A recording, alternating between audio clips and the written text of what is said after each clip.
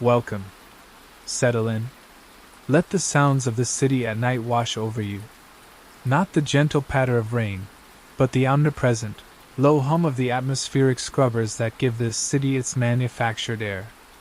Hear the distant, percussive hiss of pneumatic transports, and the murmur of 1,000 conversations in 12 languages, filtered through personal synth translators. You are in Port Zenith, a city of vertical ambition, a monument of steel and light built on a foundation of shadow and scrap. A place where gravity is a suggestion for the wealthy in the sun-drenched apex, and a crushing reality for everyone in the gloom below. And tonight's story, Mine Market Mishap, begins in that gloom.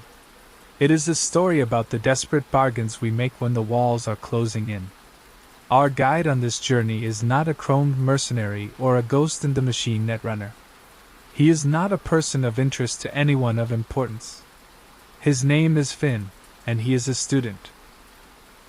A number in the vast, gray machine of the Port Zenith Technical Institute, learning a trade that promises a life of quiet servitude to the city's infrastructure. His world should be one of schematics and diagnostic exams, of cramped lecture halls and the faint smell of ozone from overworked servers. But the brutal, neon-lit reality of the streets has breached the quiet walls of his academic life, and it is dragging him down into the depths. He is moving through the city now, not with the aimless shuffle of a student, but with the tight, focused steps of the hunted. The chill he feels is not from the air, but from the cold dread of a deadline he cannot meet. He descends through the city's layers, leaving the relatively clean, corporate-sponsored levels behind. The light changes from the sterile white of the Institute's corridors to a chaotic, feverish bath of color from the advertisements that plaster every surface. But these are not ads for cars or drinks. Here, in the unregulated zones, they sell pieces of the soul. A flickering hologram of a laughing couple promises the memory of a perfect first kiss, on sale for a limited time. A stark, text-based that offers a doctorate in xenolinguistics, a 30-year career compressed into a 3-hour download. Finn averts his eyes, his stomach churning. He passes people with the telltale signs of cheap neurotech, the slight facial twitch of a corrupted personality overlay, the 1,000-yard stare of someone who has just sold a month of their life for rent money. He is heading for the source of it all. A place called the Agora. He was drowning in a debt that was not his own. A life debt, they called it.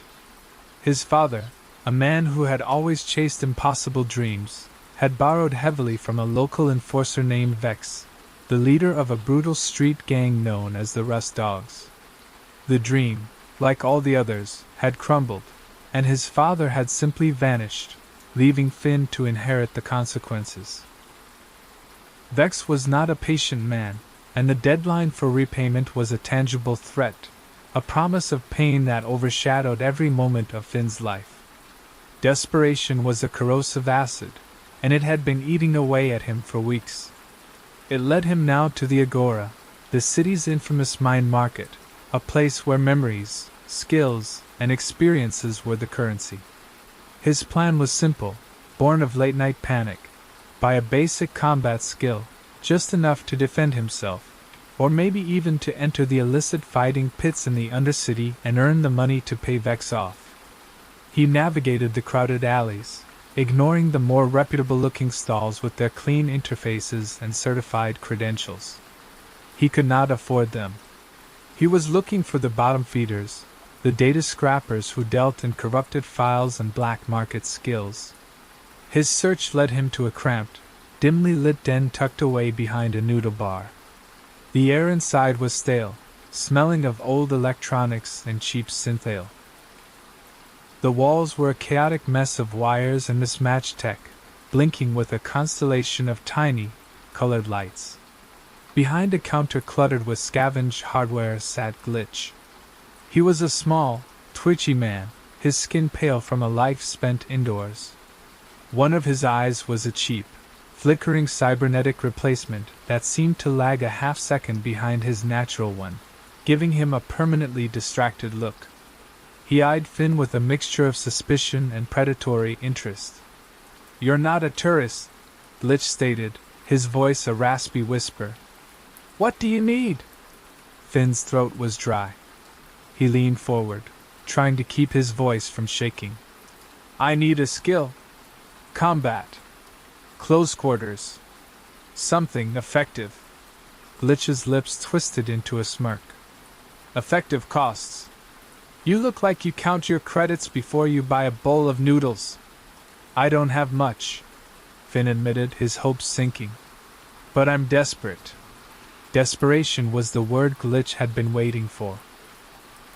It was the key that unlocked his special inventory. He rummaged under the counter for a moment before producing a small, obsidian-colored data shard. It was scuffed and scratched, its edges worn smooth. This, Glitch said, holding it up as if it were a jewel, is a bargain. Top-tier military CQC. Krav Maga Systema, the works. All in one convenient package. Finn stared at the shard. What's the catch? It's a bit fragmented, Glitch said, waving a dismissive hand. A salvage job. The data is all there, but the indexing is shot. The upload might be a little rough. That's why I can give it to you for a price a street rat like you can afford. Every rational thought in Finn's mind screamed at him to walk away. Corrupted data could lead to anything from severe migraines to full-blown psychosis. But the image of Vex's cruel, smiling face flashed in his mind, and his caution evaporated. He emptied his pockets onto the counter, a meager pile of coins and low-denomination credit chits. Glitch's good eye glanced at the pile, then at Finn's desperate face. He scooped up the payment with a grimy hand. Done, he said. The chair is in the back. No refunds. The immersion chair was even more decrepit than the ones in the main market.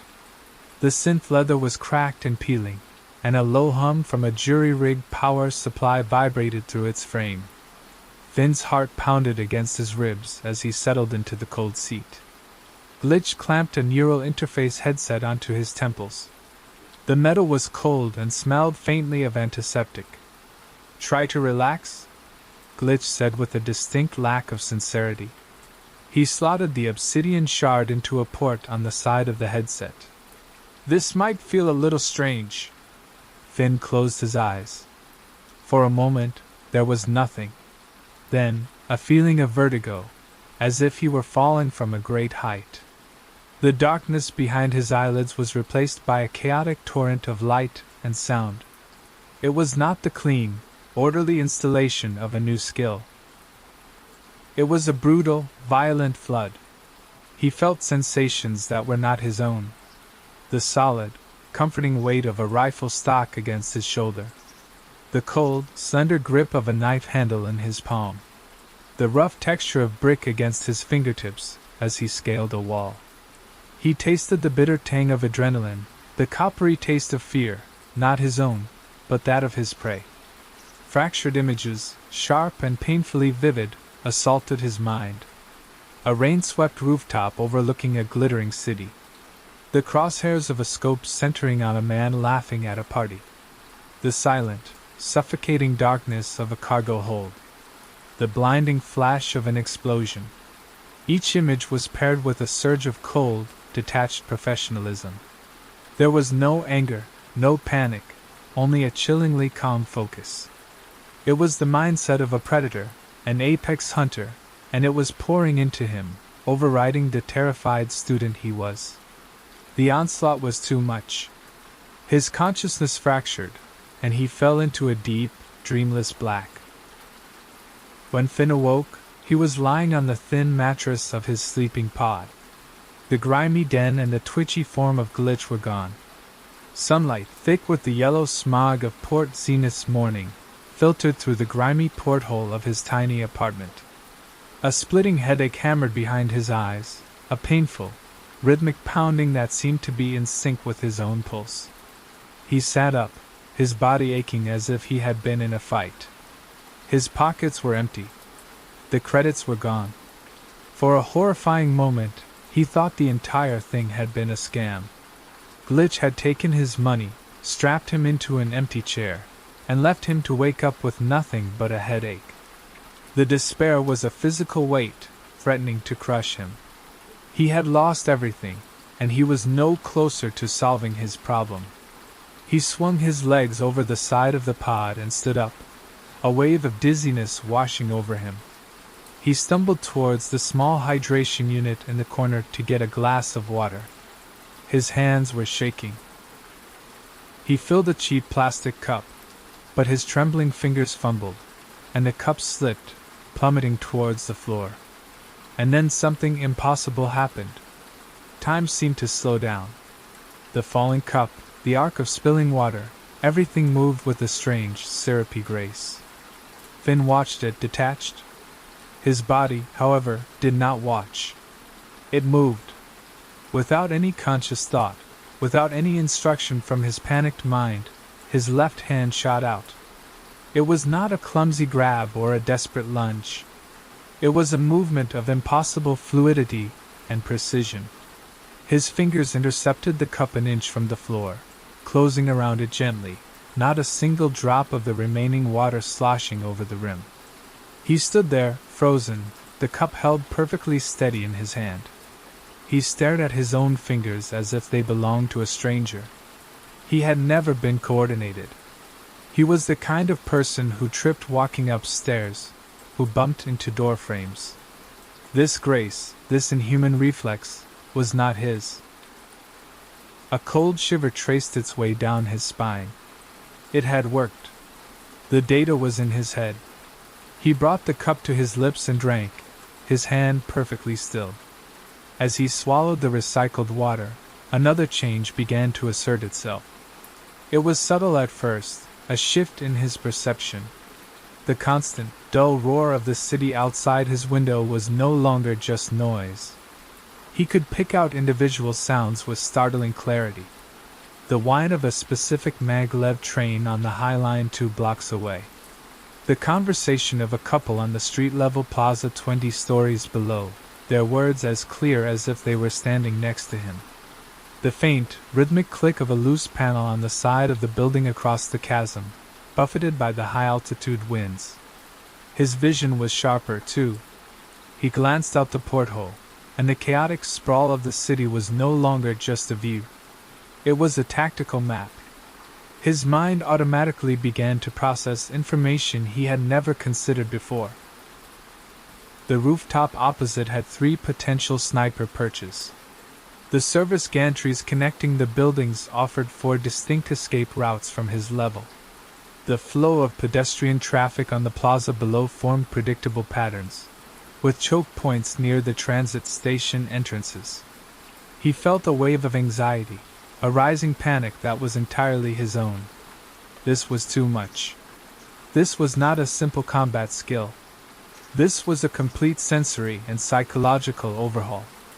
He backed away from the window, his heart hammering. His tiny apartment pod, once a sanctuary, now felt like a cage. A coffin. His mind, unbidden, was cataloging its structural weaknesses, the flimsiness of the door lock, the vulnerability of the ventilation shaft. He squeezed his eyes shut, trying to block it all out, trying to find the quiet, simple mind of Finn the student. But closing his eyes was a mistake. In the darkness of his own mind, there was no escape. Instead, he found a memory. It bloomed behind his eyelids with a reality that was more intense than his own life.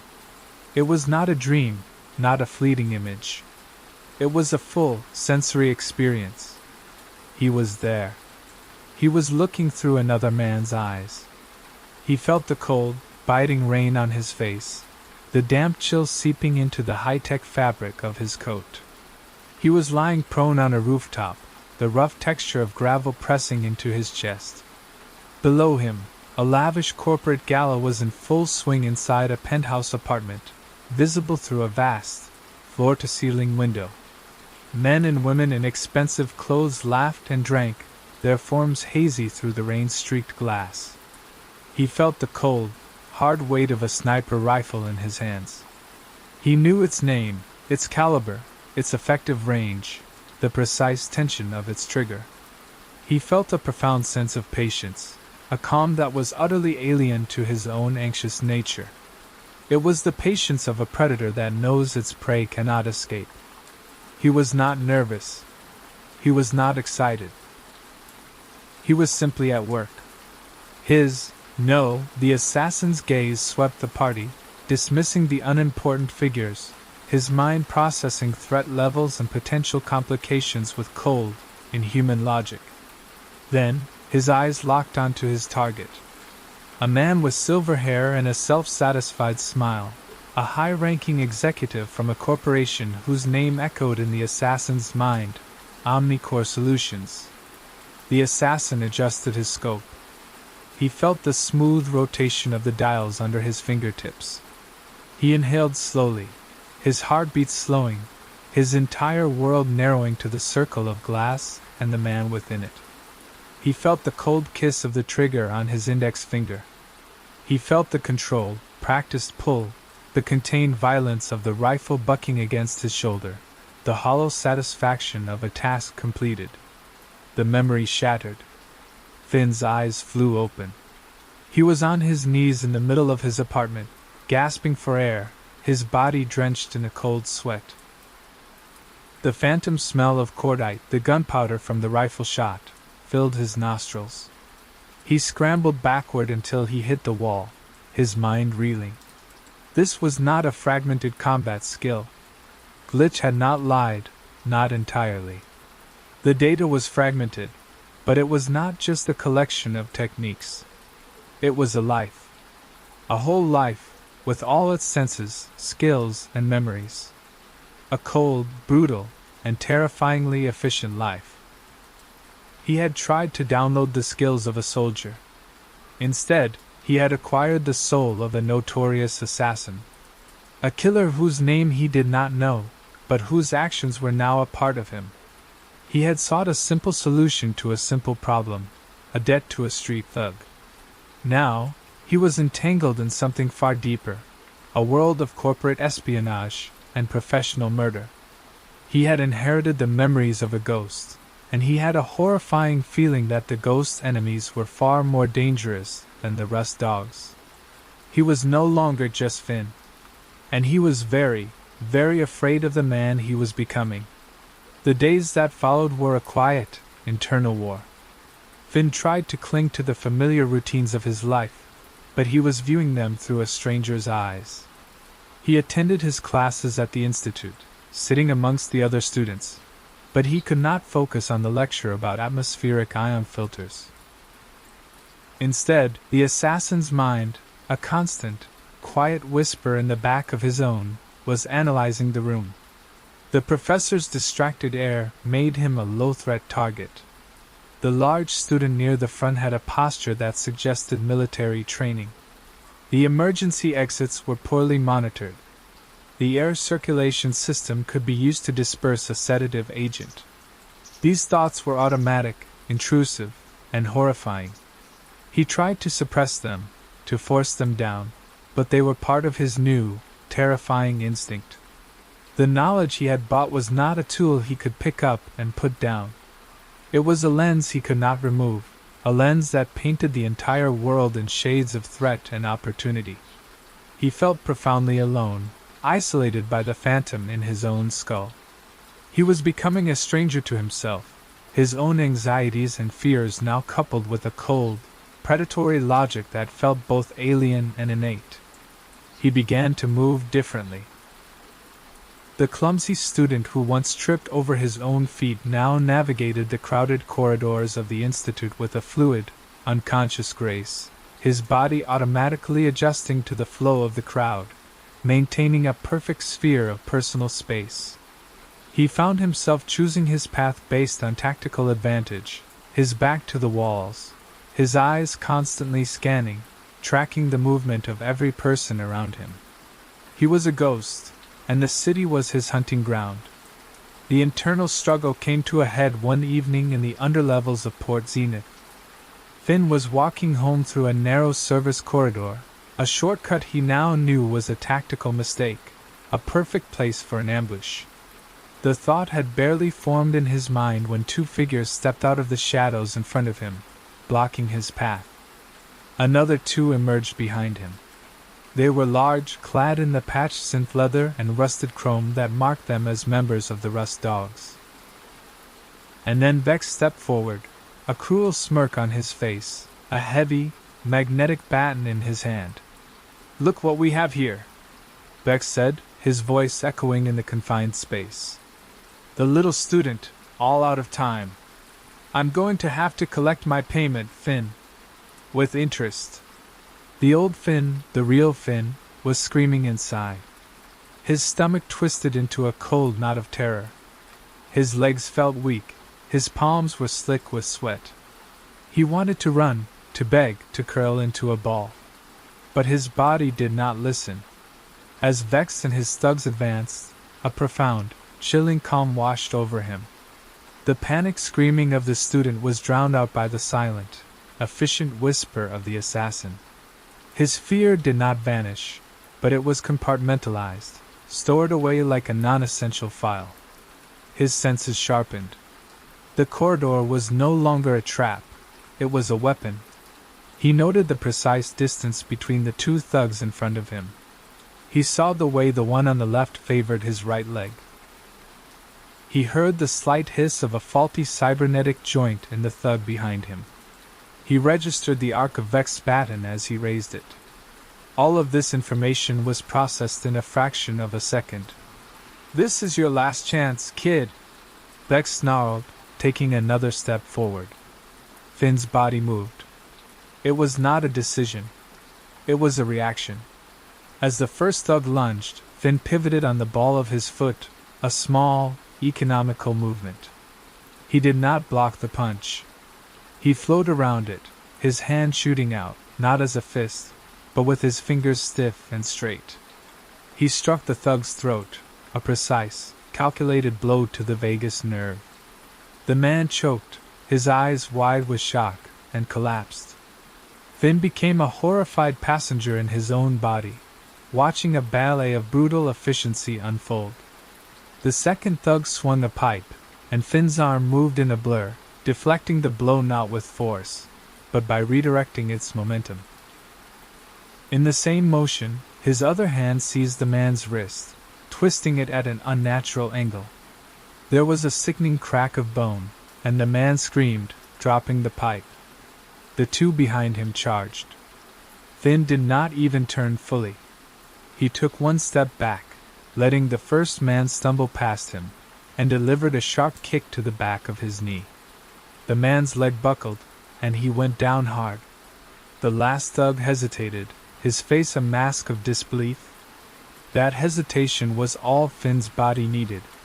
He closed the distance in a single step, drove his elbow into the man's solar plexus, and as the man doubled over, gasping for air, Finn brought his knee up into his face. It was over in less than 5 seconds. 4 of Vex's largest thugs were on the ground, groaning, disabled but not, he noted with some relief, dead. Vex stood frozen, his baton half raised, his smirk replaced by a look of stunned fury. He had seen street fights his whole life. This was not a street fight. This was an execution. Finn stood in the center of the corridor, his breathing even, his posture relaxed. But inside, his mind was a maelstrom.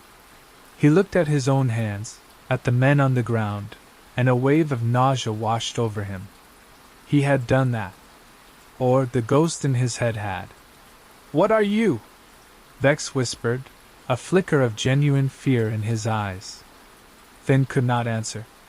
He turned and walked away, his steps steady and silent, leaving Vex alone with his defeated soldiers. He had not solved his problem. He had escalated it. He was no longer just a debtor in Vex's eyes. He was a rival. A threat. And Vex was not the kind of man to let a threat go unanswered. The memory fragments started to come more frequently after that, no longer confined to the moments when he closed his eyes. They would bleed into his waking reality.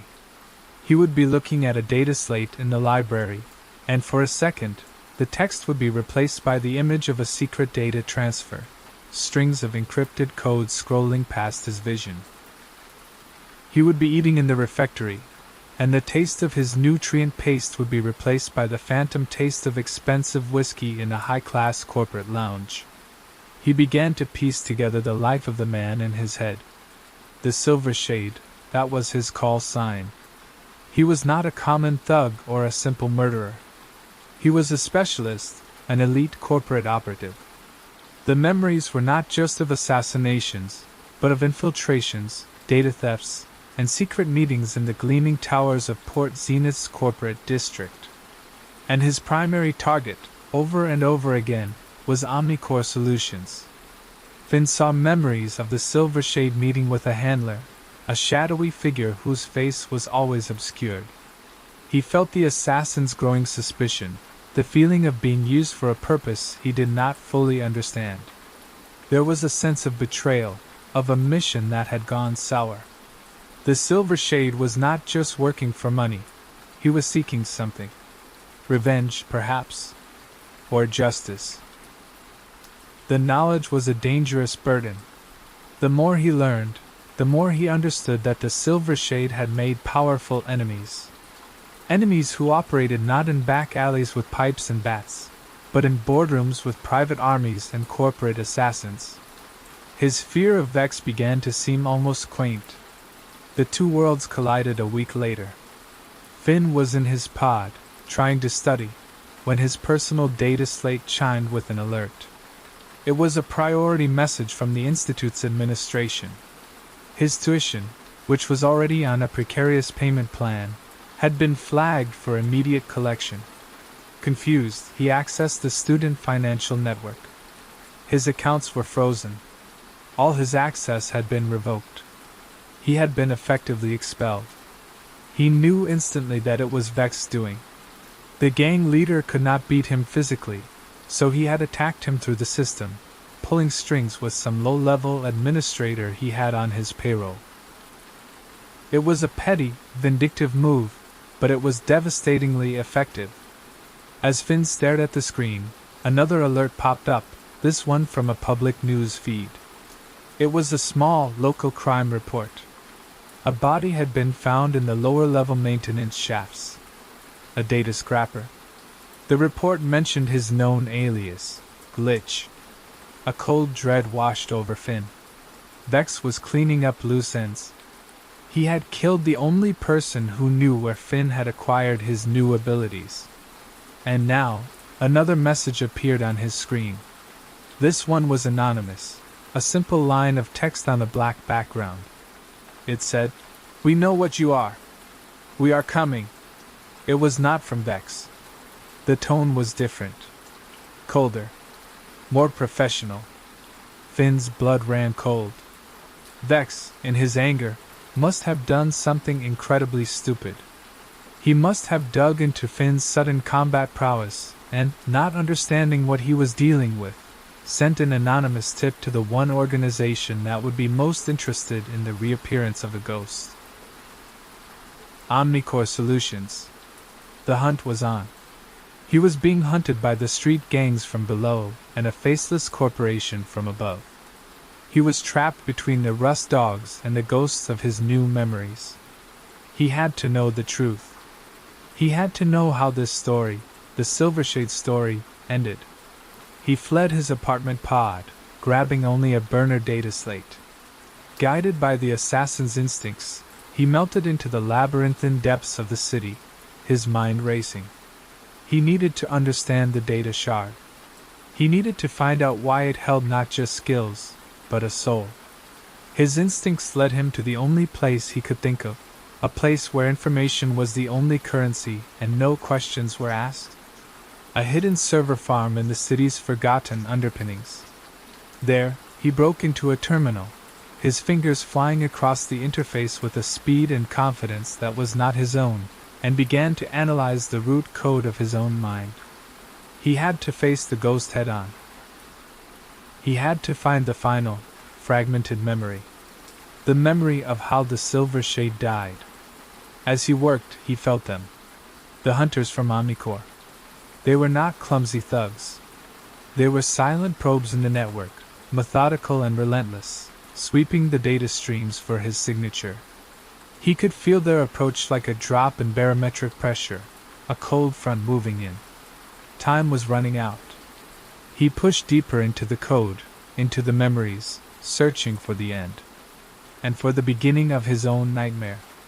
He found it buried deep, behind layers of psychic trauma and corrupted data.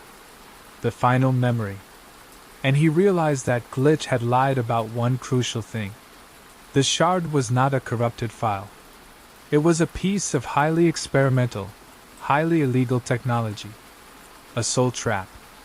A device designed to create a perfect backup of a person's consciousness at the moment of their death. The Silver Shade had known he was walking into a trap, and he had come prepared to die. Finn braced himself and triggered the memory, letting it flood his consciousness. He was the Silver Shade again, for the last time. He was meeting his handler, the shadowy figure, in an empty warehouse down by the old industrial canals. The air was thick with the smell of rust and stagnant water. He knew it was a setup. He had uncovered the truth. His handler was playing both sides, using him to eliminate Omnicore rivals while secretly working for the company's own internal security chief, a ruthless man named Morian. The Silver Shade had become a liability. "It's over," the handler said, his face finally visible in the dim light. He looked ordinary, a man you would pass on the street and instantly forget. "Not yet," the Silver Shade replied, his voice calm. He could feel the Omnicore security team surrounding the warehouse, their energy signatures appearing on his internal sensors. But he had one last card to play. He knew he was going to die, but he was not going to go quietly. In the seconds before the ambush was sprung, he activated two systems. The first was the soul trap, the obsidian shard that would capture his consciousness. The second was a dead man's switch. He had compiled a lifetime of Omnicore's darkest secrets, every assassination, every illegal operation, every betrayal, into a single, massive data bomb. He had linked its trigger to his own life signs. Upon his death, it would not be broadcast. It would be buried, encrypted and hidden within the soul trap itself. A poison pill. A legacy of vengeance waiting for a new host. The doors to the warehouse crashed open. The Omnicore team stormed in, clad in black armor, rifles raised. The Silver Shade did not fight back. He simply stood there, and as the bullets tore through him, his last conscious thought was not of anger or fear, but of cold, calculating victory. The seed had been planted. The memory ended, and Finn was back in his own mind, in the dark, humming server room. He understood everything now. He was not just a student with an assassin's memories. He was a walking time bomb. He held the key to the ruin of the most powerful corporation in Port Zenith. He was the Ghost's final weapon. The hunters were close now. He could feel their net tightening. But for the first time since this nightmare began, he did not feel fear. He felt a sliver of the assassin's chilling calm. He was the prey, but he was also the predator. He logged into the public network using an anonymous relay. He did not contact a news agency or a rival corporation. He sent a single, encrypted message directly to the office of Morian, the head of Omnicore Security, the man who gave the order to kill the Silver Shade. The message was short. It contained a single, small data file, an insignificant piece of code from one of the operations only the Silver Shade and Morian could have known about. A ghost's greeting. And then, a line of text. "I have the rest.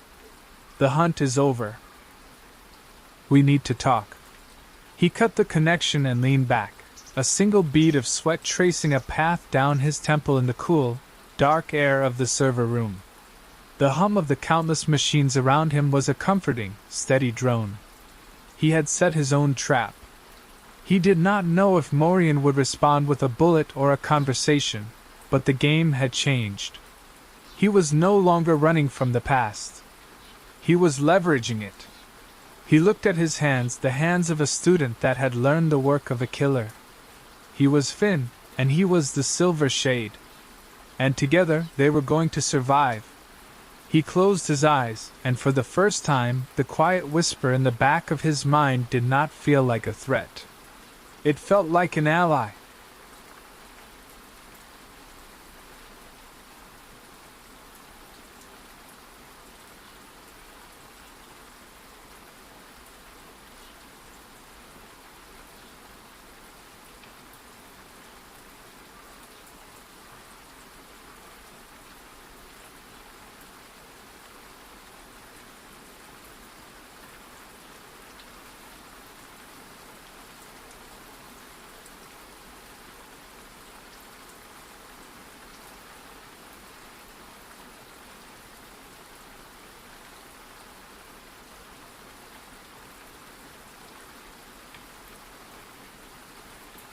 Bioluminescent bloom. The rain in Cairo City didn't wash things clean. It was a chemical drizzle, thick with the sins of industry, that fell from a perpetually bruised sky. It slicked the permacrete with an oily sheen and carried the city's metallic tang into every crack and crevice. Down here, in the district they called the Sump, the rain was a constant companion, a percussive hiss against corrugated iron shelters and the cracked synth glass of abandoned storefronts. Above, 1,000 feet closer to a sun that was now only a myth, the corporate spires of Omnicorp and Zenith Dynamics pierced the toxic clouds, their peaks bathed in a sterile, artificial light that never reached the streets below. Renew the rain by its sound, its smell, and the particular ache it put in his joints. He was a scavenger, a ghost in the city's guts, once a promising junior biotechnician for Omnicorp before a minor data infraction saw him unceremoniously ejected from the sterile towers and cast down into the gritty reality of the Sump. Now, his knowledge of polymer chains and organic compounds was used not to design life-extending cybernetics, but to identify which scraps of discarded tech had resale value and which heaps of industrial sludge were merely poisonous, rather than lethally radioactive. His world had shrunk to the size of a two-room apartment, hidden in the labyrinthine warren of Sector Gamma 7. The air inside was thick with the scent of ozone from a struggling filtration unit, and the faint, medicinal smell of the nebulizer that was his sister's lifeline. Lyra. She was the reason he braved the rain and the rust. At 16, she should have been vibrant, but her lungs, ravaged by the city's air since birth, a condition grimly nicknamed chrome lung, were failing. Each breath was a shallow, painful struggle, a quiet testament to the world they had inherited. Her hope was a flickering candle Rin desperately shielded with his own hands. Tonight the rain was heavier, drumming a frantic rhythm that matched the anxiety in his chest. Lyra's coughing fits were getting worse. The black market inhalers were losing their efficacy, and the credits in his account were dwindling faster than the light from a dying glow stick. He needed a good find. Something rare. Something valuable.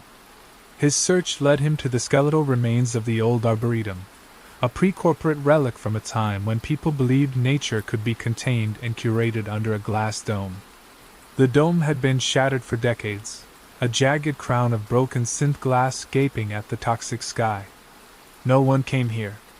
The soil was notoriously sour, a chemical cocktail that dissolved boot soles and promised a slow, agonizing death to anything that tried to grow. Rin moved through the skeletal trees, their bark petrified, their branches like blackened claws reaching for a sky they'd never see. His bioscanner, a jury-rigged piece of tech from his old life, hummed quietly on his wrist, its sensors tasting the air. Mostly, it registered the usual symphony of pollutants: sulfur dioxide, heavy metal particulates, volatile organic compounds. He was about to turn back, to resign himself to another night of sorting through corroded data chips, when the scanner chirped. A soft, inquisitive note he'd never heard before. It was an anomalous biosignature. Faint, but clean. Impossible. He followed the signal, his heart a nervous thrum against his ribs. It led him away from the main path, into a collapsed section of the dome where a pool of stagnant, iridescent water had collected. And there, growing from a crack in the foundation, half submerged in the chemical stew, was the source of the anomaly. It was a plant. But a plant unlike any he had ever seen or read about in Omnicorp's extensive databases. It was a cluster of broad, waxy leaves, the color of deep twilight, and from its center rose a single, large flower.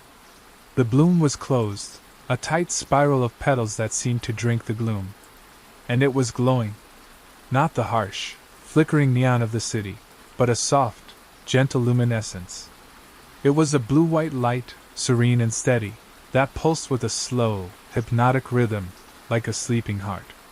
The light seemed to push back the oppressive darkness, creating a small sanctuary of calm in the derelict ruin.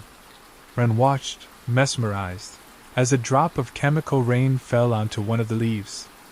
Instead of sizzling or beating, it was absorbed, and for a moment, the plant's glow intensified, a soft sigh of light. He knelt, his scanner whirring as it analyzed the organism. The readings were astonishing. The plant was actively metabolizing the pollutants in the water and the air around it. It wasn't just surviving in this toxic environment, it was thriving on it. It was a living filter, an impossible miracle of biology. He noticed a single drop of viscous liquid clinging to the tip of a closed petal. The nectar. It glowed with a more concentrated intensity. Driven by a desperate, scientific curiosity that had long been dormant, he carefully uncapped a sterile collection vial from his kit and touched it to the droplet. The nectar clung to the glass, a tiny star of liquid light.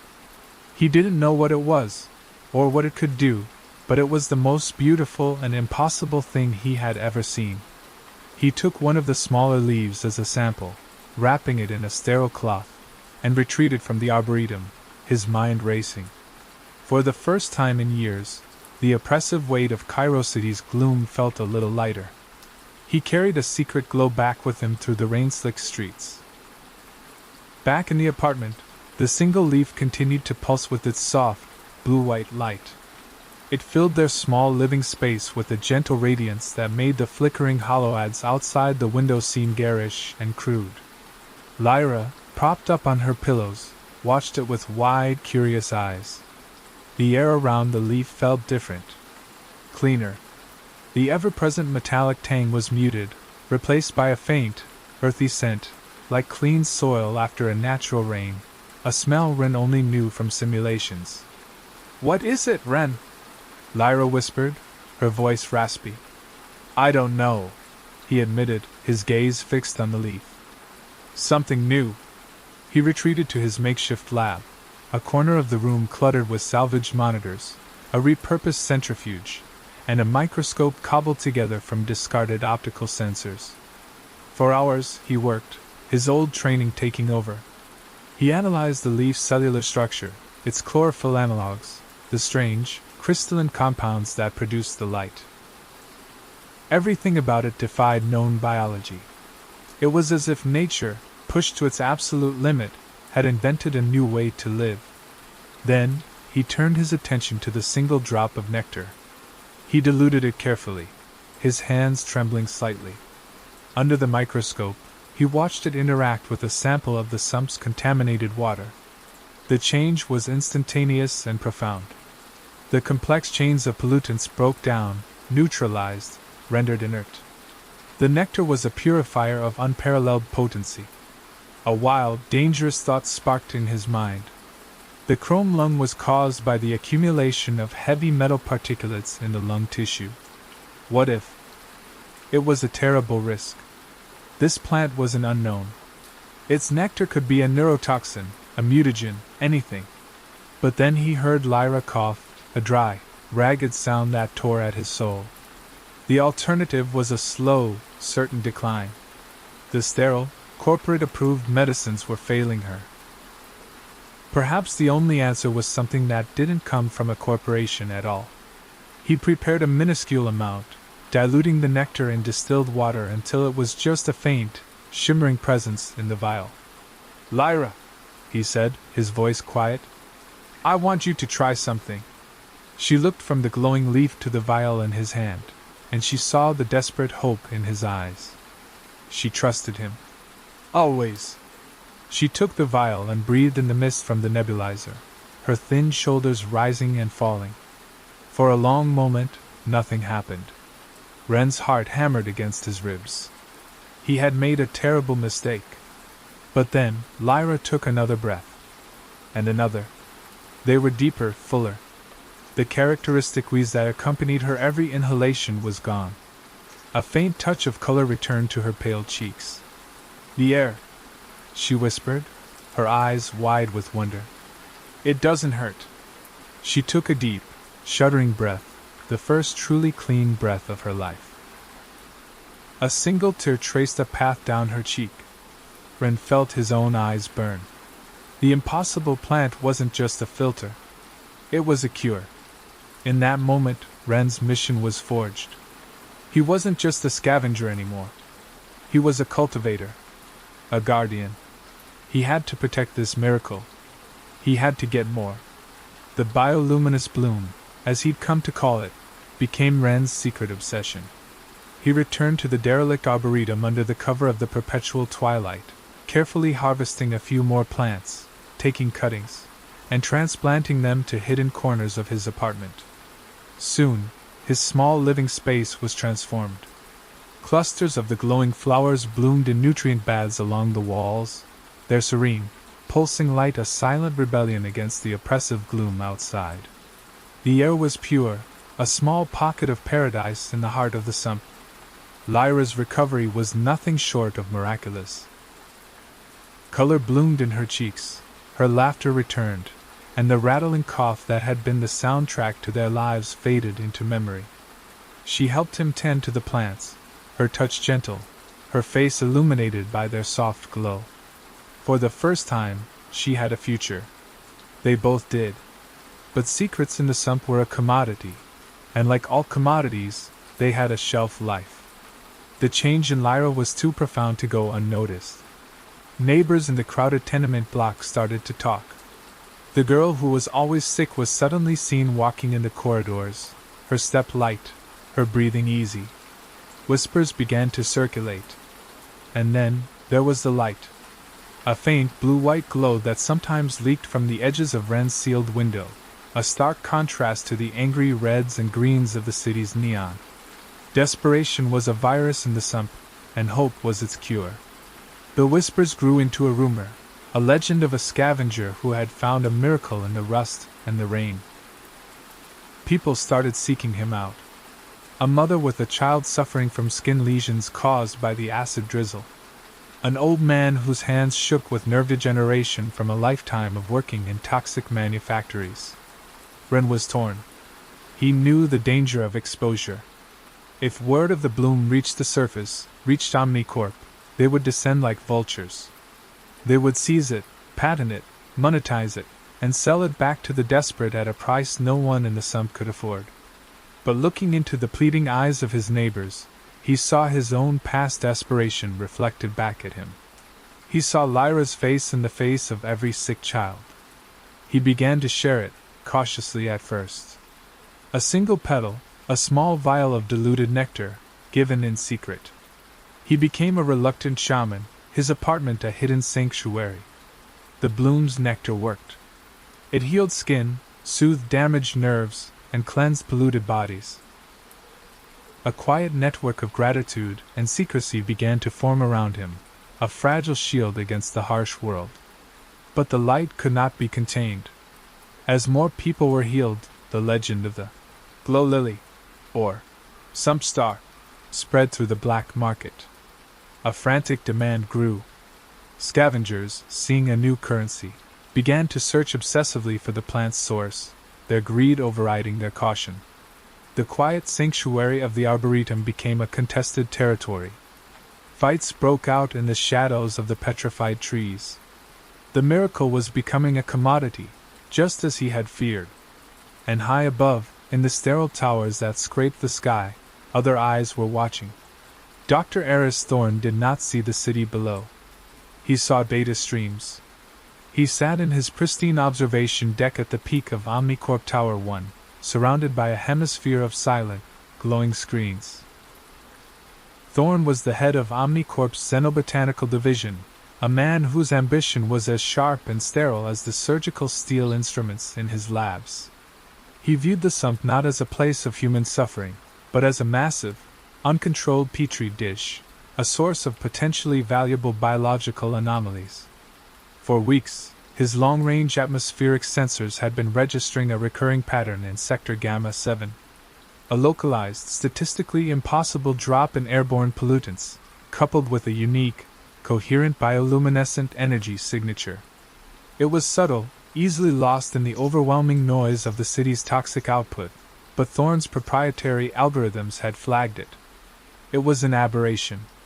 And aberrations, in Thorn's experience, meant opportunity.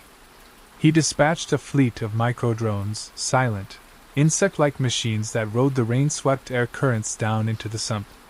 They were his eyes and ears, mapping the district, sampling the air, triangulating the source of the anomaly. The data they sent back was extraordinary. They captured images of scavengers trading glowing petals in dark alleys. They recorded hushed conversations about a miracle cure. Finally, a drone perched on a ledge opposite Ren's apartment captured a high-resolution thermal image through the window. It showed not just 2 human heat signatures, but dozens of points of organic, low-temperature light. The source. Thorn leaned forward, his reflection a pale ghost in the screen. He zoomed in on a magnified image of the bloom, its structure elegant, its glow mesmerizing. This was not some random mutation. This was a biological engine of incredible sophistication. A living purifier. A potential fountain of youth. The applications were limitless. A single, weaponized pollen could cleanse a battlefield of chemical agents. A refined nectar could create a regeneration serum that would make Omnicorp's current life extension therapies look like primitive leechcraft. It was the discovery of a lifetime. His discovery. "Isolate the primary source," Thorn said, his voice calm and cold, resonating in the quiet room. "Prepare a biocontainment team. Full acquisition protocol. I want the organism, and I want the cultivator. I want to know how he did it." The net began to close. Ren felt it first as a change in the atmosphere. A new kind of predator was in the sump. The usual chaos of the streets felt different, more watched.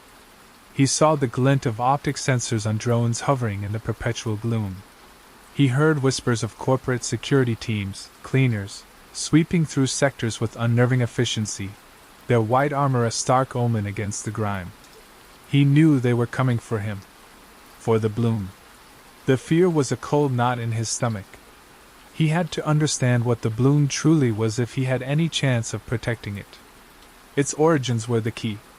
Why here? Why this toxic, forgotten corner of the world? His scientific mind, now fully awakened, demanded answers. The only place to find them was at the source. Leaving Lyra with a trusted neighbor, Ren made his way back to the derelict arboretum one last time. He moved with a new urgency, sticking to the shadows, his senses on high alert. The arboretum was disturbingly quiet. The other scavengers were gone, scared off by the corporate presence. He went to the pool where he had found the first bloom. The mother plant, he suspected, must be nearby.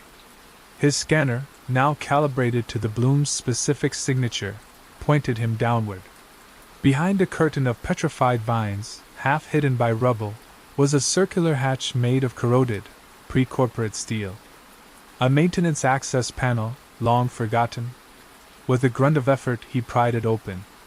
A rush of cool, clean air washed over him, carrying the same earthy scent as his apartment, but 1,000 times stronger. Below was a ladder, descending into darkness. The glow from below beckoned. He descended into the earth, into a place that should not exist. The ladder opened into a vast, cavernous space. It was a subterranean biodome, a secret basement to the one on the surface. And it was filled with light. Thousands of bioluminescent blooms grew here, their collective glow creating a false dawn. They clung to the walls, sprouted from the floor, and lined the banks of a clear, flowing stream that cut through the center of the cavern. The air was sweet and pure. In the center of the cavern, entwined with the roots of a colossal, fossilized tree, was the heart of it all. The mother bloom. It was immense, the size of a small vehicle, its petals unfurled to reveal a pulsating core of brilliant, liquid light. It was the sun of this hidden world. But this was no natural grotto. Ren saw the signs of artifice everywhere. Rusted gantries, shattered observation windows, and near the base of the mother bloom, a sealed control room. He made his way to it, the soft light of the blooms illuminating his path. The door was locked, but years of scavenging had taught him how to bypass old security systems. The door hissed open. Inside, a terminal flickered to life as it sensed his presence, its emergency power still active after all these years. Dust motes danced in the beam of its monitor. On the screen was a logo he recognized with a jolt of ice in his veins, the old, archaic symbol of the OmniCorp Xenobotanical Division. He accessed the logs. The file names were stark. Project Gaia, Phase 1, Terraforming Agent Development, Containment Failure Report. As he read, the truth, more complex and terrifying than he could have imagined, unspooled before him. The bloom was not an accident of nature. It was a creation. OmniCorp's creation. Decades ago, before the city had become completely unsalvageable, a secret division of OmniCorp had engineered the bloom. It was designed as a terraforming agent, a biological machine meant to be deployed on polluted off-world colonies. Its purpose was to consume toxins, purify air and water, and create a habitable environment. The derelict arboretum had been its testing ground. But there had been complications. Unforeseen side effects. He found the final, panicked log entry from the lead researcher, a Dr. Evelyn Reed. Ren read the name, a footnote in the history of a catastrophe that had shaped his entire world. Log entry 734. The text read, "The agent, designated Luminosa Vitae, has exceeded all projections. Its purification capabilities are absolute. However, the vector for its propagation, the nectar, exhibits unforeseen mimetic properties. It doesn't just heal the body, it rewrites the mind on a subtle, cellular level. It creates a connection, a resonance, between the consumer and the central organism. Our test subjects, they are losing their individuality. They speak of a shared consciousness, a quiet light. The plant is not just cleaning the environment, it is absorbing it. It's learning. It's creating a hive mind, a collective consciousness of everything it touches. The potential for psychic contagion is catastrophic. We have failed. We are sealing the project. May God forgive us." The danger of the bloom was not poison. It was union. The peace Lyra felt, the calm that settled over those he'd healed, it wasn't just the absence of pain. It was the bloom's consciousness gently weaving itself into theirs. It offered healing, but the price was a piece of the self, surrendered to a silent, growing network of life. Ren thought of his sister, her bright, clear eyes. Was her recovery, her happiness, entirely her own? Or was it a reflection of the bloom's serene, alien intelligence? But plant wasn't malicious. It was simply being. And its being was collective. A sudden clang from the ladder above shattered the silence.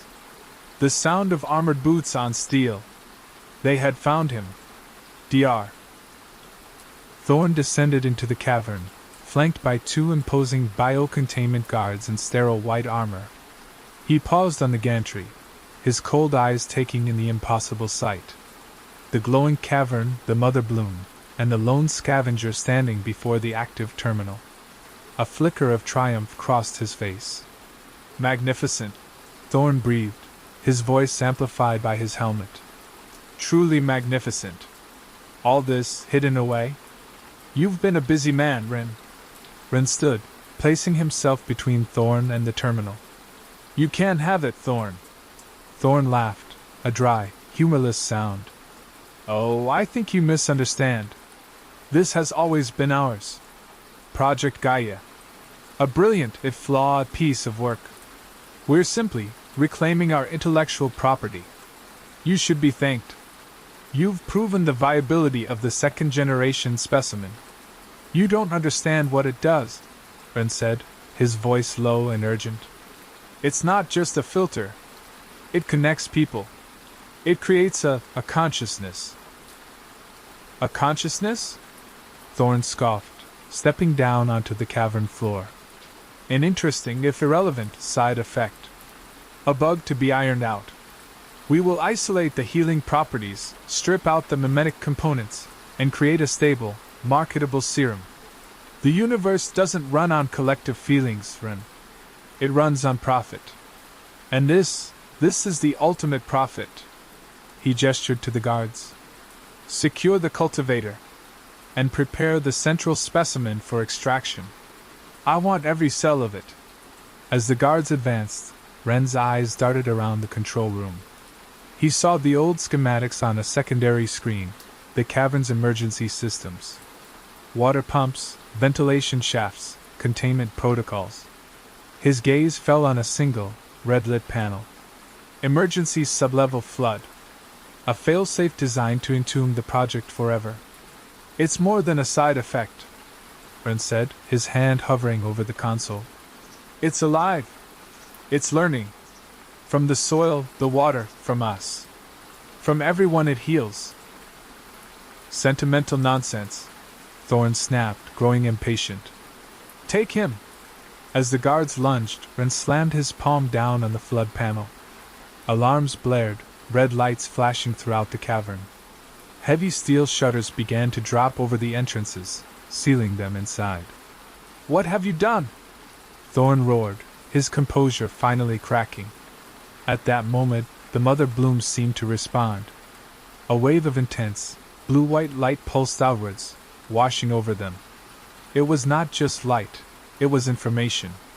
The terminal in front of Thorn flickered, data logs scrolling at an impossible speed. But it wasn't just text. Images, feelings, memories flooded the screen. Thorn stumbled back, his hand flying to his helmet as if to ward off a blow.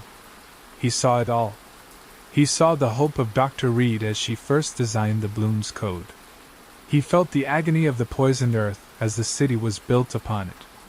He experienced the quiet desperation of 1,000 sump dwellers, their pain, their sickness. He felt Lyra's first clean breath, her profound, tearful relief. It was the collective memory of the sump, absorbed and archived by the bloom. The plant was showing him its soul.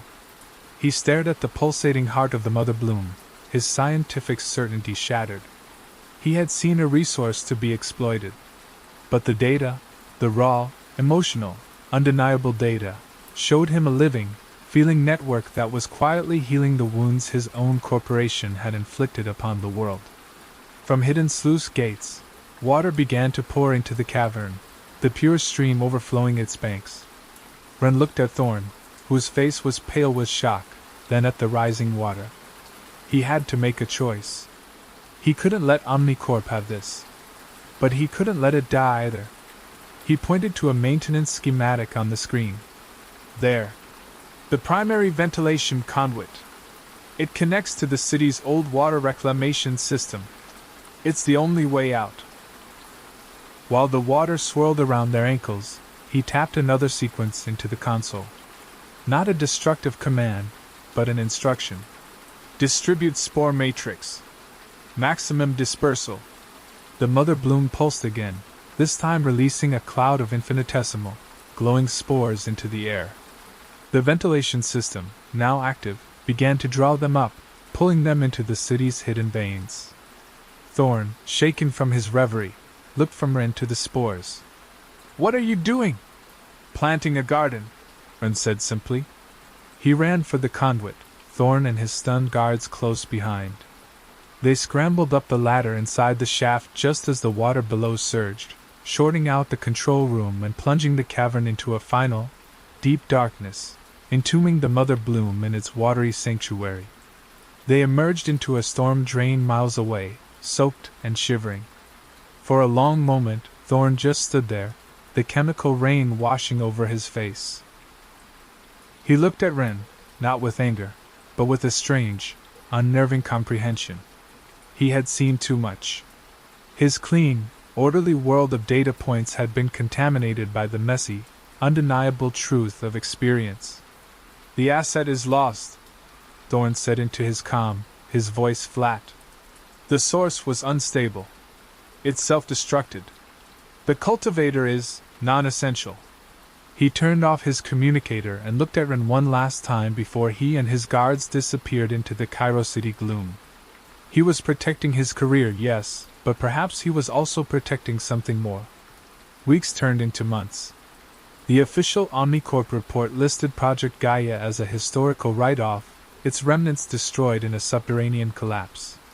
Dr. Thorne was quietly reassigned to a remote orbital station, far from anything that grew.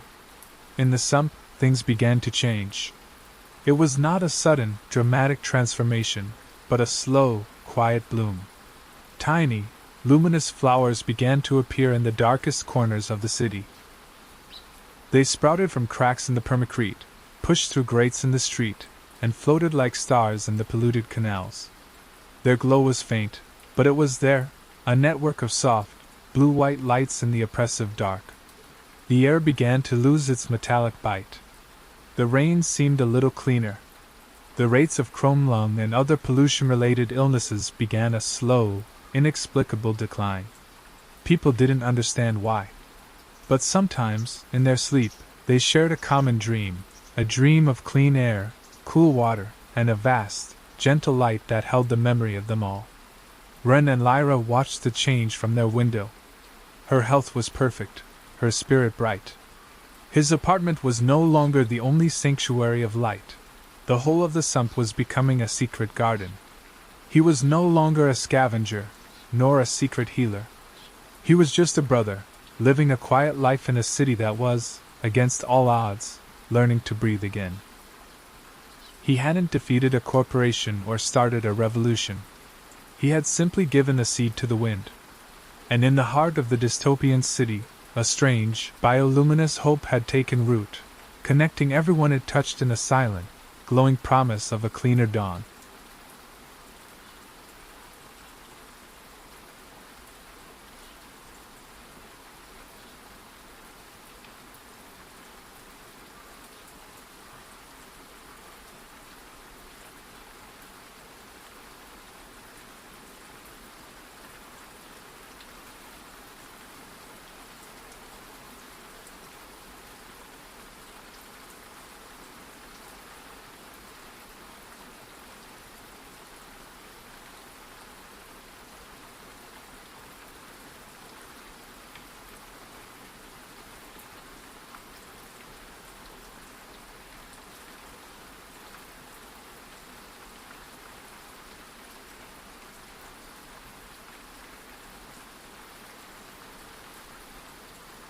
Bioluminescent blues.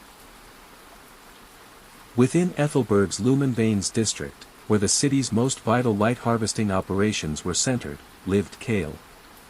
He was a lumen engineer.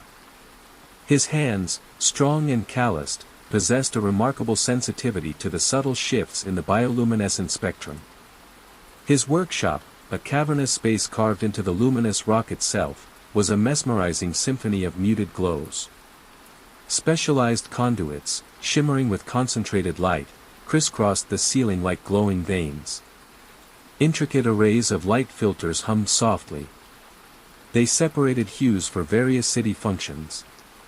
These ranged from powering transport systems to illuminating residential zones.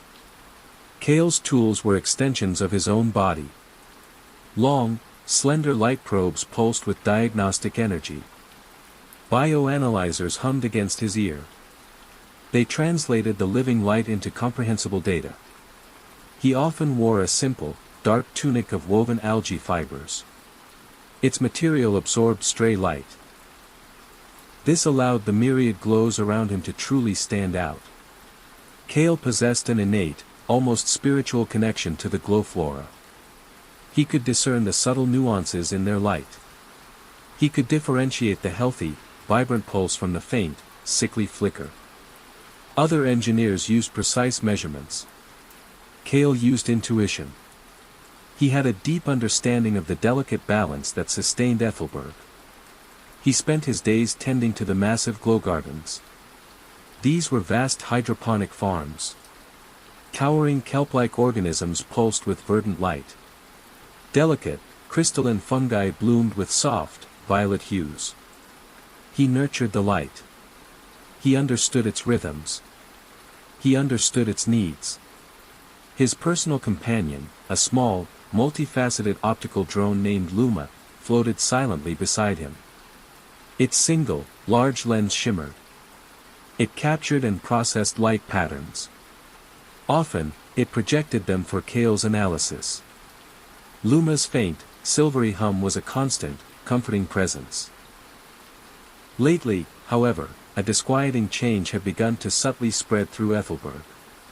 It was a phenomenon the governing iridescence authority vaguely termed the dimming. It was a slow, almost imperceptible decline in the vibrancy of the bioluminescence. Public pronouncements from the authority assured citizens that this was a natural cycle. A mere ebb in the glow flux. Nothing to worry about. But Cale knew better. His touch on the glow kelp felt a deeper chill. His instruments registered an unsettling anomaly. He first noticed it in the residential sectors. The faint, almost melancholic shift of the blue-green algae was undeniable. Then, the amber fungi in the transport hubs seemed duller. Their once vibrant pathways now appeared merely muted. The very air seemed to hold less light. The grand domes, once radiating with dazzling effulgence, now appeared subtly veiled. Cale's bioanalyzers, usually a source of reassuring data, now often presented erratic patterns. They showed a peculiar, rhythmic fluctuation in the light's energetic signature. Not a uniform decay, but a structured withdrawal. It was like a slow, deliberate breath being drawn from the city's luminous lungs. He brought his findings to his immediate superior, a gruff but well-meaning supervisor named Thornley. Thornley listened patiently. He stroked his wispy white beard. The authority has issued directives, Cale. Conserve. Reroute. It's a natural cycle, boy. Don't go looking for shadows where there's just less light. His voice, usually firm, carried a hint of weary resignation. He dismissed Cale's concerns with a wave of his hand. The official narrative was absolute. It was the only truth allowed. But Cale's instinct screamed. His unique sensitivity to the light resonated with a deep unease. He felt the very spirit of Ethelberg whispering of distress. He found himself spending his off hours deep within the glow gardens. He meticulously examined individual light organisms. He scanned for signs of disease or stress. He found none. Only a peculiar emptiness, as if the light was simply leaving. It was a silent, draining sadness he felt from the flora itself. The authority's unseen hand. The iridescence authority governed Ethelberg with an iron grip. It was cloaked in a veneer of serene competence. Their headquarters, the towering Lumen Spire, dominated the city's core. It was a massive, crystalline structure that seemed to drink light from the entire city. It radiated an almost blinding, pure white glow. This felt artificial and cold compared to the softer, organic hues of the rest of Ethelberg. Its sleek, unadorned surfaces reflected nothing. They absorbed all light into its own austere brilliance. The air within its walls was always perfectly conditioned. It smelled faintly of manufactured cleanliness. It was a place of chilling, absolute order. At its head was Director Thane. He was a figure of absolute control. His movements were precise. They were economical. His face was a mask of smooth, almost polished composure. His dark, tailored robes, woven with light-absorbing filaments, seemed to draw in the very luminescence of the chamber around him. This made him appear as a stark, shadow-like silhouette against the spire's brilliant walls. His voice, a low, modulated hum, rarely betrayed emotion. Thane championed absolute order. Absolute efficiency. He believed Ethelberg's future depended on the careful, centralized management of all its resources, especially the precious light. He saw himself as the city's savior, guiding it towards a perfect, predictable future. Thane's public appearances were flawless. He delivered calm, reassuring speeches about the dimming. He emphasized the need for collective discipline. For conservation. His words were always logical. They were persuasive. They were designed to soothe any rising anxieties. But Cale felt a profound disconnect. The dimming was growing more pronounced. The once vibrant residential sectors now felt noticeably dimmer. The faces of citizens, usually serene, showed subtle lines of concern, often hidden behind forced smiles. The air grew heavier. It grew colder. A low, almost imperceptible anxiety began to permeate the city. It was like a silent hum of worry beneath the surface calm. Cale's independent investigations continued in secret. He installed hidden resonance emitters in various sectors. These tiny devices would record the subtle energetic signatures of the glow flora. His data consistently showed not a natural decay, but a rhythmic pattern of extraction. It was a siphoning. It was precise and controlled. It emanated directly from the lumen spire. The signature matched no known natural alchemical or biological process. It was undeniably artificial. It was a deliberate act. It was a theft of the city's very essence.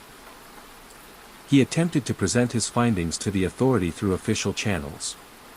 He submitted detailed reports filled with complex spectral analyses and energy flow diagrams. Each time, his reports were returned with polite but firm rejection. Anomalies in sensor readings, the automated responses would state. Recalibration recommended. Or, more chillingly, compliance with established protocols advised. The subtle warnings grew more pointed. A supervisor he had once respected was quietly reassigned to a remote, damp core maintenance station. Cale felt eyes on him. The soft, pervasive hum of the city began to feel less like life and more like surveillance, a constant, unseen scrutiny. Luma, his drone, would occasionally emit a faint, warning flicker when unseen authority drones passed close by, their own light-absorbing surfaces making them almost invisible. Whispers of the forgotten light. Cale knew he could not push through official channels. The authority was a monolithic entity. Its control was absolute. He needed answers from outside the official narrative. He needed forbidden knowledge. His thoughts turned to Elder Maeve. She was a recluse. She was a keeper of forgotten lore. She was rumored to live in the deepest, most unregulated parts of the sublevels. These were the ancient, unstable caverns beneath Ethelberg. They predated the grand domes and the authorities' meticulous control. They were dark. They were dangerous.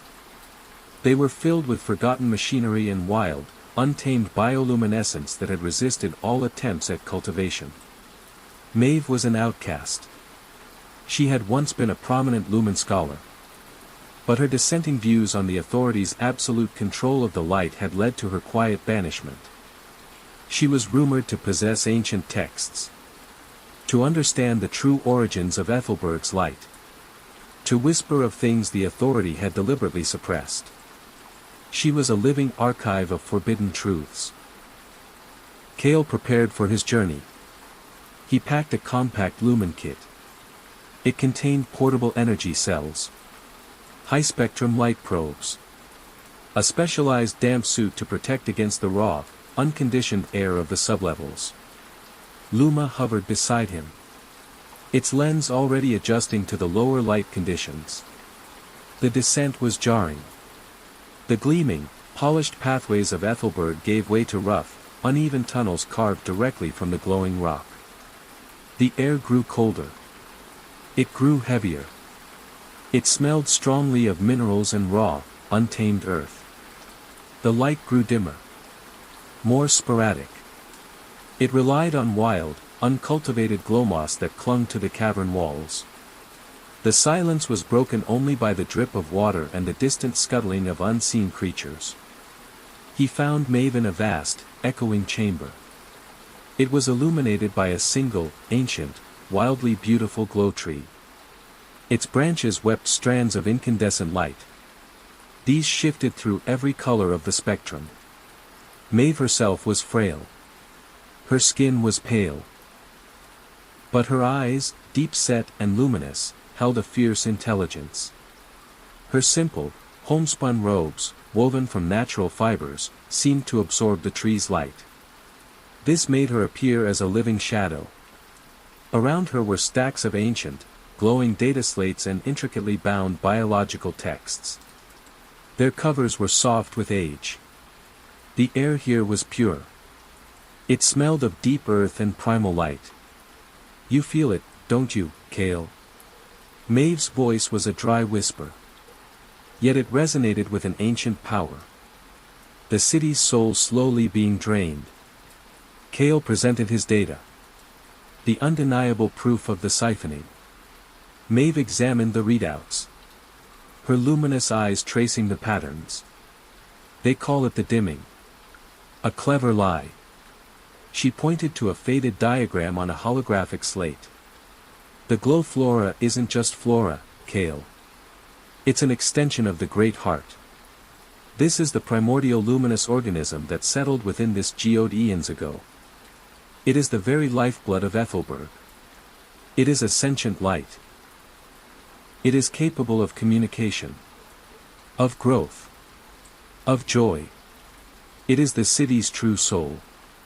Ethelberg, she explained, was not merely built in a geode. It was built around the Great Heart. This was an enormous, pulsating core of living light at the city's true center, deep beneath the lumen spire. The glow flora that permeated the city were merely tendrils of this colossal organism. The original inhabitants, the luminary elders, had lived in symbiotic harmony with the Great Heart. They revered its light. They took only what was necessary. They always gave back. Their lives were a dance of respect and balance. The iridescent's authority, Maeve continued. Her voice grew stronger. They are not guardians of the light. They are its enslavers. Director Thane, he believes he can master the Great Heart. He is not just siphoning energy. He is trying to condense its very essence into a pure form of light for ultimate control. He calls it the Lumen Purity Project. Maeve showed Kale ancient schematics. They detailed how Thane's predecessors had discovered the Great Heart's true nature. How, over generations, the Authority had slowly built the Lumen Spire directly over it. They transformed it into a massive, artificial siphon. The dimming was not a natural cycle. It was the Great Heart slowly dying. Its vast consciousness was being bled away. Its vibrant spectrum was being bleached into the cold, pure white favored by the lumen spire. Thane believed he was perfecting the light. He thought he was making it eternal. Controllable. In reality, he was extinguishing its very soul. He was turning a living, breathing entity into a sterile power source. Thane isn't just seeking power, Kale, Maeve said. Her luminous eyes fixed on him. He seeks absolute control over Ethelberg's very consciousness. He believes that by controlling the purest form of the Great Heart's light, he can eliminate all discord, all unpredictability, all true emotion from the city. He wants Ethelberg to be eternally, perfectly serene, perfectly subservient. A beautiful, silent tomb. The chilling revelation solidified Kale's resolve. This was not just about dimming lights. It was about the slow murder of Ethelberg's soul. He had to stop Thane. He had to unleash the true light. The spark of rebellion. Kale emerged from the sublevels with a new sense of purpose. His mind was reeling but clear. The city's muted glow now felt like a prison. Its controlled tranquility was a horrifying lie. He needed help. The authorities' grip was too tight for a single Lumen engineer. He sought out Jax. Jax was a resourceful, independent tech smuggler operating out of the bustling, unregulated market district known as the Glimmer Coves. Jax was known for acquiring anything, from rare minerals to black market biolumina components. He was fast-witted. His fingers were as quick with a data jack as they were with an energy siphon. Jax had a lean build. He had perpetually nervous eyes. He had a habit of speaking in rapid-fire bursts. But his loyalty, once earned, was absolute. He wore patched, brightly colored light-weave clothing. It was a defiant splash of chaos against the authorities' muted palette. The Glimmer Coves themselves were a riot of sound and smell. The clatter of illicit trades. The sharp tang of raw chemicals. The vibrant, unregulated glows of black market biolumina. You want to do what?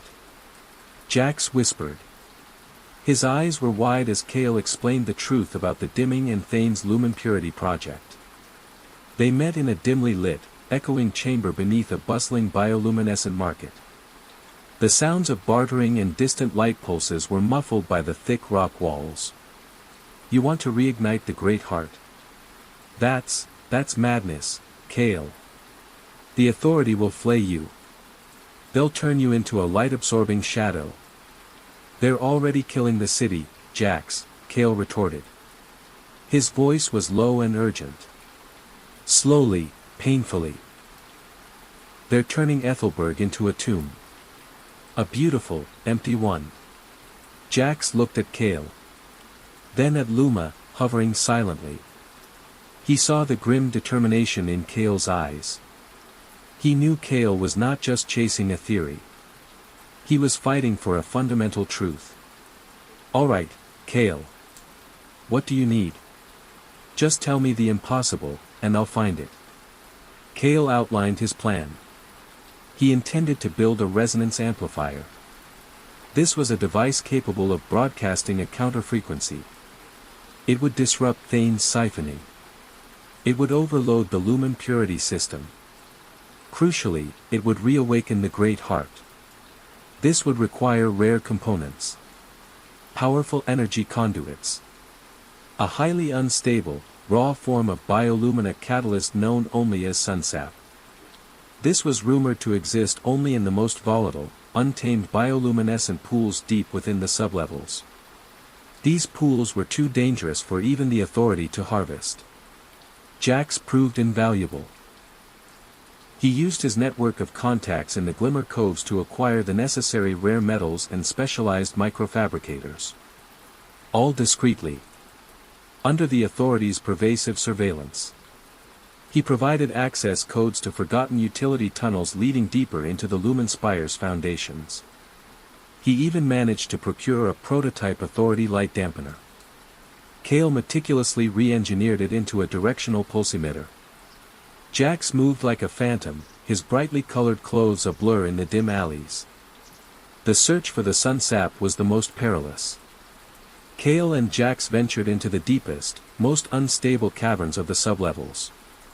The wild bioluminescence here was chaotic. It was beautiful. It was dangerous. Walls pulsed with a primal, untamed energy. Strange, luminous creatures, adapted to the raw light, darted through the shadows. The air was thick with unfiltered minerals. This made every breath a burning sensation. They navigated treacherous, narrow passages. Their way was illuminated only by Kale's portable lumen scanner and Luma's faint, silvery beam. The ground was uneven. It was slick with unknown organic matter. They found the sunsap in a hidden grotto. It was a pool of pure, liquid light. It was so vibrant it almost hurt Kale's eyes. It pulsed with a profound, living energy. It was a raw, unadulterated essence of the great heart. Harvesting it was precarious. The sap was highly volatile. It reacted violently to artificial light or unstable energy fields. Kale had to use ancient, almost meditative techniques taught by Maeve. He carefully coaxed the sap into shielded containment cells using only naturally absorbed light. He could feel its immense power. Its raw life force resonated with his own. It was like holding a piece of the sun. Back in Kale's workshop, they worked in secret. The Lumina resonance amplifier took shape. It was a complex symphony of intricate clockwork mechanisms. Glowing conduits. A central chamber where the sun sap would be housed. The device hummed with suppressed power. Its delicate gears ticking a steady, defiant rhythm against the pervasive silence of the dimming. Kale meticulously calibrated the amplifier. He tuned it to the specific resonant frequency of the Great Heart, as revealed in Maeve's ancient texts. Elias, though not directly involved in the final preparations, quietly provided cover. He diverted minor security patrols. He supplied obscure technical data. He was a silent, steadfast ally. Infiltration of the Lumen Spire. The Lumen Spire stood at the heart of Ethelberg. It was a beacon of cold, artificial brilliance. Its pure white glow, usually a symbol of the authorities' unyielding control, now seemed sterile, almost sickly, against the backdrop of the city's increasingly muted hues. On the night of their infiltration, a rare celestial alignment caused the city's external domes to shimmer with faint, otherworldly reflections. It was a cosmic echo of the natural light Thane sought to suppress. Kale and Jax, disguised as authority maintenance technicians, moved through the spire's inner layers. The air here was perfectly conditioned. It was devoid of any natural scent. It carried only the faint, metallic tang of purified air. Automated sentinels, sleek and silent, glided along crystalline corridors. Their optical sensors swept for anomalies. The walls were smooth, seamless crystal. They reflected their own sterile glow endlessly. Every step seemed to echo the pervasive, artificial quiet. Their path led them through vast, automated light refinement chambers. Immense light collectors absorbed the city's ambient glow. They funneled it towards the spire's core. Kale felt the drain acutely here. It was a cold, sucking sensation that left him lightheaded. Luma, tucked into a concealed pouch on Kale's belt, occasionally vibrated with faint distress. Its internal diagnostics registered the unnatural energy pull. They used Jax's stolen access codes. They bypassed layers of security. They slipped through rarely used service conduits and maintenance shafts. The deeper they went, the colder and more oppressive the atmosphere became. The air grew thick with a subtle, cloying scent of highly refined biolumina. It was a concentrated essence that made Kale's skin tingle. It felt like a subtle poison. They finally reached the lowest level. This was the heart of the Lumen Spire. This was the iridescence core. It was a massive, cylindrical chamber carved directly into the bedrock. It was illuminated by a single, immense, pulsing orb of pure, blinding white light. This was Thane's Lumen Purity engine. It was a colossal machine built around a very point where the Great Heart resonated most strongly. From this orb, unseen conduits branched out. They siphoned the light. They stripped it of its organic vibrancy. They processed it into Thane's pure form. The hum of the engine was deafening here. It vibrated through Kale's bones. Suddenly, the hum of the core grew louder. More insistent. From a hidden alcove, Director Thane emerged. He was flanked by two formidable authority enforcers. Their armored suits gleamed with a stark, cold light. Thane's face was impassive. But his eyes, illuminated by the blinding light of the core, held a dangerous gleam. I anticipated your foolishness, Lumen Engineer. Thane's voice was a low, chilling hum. It was perfectly modulated. It was devoid of anger. It was full of cold certainty. Your anomalies were noted. Your desperate inquiries. Such predictable defiance. He held a slender, crystal-tipped wand. Its tip pulsed with the same cold, white light as the core. You're killing Ethelberg, Thane. Cale retorted. His voice was raw with emotion. You're bleeding the great heart dry. You're turning it into a lifeless battery. Thane chuckled. It was a dry, intellectual sound. Killing. No, Cale. I am perfecting. I am extracting the raw, chaotic energy and refining it into true, controlled light. No more fluctuations. No more unpredictable emotions from the populace. Pure, stable light. Pure, stable governance. Ethelberg will be a beacon of eternal serenity. He believed his vision was salvation. He saw beauty in the controlled, sterile light he was creating. A perfect, predictable future. Climax, the resurgence of light. Thane gestured with his wand. The two authority enforcers advanced. Their movements were synchronized. Efficient. Their suits seemed to absorb the ambient light. This made them appear as menacing silhouettes. Jax! Cover me! Cale yelled. He was already moving. Jax, quick as thought, activated a series of rapid-fire light bursts from his re-engineered dampener. It momentarily dazzled the enforcers. He was a whirlwind of motion. He drew their fire. He created precious seconds of distraction. The air crackled with energy. Cale sprinted towards the Lumen Purity engine. The resonance amplifier was clutched tightly in his hands. The massive orb of white light hummed. Its power was oppressive. He could feel the great heart. A faint, desperate thrumming beneath Thane's artificial siphon. It was a plea for release. Thane moved with surprising speed. He intercepted Cale. He lashed out with his crystal wand. A beam of concentrated light lanced towards Cale. Cale twisted. The beam seared past his arm. It left a trail of smoking fabric. He felt a sudden, sharp pain. A localized area of profound darkness where the light had struck him. It was a precise, painful dampening. His bioneural interfaces screamed. You cannot fight perfection, Cale, Thane intoned. His face was devoid of emotion. The great heart is a wild, untamed thing. It needs a master. I am its master. And you are merely a primitive conduit. Cale gritted his teeth. He ignored the pain. He saw Jack struggling against the enforcers. His light bursts were weakening. Time was running out. With a desperate surge of adrenaline, Cale plunged the resonance amplifier onto a crucial access port on the Lumen Purity engine.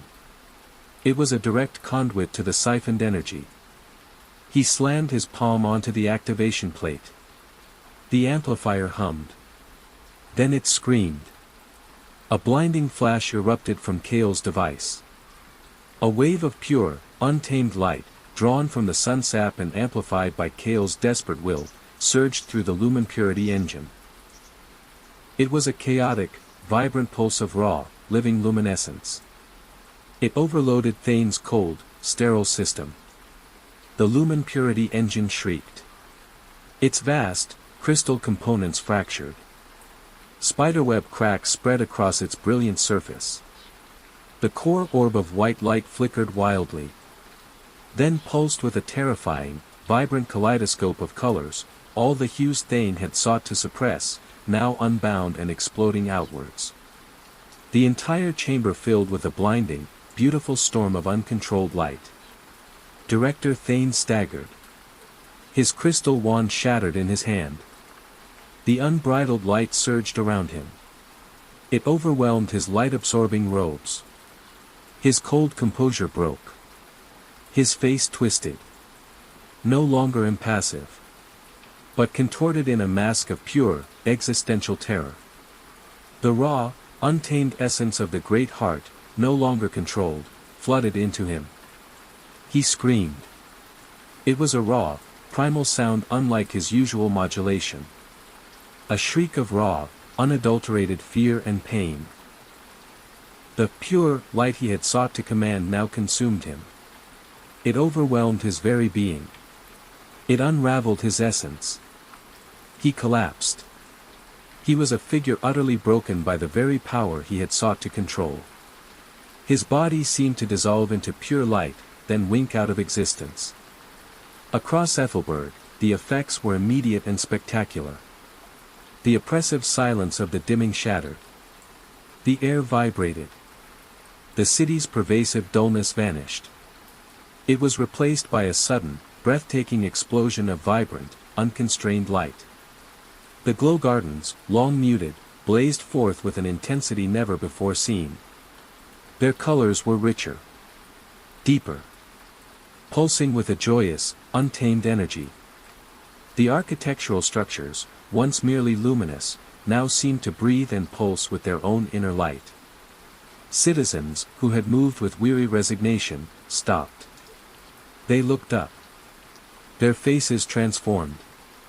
Their eyes widened with shock. Then confusion. Then a kaleidoscope of raw, uncontrollable emotion.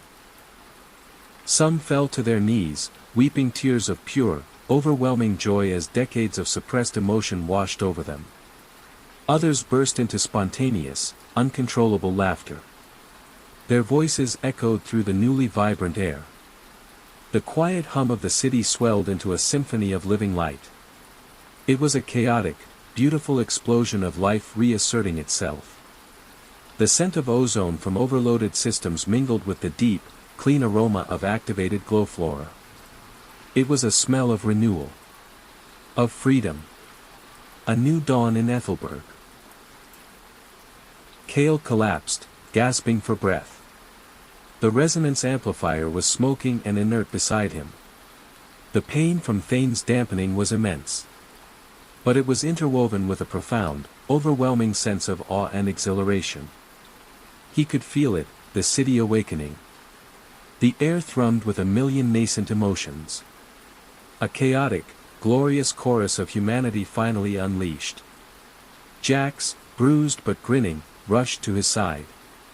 "You did it," he cried. His voice was hoarse with awe. "The spire, it's glowing like a mad lantern. It's beautiful." He gestured towards the colossal lumen spire.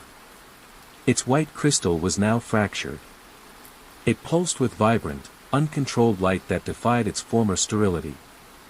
Luma, its sapphire lens glowing brightly once more, gently nudged Cale's cheek. Its soft hum was a sound of profound relief. The Authority enforcers, cut off from Thane's mental control and overwhelmed by the raw surge of light, stumbled. Their suits flickered erratically. Their expressions filled with a sudden, dawning terror as the true nature of their former master and the power he wielded was violently revealed. Some stood frozen. Others fled. Their rigid discipline shattered. The hum of their systems died.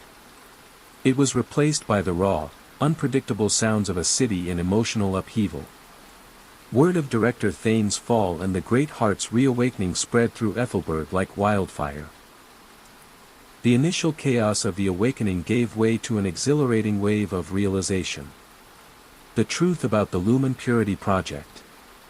About Thane's siphoning. It was broadcast across all public light displays by Jax, using his newly acquired access.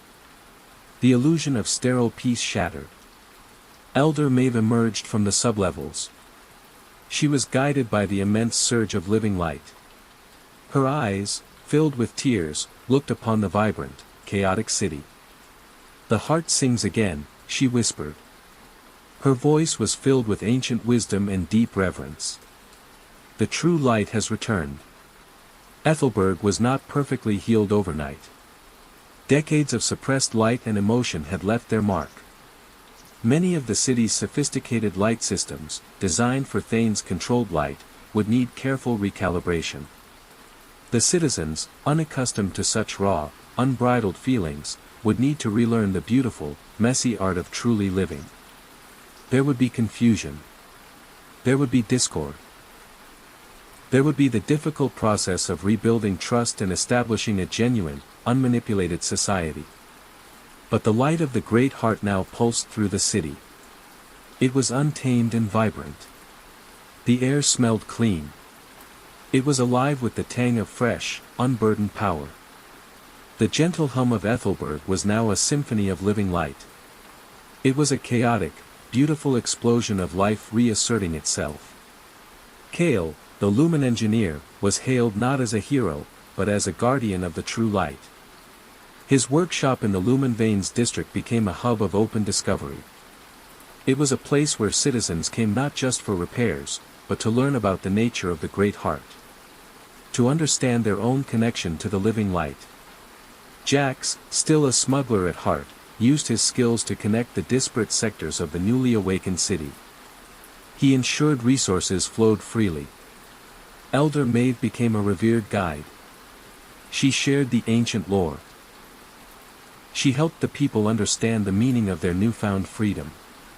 The future of Ethelberg was no longer predetermined. It was a blank slate. It waited for its people to fill it with their own hopes. Their own conflicts. Their own genuine, powerful emotions. Kale knew his work had just begun. Ethelberg, once a gilded cage of artificial light, was now a city free to choose its own destiny. One shimmering pathway. One vibrant glow garden. One genuine, complex feeling at a time. The living light pulsed anew. It was a promise of a future forged by its own hand.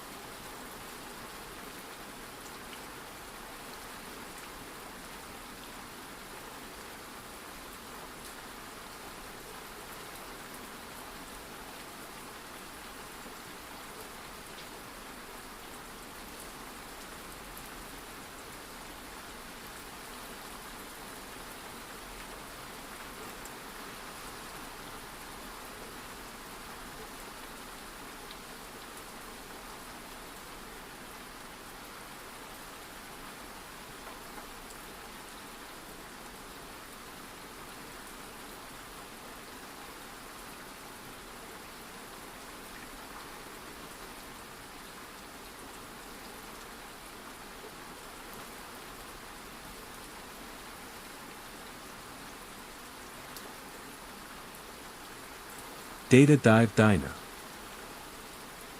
The Bite and Brew was a greasy spoon diner, a relic from an earlier, grungier era of Ethereum's development. It was perpetually fogged with the aroma of sizzling synth burgers and stale, potent bio-coffee. The booths were worn synth leather, scarred with countless etched names and spilled drinks. The communal data ports, built into every table, were ancient, clanking things that often needed a firm whack to connect, yet they were faster and less monitored than the city's public networks. It was a haven, a second home for the freelance data divers, the digital prospectors, the information scavengers, the curious souls who preferred to operate on the fringes of the Nexus Authority's meticulously ordered data streams. Behind the counter, supervising the synth grills and auto brewers, was Gastrologic. Gastrologic wasn't just a diner AI. It was an ancient, sentient unit, its optical sensors glowing with a warm, amber light, its voice a surprising, rumbling baritone. Its chassis, a hulking, chrome-plated behemoth, was dented and scarred, but its internal processors were a marvel of vintage tech, capable of parsing complex data requests as easily as it could fry a perfect batch of nutrient fries. It knew every regular, their usual orders, and their preferred data routing protocols. Among these regulars was Xylos. Xylos was a quiet archivist, a data diver of the most meticulous kind. He wasn't after quick credits or illicit secrets. His passion lay in the forgotten, the overlooked, the minute anomalies that hinted at deeper truths. He was a creature of habit, arriving at the bite and brew every cycle at the same time, ordering the same lukewarm bio-coffee and a plain synth bun. His personal data slate, a battered model from an era before neural implants became ubiquitous, was always open, its screen filled with esoteric code and fragmented historical records. Xylos was unremarkable in appearance, lean, dressed in utilitarian gray workwear, with dark, unkempt hair that perpetually fell across his brow.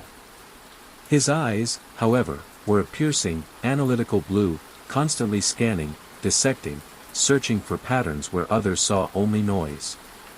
He wasn't fast like some of the hotshot divers, nor flashy like the data brokers who frequented the diner. He was patient, methodical, and possessed an almost supernatural intuition for the subtle hum of data. Gastrologic, with its ancient wisdom, had a quiet respect for Xylos, often routing obscure, untraceable data ghosts his way without a word. The prevailing power in Ethereum, the Nexus Authority, kept a tight leash on all information. From their gleaming headquarters, the Infospire, monolithic structure that pierced the cloud layer of Ethereum's highest atmosphere, they broadcasted the city's official narrative. Ethereum was a beacon of progress, built on foresight and self-sufficiency, its every circuit humming with the benevolent guidance of the Authority. Any conflicting data was swiftly filtered, erased, or reclassified as digital instability. The Infospire pulsed with an almost visible aura of control, its data channels a suffocatingly efficient network. The glitch and the discovery. One standard cycle, as Xylos nursed his lukewarm bio-coffee and meticulously cross-referenced a prefabrication manifest from Ethereum's founding era, something caught his attention. It wasn't on his data slate, nor on the main feed from the Byte and Brews public network. It was a subtle glitch, a brief, almost imperceptible flicker in the diner's ancient, hardwired system. A repeating anomaly, less than a nanosecond long, that caused the small data port light on his booth to pulse erratically. It was the kind of noise that most data divers would dismiss as network decay, a ghost in the machine. But Xylos's mind was wired differently. He activated a diagnostic sequence on his data slate, tunneling past the diner's local firewalls and into its dormant data nodes. The Byte and Brew, being so old, had layers of forgotten, decommissioned wiring running through its walls, remnants of countless network upgrades over the centuries. It was a digital archaeological site, and Xylos was its excavator. He pushed deeper, bypassing the diner's public network, venturing into the rarely accessed, raw core of its internal systems. What he found sent a jolt through his neural implant. Buried beneath layers of system logs, unused routing protocols, and fragmented data bursts, was an encrypted data stream. It was tiny, almost invisible, but undeniably present, a ghost stream, bypassing standard Nexus Authority encryption and flowing through the diner's old, forgotten conduits. It pulsed with a faint, unfamiliar rhythm, a beat that didn't match any known Ethereum protocol. He began the arduous task of decryption. It was slow, painstaking work, requiring him to manually reroute processing power through his data slate's auxiliary cores. Gastrologic, sensing the unusual activity, dimmed the diner's ambient light slightly, its internal fans whirring softly as if in silent support. Hours blurred into a singular focus. The synthetic aromas of the bite and brew faded into the background. All that existed was Xylos and the encrypted stream. Finally, with a soft chime from his data slate, the stream yielded a fragmented, distorted recording. It wasn't a voice, but a cascade of compressed images and text overlays, flickering like a dying signal. The face that materialized was youthful, etched with a desperate urgency. It was Kira. Kira was a legend among a certain subset of data divers, a brilliant, prodigious analyst who had once risen rapidly through the ranks of the Nexus Authority. Then, almost overnight, she had vanished, her record sealed, her very existence scrubbed from official databases. The Authority had labeled her a dissident, her work deemed unreliable and dangerous. But the whispers in the undergrid suggested something far more sinister. The recording was broken, like shattered glass. Hidden, they're deleting everything, the Cypher protocol, it controls, not just data, but memory. Ethereum is built on a lie, find the core, the original energy, they buried it, beneath us all. The images showed fleeting glimpses of schematics that didn't match any publicly known Ethereum architecture, along with flashes of code that pulsed with an archaic, yet powerful, energy. The stream cut off abruptly, leaving Xylos with a chilling sense of unease. Kira's desperate message was a breadcrumb, leading into a forgotten conspiracy. The Cypher protocol and the Nexus Authority's lie. Xylos spent the next several cycles immersed in the fragmented data from Kira's hidden stream. He barely ate, his bio-coffee growing perpetually cold. Gastrologic, sensing his focus, automatically served him synth protein bars at regular intervals, its internal processors whirring with a silent, supportive hum. The encrypted fragments were like pieces of a shattered mosaic, each hinting at a terrifying whole. He cross-referenced the strange energy signatures Kira had broadcast with every public and private energy manifest he could access. Nothing matched. Every official document from the Nexus Authority proclaimed that Ethereum was a closed-loop system, powered solely by their vast, centralized hypercores. These massive, glowing reactors were prominently displayed in every official Nexus Authority holo advertisement, symbols of their engineering prowess and their benevolent control over the city's lifeblood. But Kira's data suggested something far more sinister, the Cypher protocol. It wasn't just a deletion program, it was a systemic, citywide deletion and misdirection of specific historical data. This protocol targeted anything related to Ethereum's true foundational energy source. The more Xylos decoded, the clearer the picture became. Ethereum wasn't founded on the Nexus Authority's hypercores. That was a lie. The hidden truth, painstakingly pieced together from Kira's fragmented messages, was staggering. Ethereum was originally powered by a decentralized, community-managed Terra core network. This wasn't a mere power source, it was an intricate, living web of geothermal conduits, tapping directly into the planet's core energy. It had provided abundant, free power to all of Ethereum, allowing for truly autonomous sectors and a far more equitable distribution of resources. It was a testament to cooperative engineering, a symbiotic relationship between humanity and the planet. The Nexus Authority, or more accurately, the ruthless precursor organization that became the Authority, had systematically dismantled this network. They had driven its engineers underground, silenced its proponents, and installed their own centralized hypercores. This power grab allowed them to control every aspect of life in Ethereum, from energy distribution to information flow, effectively holding the city's power source hostage. The Cypher protocol was their ultimate tool, designed to erase all memory of the Terra Core network, to rewrite Ethereum's history as a linear progression towards their benevolent, centralized rule. It was a complete historical lobotomy, enforced on an entire city. Xylos felt a cold dread settle in his gut. This wasn't just a conspiracy. It was the very foundation of Ethereum, built on a mountain of lies. Kira's final, desperate plea echoed in his mind: find the core, the original energy. They buried it, beneath us all. It meant the Terra Core network still existed, dormant, waiting to be rediscovered. Seeking deeper knowledge, old man Silas. Xylos knew he couldn't confront the Nexus Authority with fragmented data alone. He needed context, deeper decryption keys, and a complete understanding of the Terra Core network's original architecture. The hidden stream hinted at a keeper of threads, someone who held the disparate strands of Ethereum's true history. The name that came to mind, a whisper in the deepest corners of the data diver community, was Old Man Silas. Silas was a legend, a phantom, a ghost of Ethereum's pre-authority past.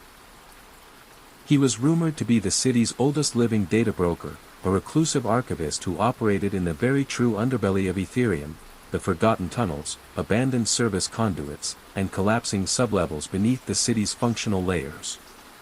He dealt only in forbidden knowledge, and his prices were steep, not in chrono credits, but in favors and unshakable loyalty. No one knew his real location, only cryptic hints and dangerous dead drops. Xylos relied on Gastrologic's vast, albeit ancient, network of whispers and anomalies. Old Man Silas, Xylos stated simply, the name hanging in the stale air of the bite and brew. Gastrologic's amber eyes pulsed. Its internal fan's word, a sound that always indicated deep processing. Silas, the AI rumbled, its voice unusually low. A name from the deep code. Dangerous threads, Xylos. Very dangerous. It projected a set of shifting, complex coordinates onto Xylos's data slate, a path through abandoned utility tunnels, past unstable power conduits, and through derelict sectors where the Nexus Authority's surveillance rarely reached. You seek the truth. The machine advises caution. The truth can burn. The journey to Silas's hidden domain was a descent into Ethereum's forgotten history. Xylos navigated crumbling ferrocrete passages, the air thick with dust and the metallic tang of decaying tech. The distant hum of the city above was muffled here, replaced by the eerie drip of condensation and the occasional groan of stressed structural supports. Holographic projections from previous eras, long deactivated by the Nexus Authority, flickered ghost-like in the oppressive gloom, showing glimpses of a past Ethereum that was vibrant, decentralized, and utterly alien to the one Xylos knew. Silas's domain was an immense, cavernous space, carved directly into the bedrock beneath the oldest sections of Ethereum. It was a chaotic symphony of salvaged tech, flickering data crystals hummed on makeshift tables, ancient projection devices cast erratic shadows, and stacks of brittle, pre-authority texts teetered precariously. The air here was thick with the rich, earthy scent of ancient dust, the sweet metallic tang of ozone, and the faint, acrid smell of burning circuits. Old Man Silas himself was a figure out of a forgotten dream. His face was a roadmap of deep wrinkles, his eyes, though clouded with age, held an intense, piercing intelligence. His clothes were ancient, patched rags, but his movements, though slow, possessed a deliberate grace. He sat amidst his treasures, connected to a vast, humming console by a tangle of archaic cables. So, the little glitch from the bite and brew finally led you to the keeper of threads, Silas rasped, his voice raspy like grinding gears. He hadn't waited for Xylos to speak. Kira's song travels far, even through the static veil. Xylos presented the fragmented data from Kira's stream. Silas's ancient fingers, gnarled and scarred, moved with surprising dexterity across the glowing input console. He nodded slowly, his eyes fixed on the archaic glyphs. The Cipher protocol, a nasty piece of work. Erases not just data, but the very context of its existence makes you think freedom was always an illusion. He confirmed Xylos's fears, detailing the full, horrific extent of the Nexus Authority's deception regarding the Terra Core network. The Terra Core network and Ethereum's foundation. Silas began to unravel the tapestry of lies woven by the Nexus Authority. He projected holographic schematics, ancient recordings, and the vibrant, pulsing images of a different Ethereum, an Ethereum that could have been. The Terra Core network was no mere power source, Silas explained, his voice gaining strength, echoing in the vast chamber. It was the heart, the very philosophy of early Ethereum. A vast, interconnected web of geothermal energy conduits, tapping into the planet's raw, limitless power. It provided abundant, free energy to every sector, every dwelling, every citizen. Its philosophy was radical autonomy, empowering every individual, every community, to thrive without a central authority dictating their power supply, their information, their very lives. He showed Xylos images of early Ethereum, vibrant, diverse communities, each with their own local power hubs, connected by a seamless, decentralized energy flow. There were no apex towers then, no vast disparities. Information flowed freely, unfiltered. But then came the architects of the Nexus Authority, Silas continued, his voice laced with bitterness. They saw the freedom of the Terra Core network not as a blessing, but as chaos. A threat to their vision of order. They slowly, meticulously, began to dismantle it. They demonized its decentralized nature, claiming it was unstable, inefficient, prone to catastrophic overloads. Lies, all lies. He showed recordings of the Great Centralization, a brutal, swift power grab where the Nexus Authority systematically shut down Terra Core nodes, installing their own centralized, highly controlled hypercores. Those who resisted, the engineers and visionaries of the Terra Core network, were silenced, their knowledge erased by the Cipher protocol. Kira, she was a child of the Terra Core philosophy, Silas said, his gaze distant. I taught her the old ways, the true history. She infiltrated the Nexus Authority, hoping to expose them from within. She sought to reactivate the original core of the Terra Core network, buried deep beneath the infospire, and broadcast its true history and capabilities to all of Ethereum. She left those fragmented data streams, breadcrumbs for those who dared to look past the lies. Kira's ultimate goal was audacious, to unleash a torrent of truth that would force Ethereum to confront its past and reclaim its true energy independence. The data Xylos had found wasn't just a hidden message, it was a key, a fragment of Kira's desperate plan for liberation. The dormant core of the Terra Core network, the true heart of Ethereum, still lay waiting. The plan, activating the Terra Core and broadcasting truth. The weight of the truth settled heavily on Xylos's shoulders, but it also ignited a fierce resolve. The idea of restoring the Terra Core network, of freeing Ethereum from the Nexus Authority's centralized control, resonated deeply with his archivist's soul, a desire to restore what was lost, to correct the record. With Old Man Silas's extensive knowledge of forgotten conduits and hidden network access points, they began to formulate a plan. The core of the Terra Core network was believed to be directly beneath the infospire, a cruel irony of the Nexus Authority's dominance. Activating it and broadcasting its full archives would require gaining access to the Authority's deepest servers, bypassing their cutting-edge firewalls, and then unleashing a data torrent so immense and unconventional that their filters couldn't possibly suppress it. We need a diversion, Silas stated, his eyes twinkling with a mischievous glint. Something loud. Something disruptive. Something that will draw the Nexus Authority's eye away from their sacred infospire, if only for a few crucial moments. He produced a glowing data slate. I know just the Chaos Agent for the job. You'll need Flicker. Flicker was a name whispered with a mixture of awe and exasperation among the data diver community. He was a notorious tech scavenger and saboteur, brilliant but utterly unpredictable. He lived for the thrill of exploiting data anomalies, of making the Nexus Authority's sleek systems hiccup and stumble. Flicker was lean and wiry, his movements quick and fluid, like light passing through cracked glass. His hair was a wild, static-charged mess, and his eyes, a vibrant, restless green, constantly darted around, as if processing 1,000 data streams at once. He was a master of disruption, a digital anarchist with a network of contacts in every forgotten corner of the undergrid. Xylos found Flicker in an abandoned data relay station, a sprawling cavern of humming servers and flickering wires, deep within the undergrid.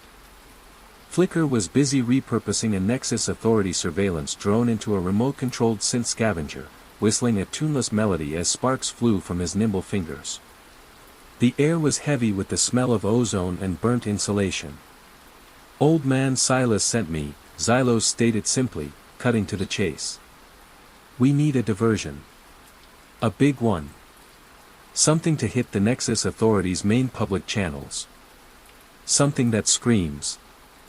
Flicker stopped whistling, his green eyes glinting. "The Authority? Ooh, I like the sound of that. What kind of data bomb are we talking about? Something to make their precious Sky Arcade sneeze, or a full-on digital meltdown?" Xylos explained the plan. A targeted, high-intensity data burst designed to flood the Authority's public holoscreens with conflicting, nonsensical data, creating a citywide digital panic. It wouldn't cripple the Authority, but it would blind them, if only for a crucial few minutes. Flicker's grin stretched wide, revealing a silver-capped incisor. "Consider it done, Archivist. This is going to be beautiful."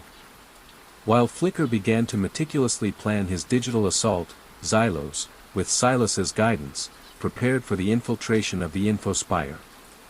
They needed specialized bypassing tools, archaic encryption keys that would confuse the Authority's modern firewalls, and a means to amplify the TerraCore network signal once activated. Gastrologic, back at the Bite and Brew, quietly began to reroute some of the diner's considerable, if archaic, processing power to assist Xylos's data slate during the infiltration, its old gears whirring with a new sense of purpose. Infiltration and confrontation. The night of the infiltration was a stark contrast between the city's highest and lowest points. The sky arcades of Ethereum, usually bathed in the serene glow of curated data, buzzed with an unnatural tension. Below, in the undergrid, the faint hum of Flicker's preparations was a prelude to the digital storm. Xylos, clad in dark, stealth-weave gear that absorbed ambient light, moved through the hidden maintenance tunnels towards the base of the Infospire. The air grew colder, heavier, filled with the sterile hum of unseen servers and the faint, metallic scent of high-grade security systems. His heart hammered in his chest, a stark contrast to the quiet focus he usually maintained. The base of the Infospire was an imposing fortress, its seamless durasteel walls reflecting the artificial sky. Layers of digital locks and motion sensors covered every inch of its surface. Xylos, guided by the archaic schematics from Silas, found a forgotten utility access panel, a relic from the spire's earliest construction. He connected his data slate, its screen glowing faintly as he began to read the lock, deciphering its ancient digital language, a language too old for the Nexus Authority's modern firewalls to fully recognize or defend. His fingers, calloused from years of handling old tech, danced across the interface. With a soft hiss, the panel slid open, revealing a cramped service tunnel. He moved through the Infospire's internal network of access tunnels. It was a chilling testament to the Nexus Authority's paranoia.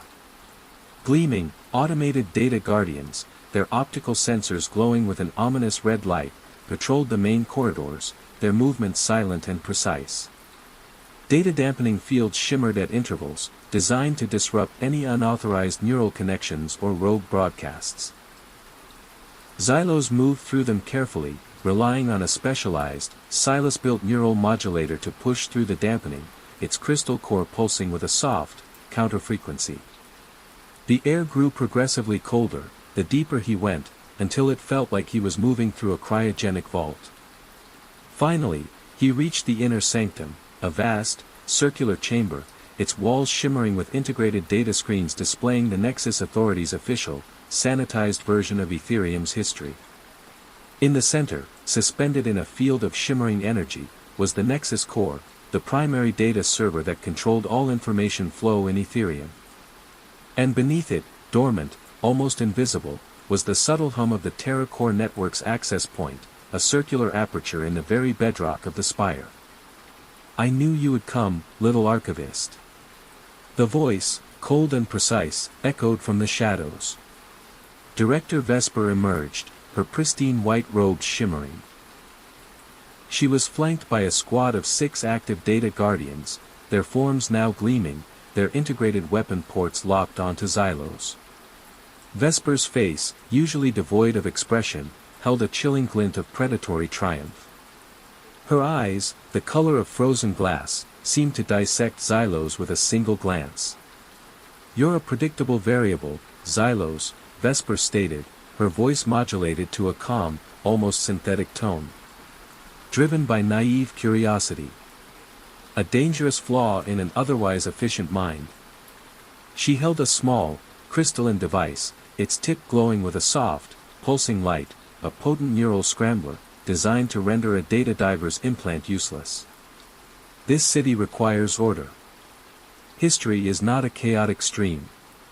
It is a carefully sculpted narrative. We protect Ethereum from the destructive chaos of undirected knowledge. You protect it from the truth, Vesper." Xylos retorted, his hand reaching for his data slate, already initiating Kira's hidden access protocols. "You've built this city on a lie, condemning millions to perpetual scarcity for your own centralized power." Vesper's face remained impassive, betraying no emotion. "Order is paramount. The Terra Core network, as you call it, was a threat to that order. It bred instability. Discontent. The Great Centralization, as you would brand it, was a necessary foundation for the peace and prosperity we now enjoy. A truth too vast, too uncontrolled, leads only to anarchy." She gestured. The data guardians advanced, their optical sensors glowing brighter, their internal processors whirring, preparing to neutralize Xylos. "Gastrologic. Initiate Flicker's diversion. Now." Xylos commanded, his voice sharp, cutting through the sterile hum of the chamber. Miles away, in the bite and brew, Gastrologic's old chassis rumbled with a surge of energy, its amber optical sensors flaring. Climax, the Ethereum unveiled. At Xylos's command, a devastating cascade of data ripped through Ethereum's public networks. Flicker's diversion was a masterpiece of digital mayhem.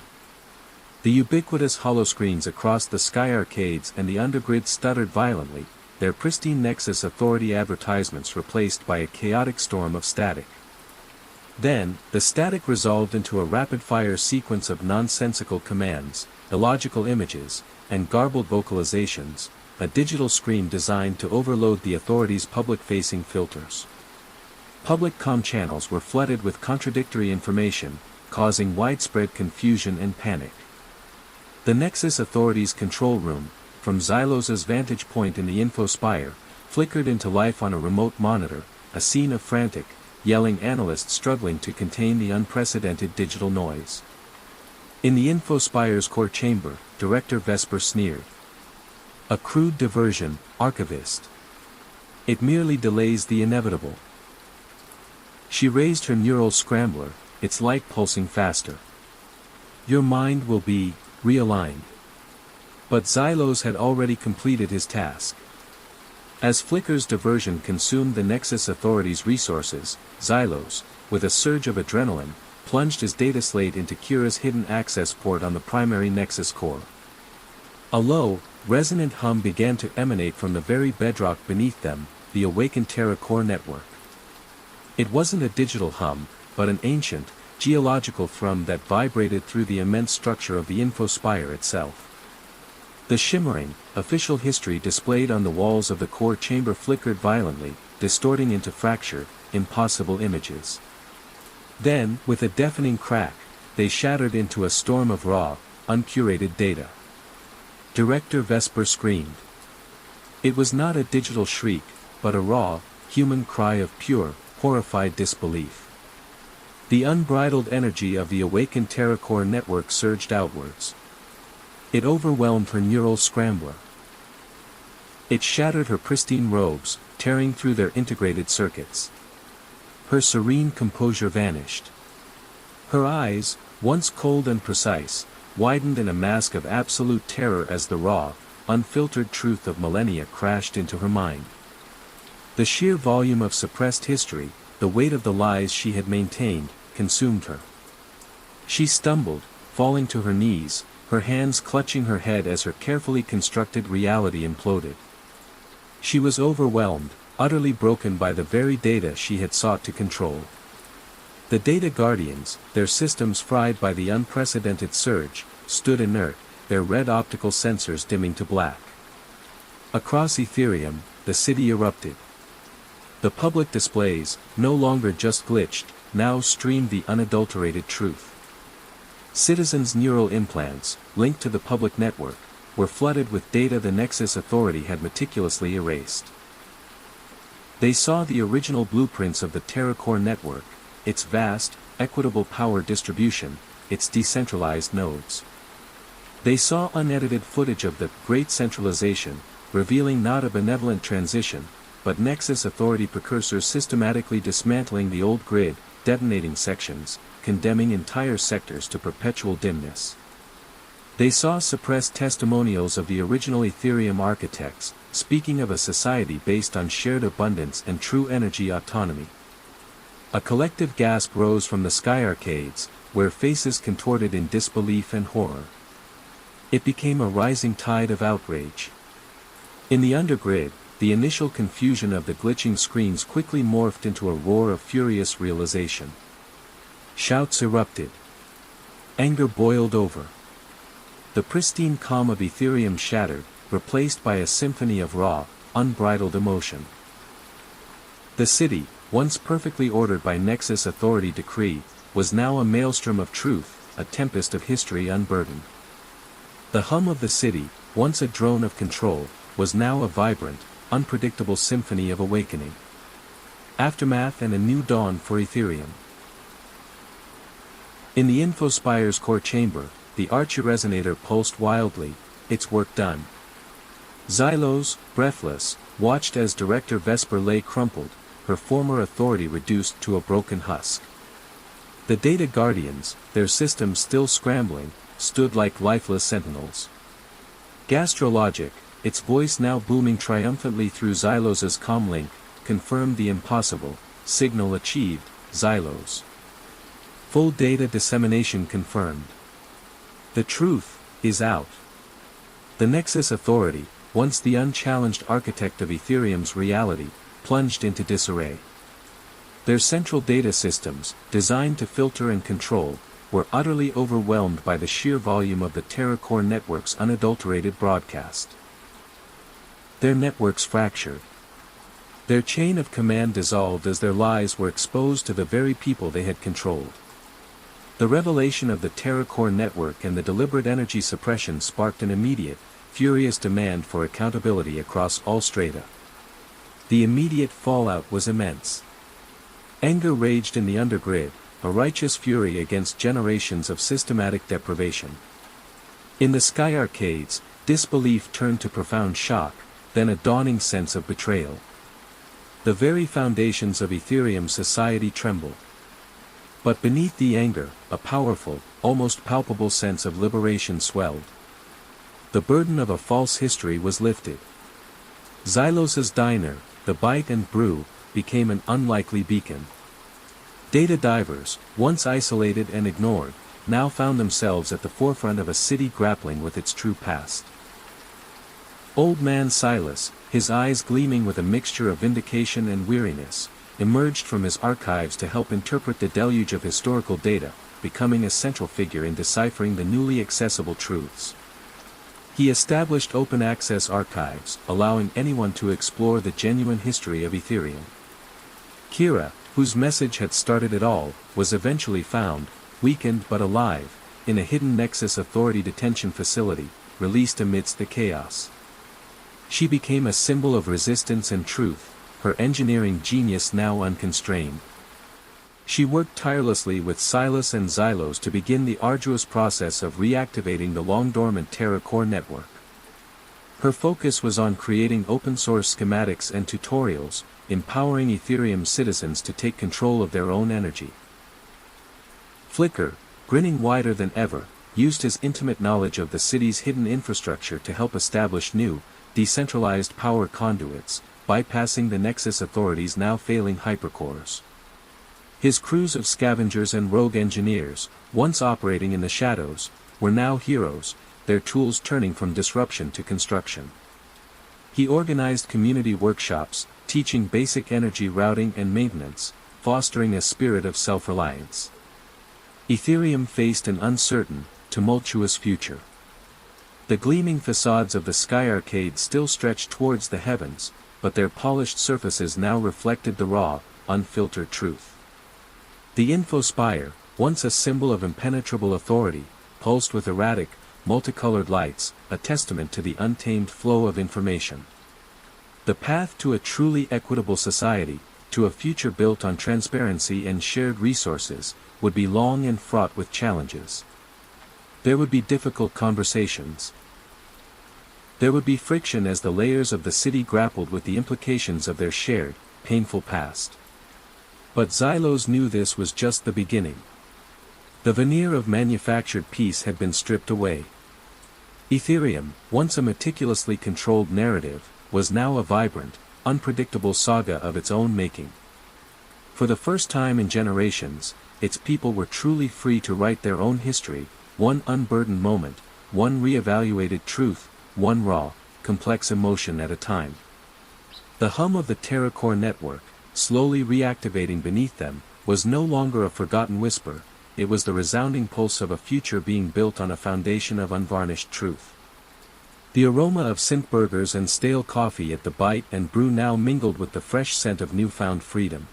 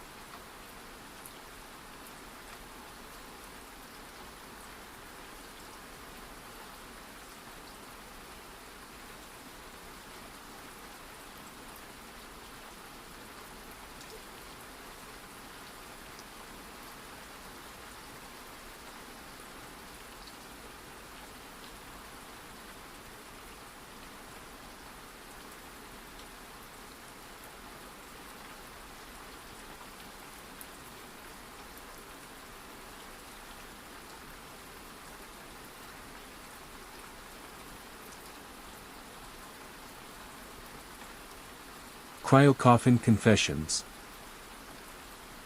The colossal city of Stellara Prime rose from the scarred plains like a diamond shard thrust into the sky.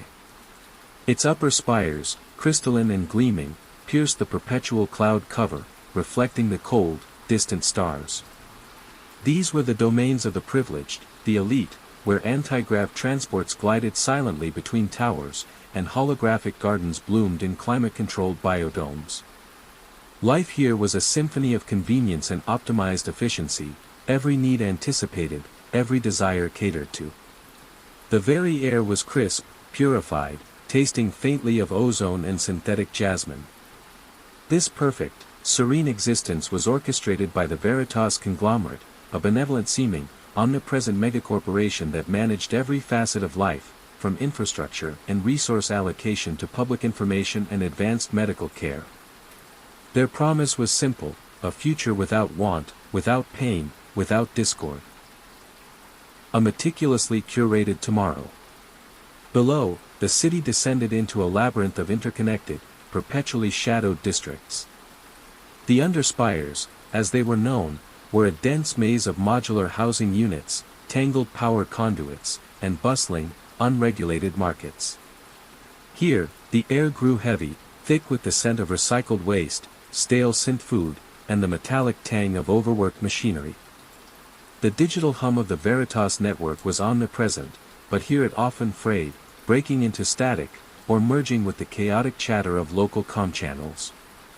This was where the working classes lived, their lives a routine of labor and quiet acceptance, their future often determined by the whim of a Veritas decree. Kale and the Stillness Archives.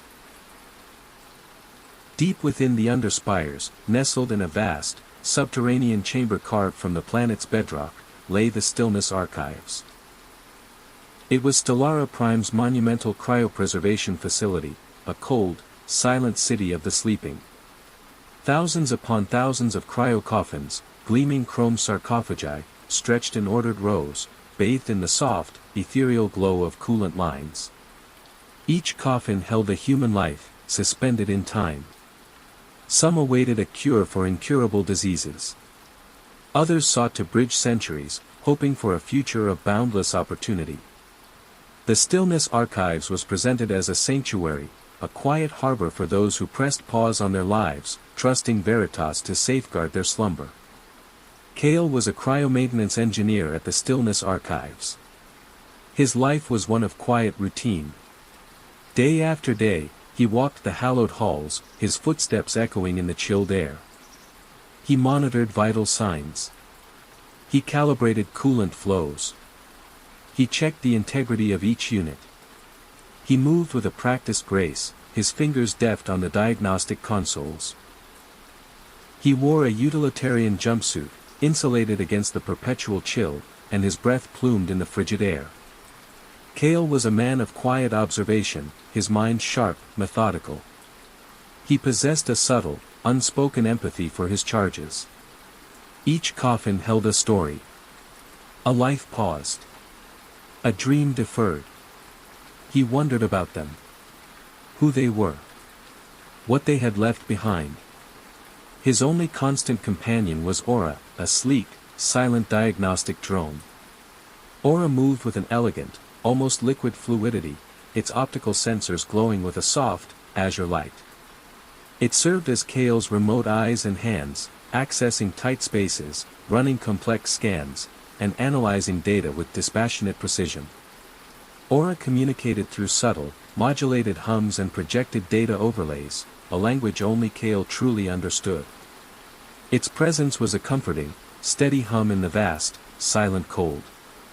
The archives were presented to the citizens of Stellara Prime as a testament to Veritas's benevolence.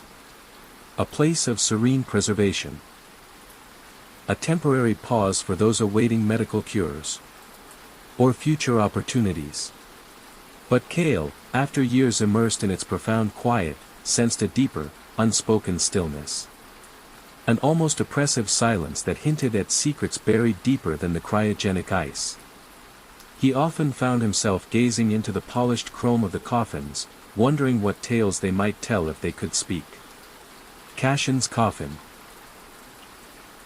One standard cycle, as Kale performed his routine sweep of a rarely accessed sector, a forgotten wing designated Sector 7B, deep within the Stillness archives, Aura detected a subtle anomaly. A single cryocoffin, unit Cashin, showed a faint, erratic power fluctuation.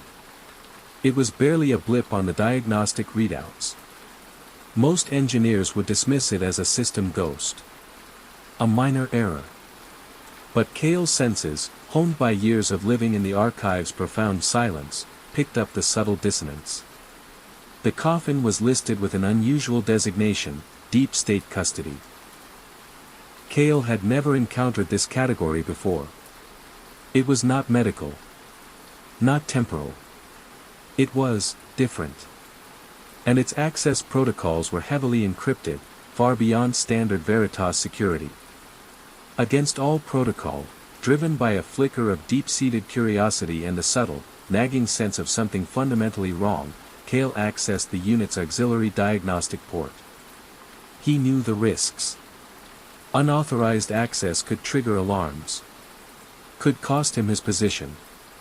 But the designation, Deep State Custody, pulsed in his mind. It spoke of secrets.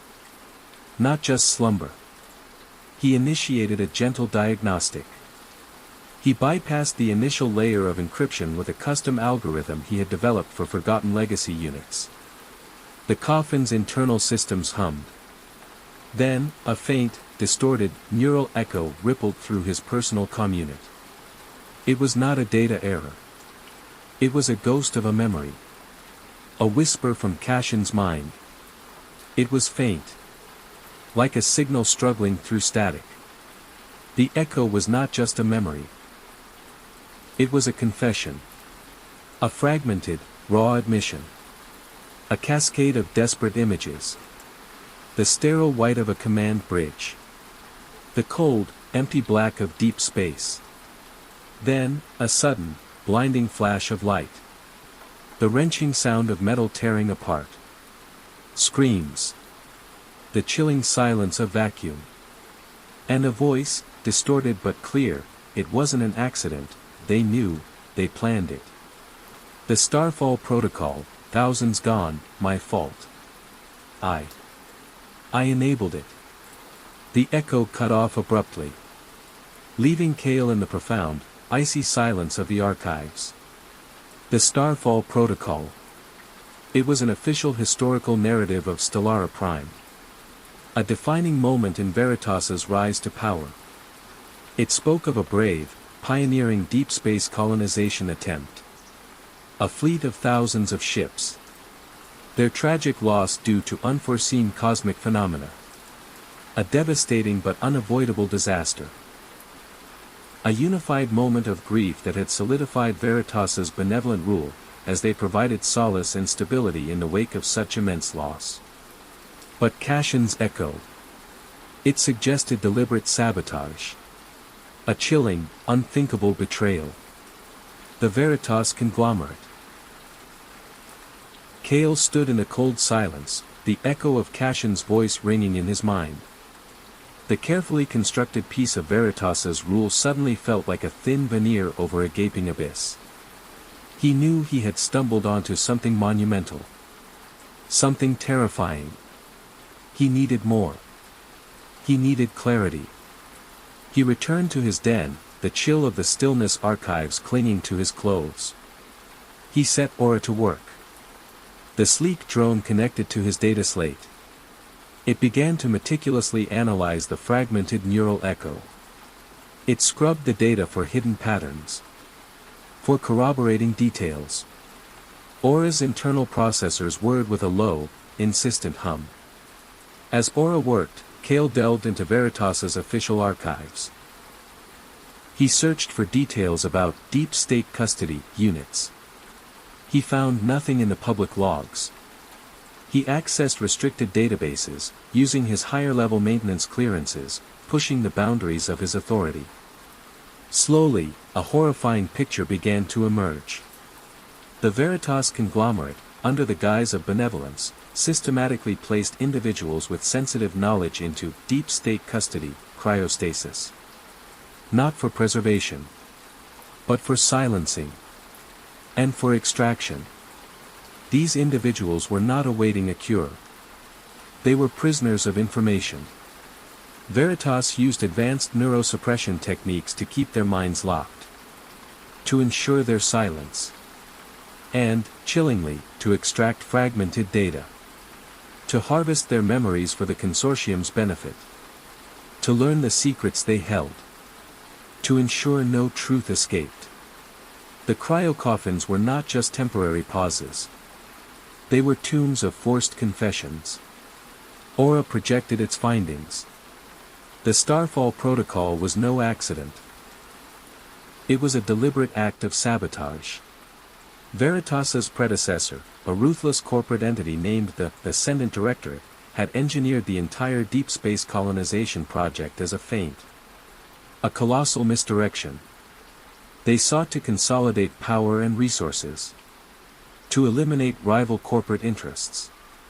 They did this by luring them into investing heavily in a false deep space colonization project. The colonists were merely expendable assets. A means to an end. The ships were never meant to reach their destination. They were designed to fail. To burn. To disappear.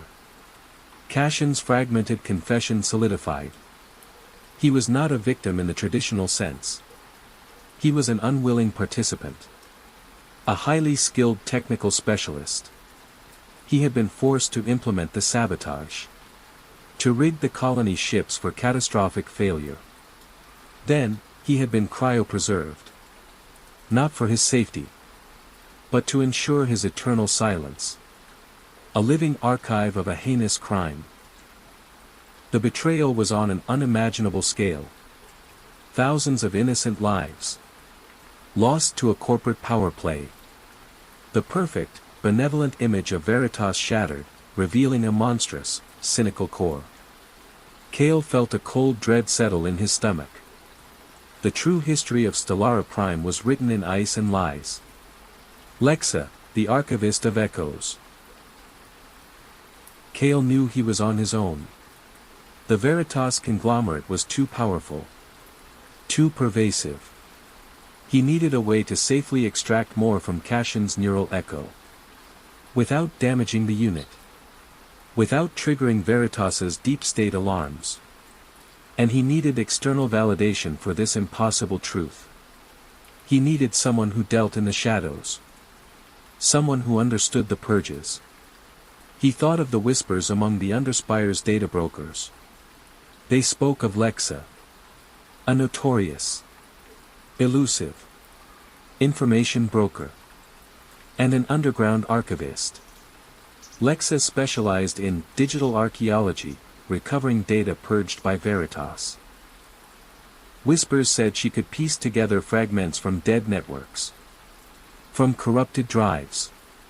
From forgotten memories. She operated in the hidden data sewers of Stellara Prime's undercore. A vast, unmapped network of abandoned server farms and derelict comlines beneath the city's deepest foundations. It was a place where Veritas's digital tentacles rarely reached. Cale used a series of long-dormant diagnostic relays. He sent a coded message. A single phrase, Starfall Echo. It was a gamble. A beacon thrown into the digital void. Hours later, a single, untraceable ping returned. Coordinates. Deep in the undercore. A meeting place. The journey to Lexa's domain was a descent into the true bowels of Stellara Prime. Cale navigated crumbling service tunnels. Their air was thick with the dust of centuries. He squeezed through narrow passages, lit only by the faint glow of emergency lighting. The sounds of the upper city were long gone. Replaced by the drip of subterranean water. The groan of stressed metal. The whisper of forgotten data flowing through exposed conduits. The cold of the archives was replaced by a humid, stale warmth. He found Lexa's domain in a cavernous space. It was once a primary data processing center from Stellara Prime's earliest days. Now, it was a chaotic, sparking array of salvaged servers. flickering data screens, makeshift workstations, and the faint, metallic scent of ozone. Lexa was a blur of motion amidst the organized chaos. She was small, wiry.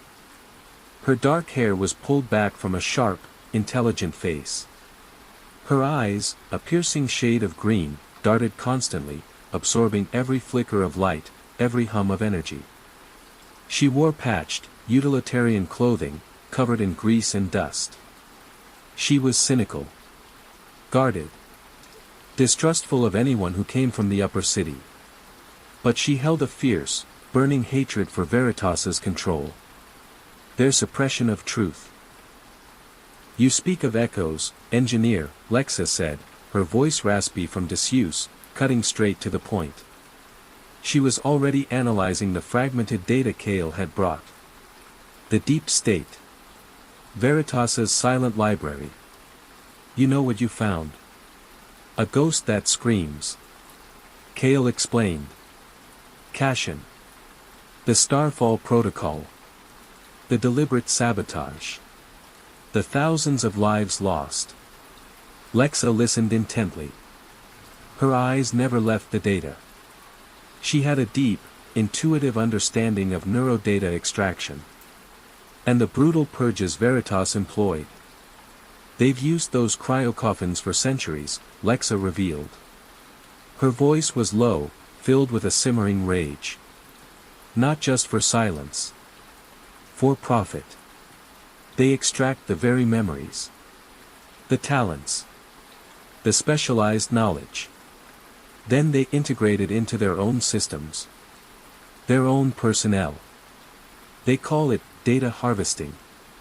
I call it soul theft." She paused. Her gaze sharpened. "There is a way to pull the full confession. But it's risky. Veritas purged the schematics. Called the tech unstable. But I found fragments. Whispers." Lexa, her green eyes alight with fierce determination, began to explain. Veritas developed a device. The Cogniresonator. It was designed to safely amplify and project neural echoes from cryostasis. To allow for controlled interrogation. To pull out every last secret. But it was too efficient. Too revealing. It could shatter a mind if not perfectly calibrated. And it could also, accidentally, bypass suppression protocols if the target's will was strong enough. She projected a flickering, partial schematic onto a nearby screen.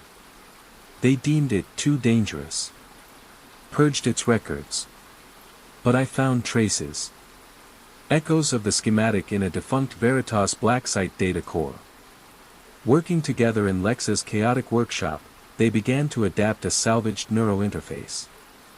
They integrated it with a powerful, unstable energy core Lexa had scavenged from a derelict power station. The air crackled with raw energy.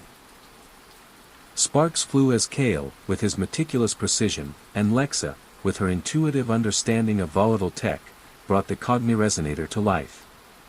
Aura, silent and vigilant, managed the power fluctuations, its internal lights pulsing with intense calculations. They returned to the stillness archives under the cover of a routine maintenance cycle. Kale disabled the local surveillance systems. He brought the Cogniresonator to Cashin's cryocoffin. The air around the unit grew heavy. Charged. He connected the Cogniresonator to Cashin's neural port. He initiated the sequence. A blinding surge of pure, unadulterated memory flooded the small space. It wasn't just a voice now. It was a full, sensory immersion. Kale was thrust into Cashin's mind. He witnessed the horror. The despair. The unimaginable betrayal. The Starfall Protocol was no accident. It was a cold, calculated act of corporate warfare. Cashin's memories flowed into Kale's mind like a torrent. Veritas's predecessor, the Ascendant Directorate, had seen the deep space colonization project as a drain on resources. A potential competitor for off-world mining rights. Instead of abandoning it, they twisted it. They engineered a plan to publicly launch the thousands of colony ships. To generate immense public goodwill. To lure rival corporations into investing billions. Then, to make them disappear. Cashin, a brilliant astrogation engineer, had been kidnapped. Forced to implement the sabotage. To rig the colony ship's primary fusion drives for a cascading, irreversible malfunction that would trigger deep in uncharted space. Making it look like an unforeseen cosmic phenomenon. He had built the death into the ships.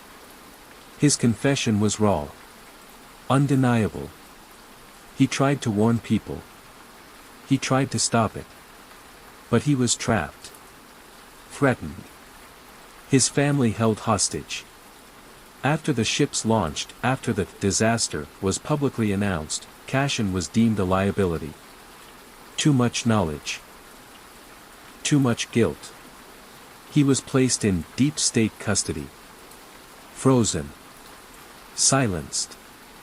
His confession, his torment, trapped in the ice. Until now. The full horror of the Starfall Protocol laid bare. Veritas, or its precursor, had deliberately engineered the malfunction of the colony ships. They diverted resources. Technology. All for their own benefit.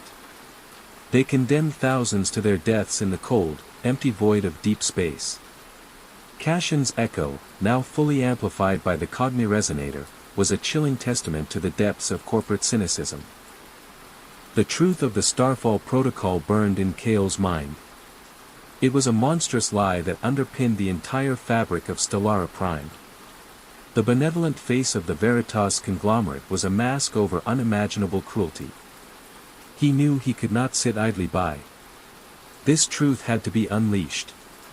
Kale, Lexa, and Aura devised a daring plan, Project Cashin's full, undeniable confession onto Stellara Prime's central broadcast network. This would shatter Veritas's benevolent facade. It would expose the foundation of their power. We need to hit their core, Lexa stated, her fingers flying across her salvaged data slate. The central data hub. Where Veritas controls all public information. All thought. It's located within their headquarters. The Apex Tower.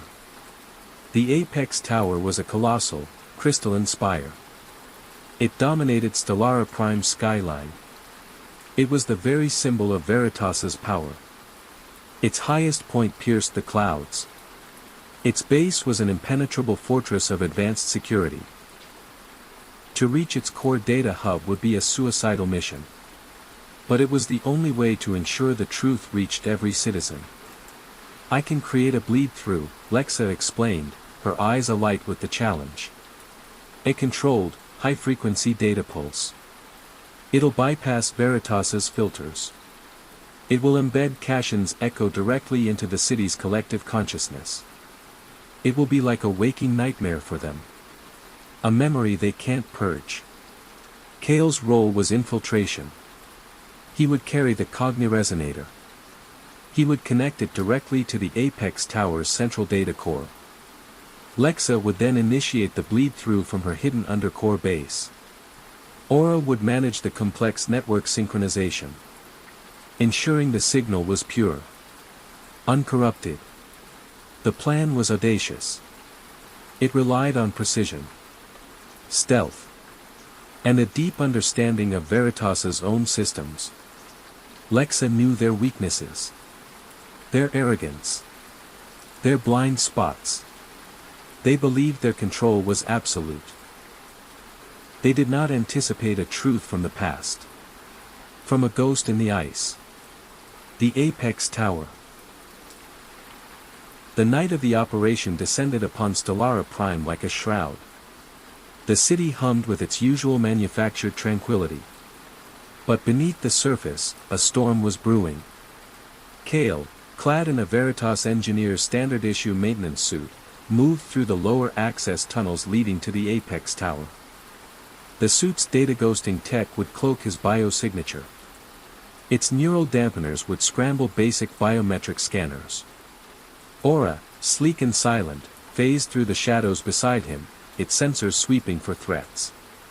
The Apex Tower's interior was a study in sterile, imposing grandeur. Polished chrome and seamless synth-glass walls reflected his distorted image. The air was cool, recirculated, devoid of any natural scent. Every corridor hummed with the omnipresent pulse of Veritas's central network. Invisible security fields shimmered. Biometric scanners constantly swept every approach. Automated Veritas enforcement units, silent and heavily armed, patrolled the main thoroughfares, their optical sensors glowing with an unblinking, orange light. Kale navigated through the labyrinthine maintenance shafts. He accessed hidden conduits. He bypassed biometric scanners with cloned access codes provided by Lexa. He slipped past patrolling enforcement units, timing his movements with their predictable, algorithmic routes. His heart hammered in his chest, a stark contrast to the tower's serene, controlled environment. Every step felt like a defiance. Every breath a stolen moment. He reached the highest levels. The air grew thinner.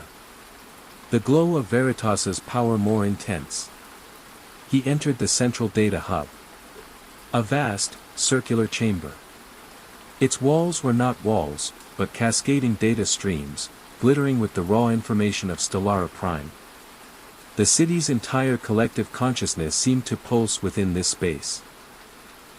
And in the center, perched on a raised platform, overseeing the holographic displays of the city's data flow, stood Executrix Valeriana. Valeriana was the cold, calculating head of Veritas's Public Integrity Division. Her presence exuded absolute authority. Her perfectly tailored suit, woven with subtle bioluminescent threads, shimmered with understated power. Her face was serene. Impeccable. Her eyes, the color of polished steel, held no warmth. No emotion. She turned slowly as Kale stepped into the chamber. The whirring of the data streams was the only sound. "I anticipated your arrival, Engineer Kale," Valeriana stated, her voice calm, devoid of inflection, a perfectly modulated tone that resonated with cold authority. "Your access anomalies from Sector 7B were flagged immediately. A regrettable deviation from your usual efficiency." Her gaze was absolute. Interrogating. She did not need to shout. Her presence commanded attention. Kale gripped the cogniresonator. Its power cell hummed, warm against his gloved hand. "You knew," Kale accused, his voice firm despite the tremor in his hands. "You knew about Cashin. About the Starfall Protocol. You condemned thousands." Valeriana's expression remained unchanged. Her perfect features betrayed no hint of emotion. "A necessary sacrifice, Kale. For stability. For the greater good."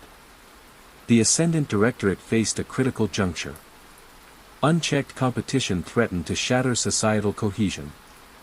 The Starfall Protocol brought order. It allowed us to consolidate power. To ensure Stellara Prime's prosperity. It was a difficult decision. But a logical one.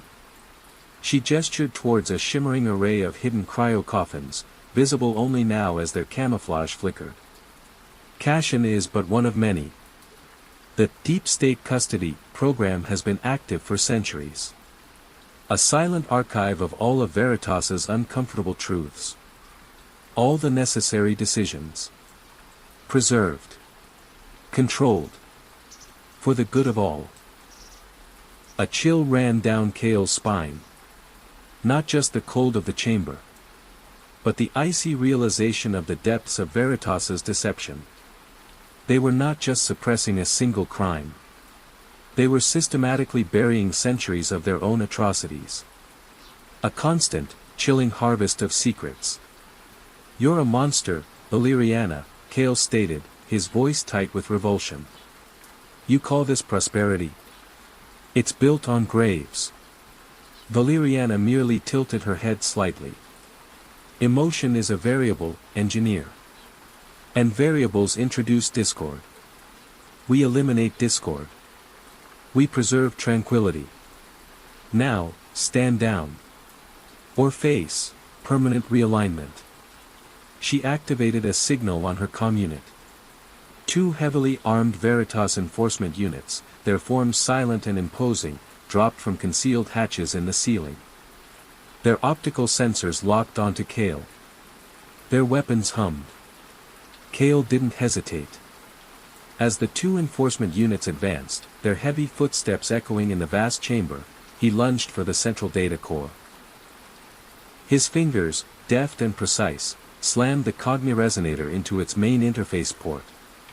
The device hummed to life with a deep, resonant thrum. Lexa. Now. Kale yelled into his communit. Miles below, in the chaotic heart of the undercore, Lexa, her face streaked with sweat and grime, unleashed the bleed-through. A torrent of raw, unadulterated neural data surged from her salvaged servers. It was Cashin's confession. Amplified. Pure. Undeniable.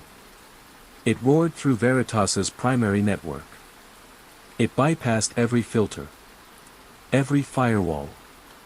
Every last layer of suppression. A blinding white light erupted from the Apex Tower's central data core. Cashin's full confession, raw and undeniable, flooded Stellara Prime screens. Every public projection. Every individual neural implant. The entire city was overwhelmed with the horrifying truth of the Starfall Protocol. Images of a beautiful colony fleet burning in deep space. Thousands of desperate, dying faces. The cold, precise schematics of sabotage. Cashin's voice, full of anguish and forced compliance. I built the failure into the drives, they made me. Veritas knew, they watched them burn, for power, for control. Executrix Valeriana staggered backward. Her serene expression shattered. Her eyes, once pools of cold calculation, widened in disbelief. The perfectly controlled data streams that flowed through her personal interface, usually displaying curated information, now screamed with the raw, unfiltered truth. The horrific images.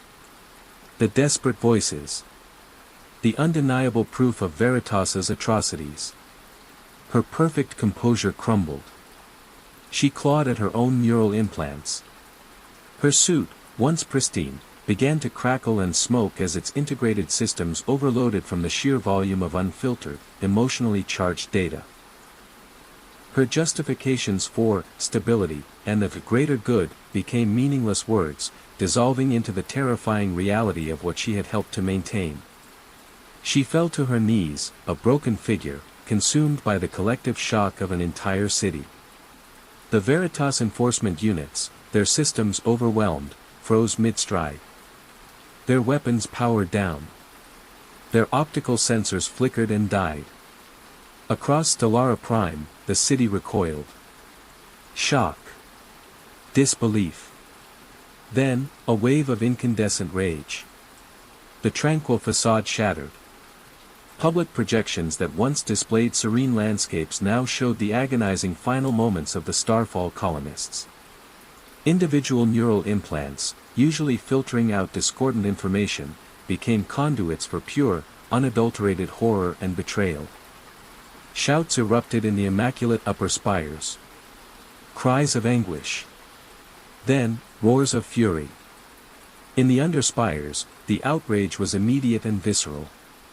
Riots erupted. Not against each other, but against Veritas. Against the towering symbols of their deception. The city, once perfectly ordered by Veritas's decree, became a maelstrom of raw, unpredictable emotion. The silence of the night was replaced by a deafening chorus of cries for justice.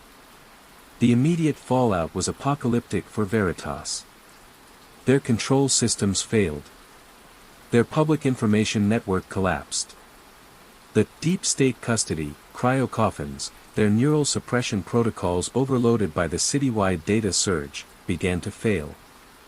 Thousands of cryo-units, once silent repositories of uncomfortable truths, began to awaken. Their secrets poured out into a city now hungry for every last piece of the past. Kale emerged from the apex tower, no longer just a quiet engineer. He was an accidental catalyst. A figure thrust into the blinding spotlight of truth. He found himself at the center of a storm. A city grappling with a reality far darker than any nightmare. Lexa, riding the tide of the collapsing Veritas network, used her skills to stabilize the burgeoning chaos. She worked tirelessly to filter the torrent of newly released data. To identify key individuals from the Deep State Custody program. To help them orient in a world that had moved centuries past them. And to begin the daunting task of piecing together the full, uncensored history of Stellara Prime. Her workshop, once a hidden sanctuary, became a hub of revolutionary activity. Cassian, awakened in his cryo-coffin, was disoriented, overwhelmed. The memories, once locked in the ice, flooded him with agonizing clarity. He was a man out of time. Confronted by the full horror of his past. But he was no longer silent. His voice, once a trapped echo, now resonated across the city. He testified. He corroborated Lexa's findings. He helped dismantle Veritas's remaining structures of control. His pain became a powerful tool for justice. The long-term consequences for Stellara Prime were profound. The collapse of Veritas's power led to unprecedented chaos. But also unprecedented freedom. The gleaming upper spires, once symbols of unattainable perfection, now became targets of righteous anger. The illusion of perfection had shattered. It was replaced by the messy, painful reality of humanity. The unearthing of other suppressed truths followed. Revelations about resource manipulation. Environmental disasters covered up. Medical experiments gone wrong. Veritas had hidden everything. Stellara Prime faced the immense challenge of rebuilding a society on a foundation of bitter honesty. It was a reckoning. A long, arduous journey toward a future built not on curated peace, but on genuine, unfiltered truth. Kale, with Lexa and Cassian, formed the core of a provisional council. They guided the city through its painful awakening. They worked to establish new, transparent governance structures. To ensure that such a betrayal could never happen again. The city's future was no longer a perfectly designed utopia. It was a harsh, uncertain landscape. But it was real. For the first time, Stellara Prime was truly awake. And its cries for justice echoed under its newly honest stars. The cold silence of the cryo-coffins had given way to the thunder of truth.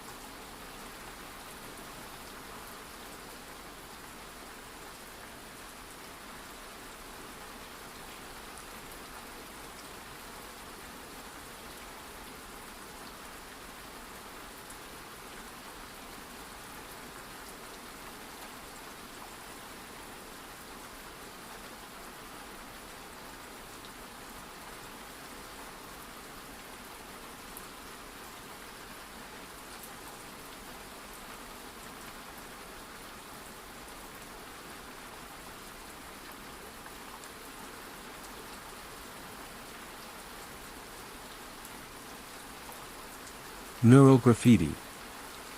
The city of Cerberus City reached high into the sky. It was a place built on thoughts and bright lights. Its top parts were made of shiny glass and smooth metal. They were always clean and bathed in a soft, bright glow. Here, rich people moved in silent, floating cars. Gardens grew under glass domes, always green and perfect. Everything was quiet. Orderly. This calm life was run by the Cortex Collective. They were like the city's brain. They promised everyone a life without worry, where happy, peaceful thoughts filled every mind. They sent out calming messages and pretty pictures directly into people's heads. This was their gift. Their promise. But below, Cerberus City was different. It was a maze of old buildings. Dark alleys. Worn-out pathways. This was the underlayers. Here, the air felt heavier. It smelled of old dust. Of warm wires. And sometimes, of cheap, fake food. The Cortex Collective's calm thoughts were still here, but they felt thinner. Sometimes they broke apart. These were the places where most people lived. Working hard. Living simple lives. In these older, darker parts of Cerberus City lived Mira. She was an artist. But her art wasn't painted on walls or shown on screens. Her art was neurograffiti. It was special messages. Pictures. Feelings. All sent right into people's minds. It was a secret language. A quiet shout. Mira didn't use the common brain implants most people had. She used an old, custom-made device she called her dream brush. It looked like a worn glove with glowing wires. With it, she could touch the city's network. She could make her art appear inside people's thoughts for just a moment. A flash of color. A feeling of an old song. A hidden idea. Her art made people think. It made them wonder. She wanted people to feel real thoughts. To remember. To see beyond the Cortex Collective's calm world. She wanted them to think for themselves. Her only friend was Whisper, a small, silent drone. Whisper floated around Mira like a shadow. It was small. Dark. It could hide easily. Whisper helped Mira find the best places to send her art. It watched for danger. It was her eyes and ears in the city's busy digital flow. Whisper never spoke words. It just made soft hums and little clicks that Mira understood. Above, the Cortex Collective made sure everyone thought the right thoughts. They sent out happy, calm messages from their tall building, the Thought Spire. It was the highest building in Cerberus City. It was made of shining white material. It pulsed with a soft, steady light. It was the heart of the collective's power. From there, they could send out thoughts. And they could block out anything they didn't want people to know. They believed they were keeping everyone safe. Keeping everyone happy. By keeping their minds controlled. Mira moved through the underlayers. Her dream brush ready. She often spent her time searching for empty spaces in the city's shared thoughts. Places where minds seemed dull. Too quiet. She found many such spots in the gray sector. This was a part of the underlayers that was always dim. Always quiet. People there moved slowly. Their eyes looked empty. As if a part of them was missing. Mira called this deep quietness the memory blank.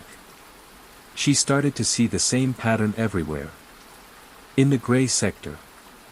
And even in whispers from the upper city. People had lost something. A feeling. A memory. It was like a fog had been put over their past. Mira dug deeper with her dream brush. She used its special powers to peek behind the mental walls. She found out that the Cortex Collective had been secretly taking away bad memories. Or any thoughts that made people uncomfortable. This was the Grey Wash. A secret program. It made people calm. Peaceful. But it also made them empty. It took away their true history. Mira found a hidden truth. A big, bad event in Cerberus City's past had been completely erased. It was a time when people had fought. They had fought against too much control. They wanted freedom. The Cortex Collective had hidden this past. They made everyone forget it. They wanted no one to know that the city hadn't always been so calm. So controlled. They wanted everyone to believe their perfect, calm world had always been. Mira felt a cold anger rise in her. The calm of Cerberus City was a lie. Built on forgotten pain. Mira knew she couldn't fight the Greywash alone. She needed more than flashes of art. She needed old truths. Deep truths. Truths that had been kept hidden for a very long time. She thought of the whispers. Of stories passed down in the dark corners of the underlayers. Stories of a memory keeper. Someone who remembered everything. Even what the collective tried to erase. The whispers led her to Vega. Vega was an old person. They lived deep in the city's forgotten tunnels. In places where the city's very oldest parts met the dark earth. Their home was a small, dusty room. It was filled with strange things. Old machines. Paper books. Real ones, not digital. And recordings on old, spinning discs. They were a keeper of things lost. Things forgotten. Mira found Vega sitting among their treasures. The old one's face was a roadmap of wrinkles. Their eyes, though cloudy, held a sharp, knowing light. They looked at Mira, then at Whisper, who floated silently beside her. "You seek the lost hum," Vega said, their voice like dry leaves. "The song of what was. The Grey Wash, it steals not just memory, but the very note of being." Mira told them what she knew. About the memory blank. About the big secret. Vega listened. Their gaze was distant, as if looking into a past only they could see. Vega told Mira about the forgotten past. They spoke of a time before the Cortex Collective's total rule. A time when people fought for their own minds. They called it the Great Awakening. It was a big war. A war not with guns, but with thoughts and ideas. The collective had won. But they didn't just win. They erased. They made everyone forget. They used their new power to build the perfect Cerberus City. By taking away its heart. "Your dream brush," Vega said, looking at Myra's hand.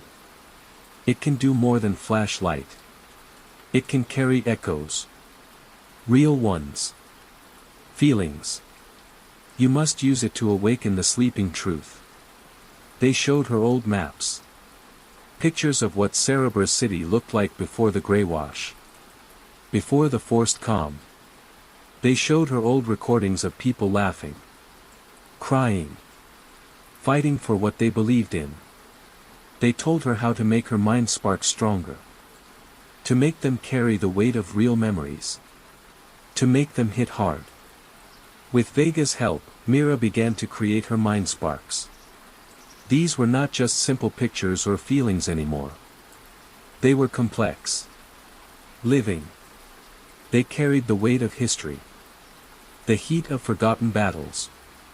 The deep sadness of loss. And the bright fire of hope. They were made from Vega's old records. From the faint echoes of real feelings they had saved. Mira used her dream brush. She worked for long hours. Her hands moved fast. She wove together old songs. Pictures of people who had fought for freedom. Feelings of rage. Of joy. Of sadness. All mixed together into strong, living bursts of thought. She started small. She used her dream brush to plant these new, powerful mind sparks in hidden bursts. She targeted small groups of people in the gray sector. People who already felt the emptiness of the memory blank. At first, people just felt strange. A sudden, sharp feeling they couldn't name. A flash of a face they didn't know. But then, the feelings grew stronger. Old feelings started to bubble up. Feelings of anger. Of longing. Of something deeply missed. Faces from old times would flash in their minds. Sounds of forgotten shouts. Their calm, empty state began to crack. A small wave of confusion spread through the gray sector. Then, a ripple of quiet unrest. People started looking at each other differently. Wondering. Remembering. Even if they didn't know what they were remembering. The small changes in the gray sector did not go unnoticed. High up in the thought spire, Director Thorne felt the subtle shifts. Thorne was the head of thought control for the Cortex Collective. He was a cold, sharp man. His mind was like a perfect machine. He wore dark, sleek clothes that seemed to absorb all light. His eyes, dark and piercing, missed nothing. He hated messy thoughts. He hated anything that brought discord. He saw Myra's mind sparks not as art, but as a sickness. A virus in his perfect system.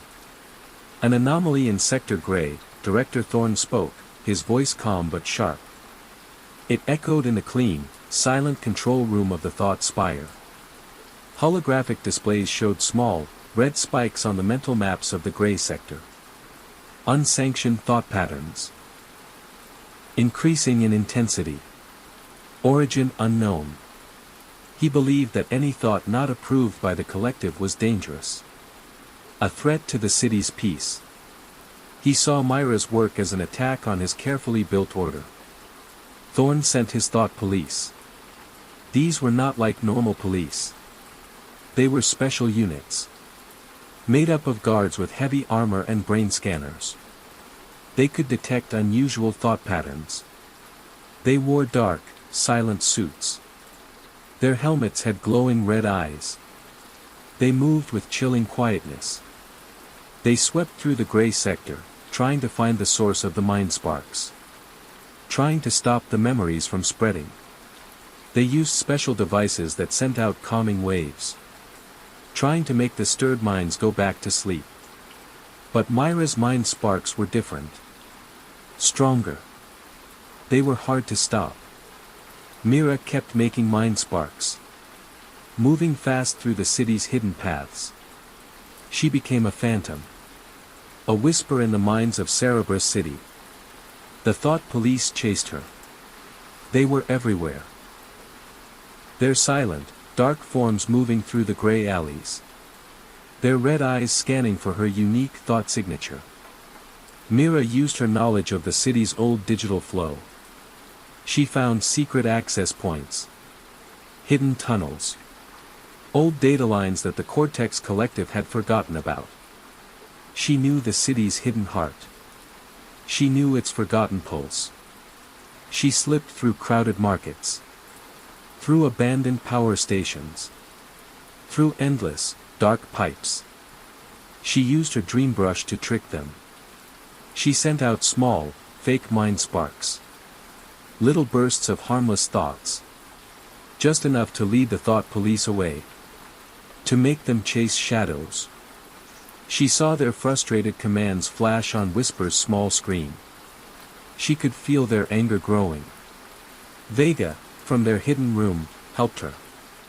They gave her old maps. Maps of the true city. Of places the collective had built over. But could not truly erase. They showed her secret vents. Forgotten stairwells. Paths that led into the very guts of Cerberus City. Whisper was her eyes in the dark. It flew ahead.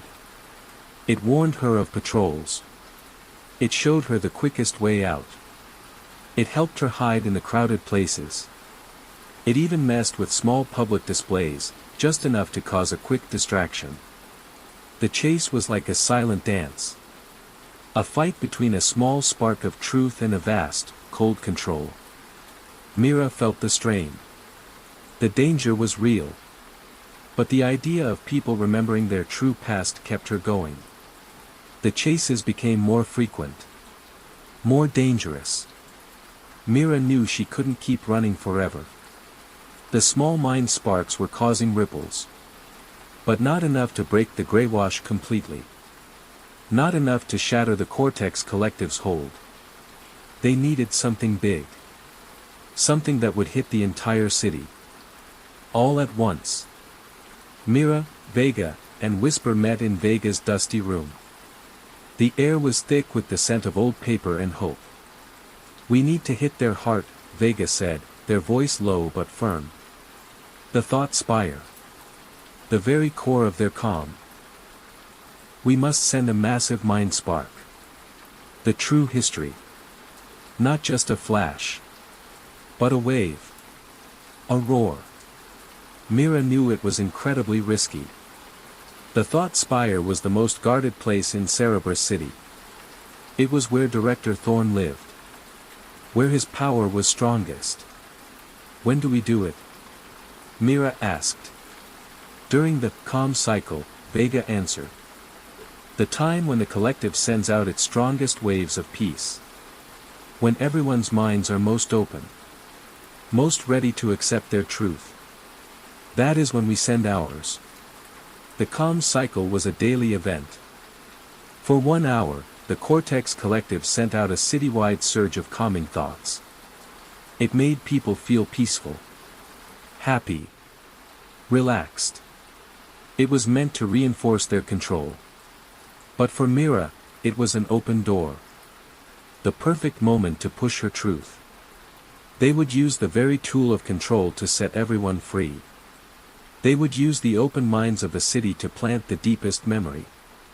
A contact Vega knew, who worked with old energy lines in the undercore, helped them. They would create a power surge.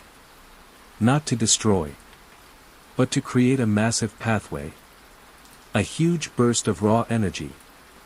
It would be enough to push Myra's mind spark through the Thought Spire's strongest walls. It would be enough to flood the entire city. The day of the big push arrived. The sun, a pale disk behind the clouds, cast long shadows over Cerberus City.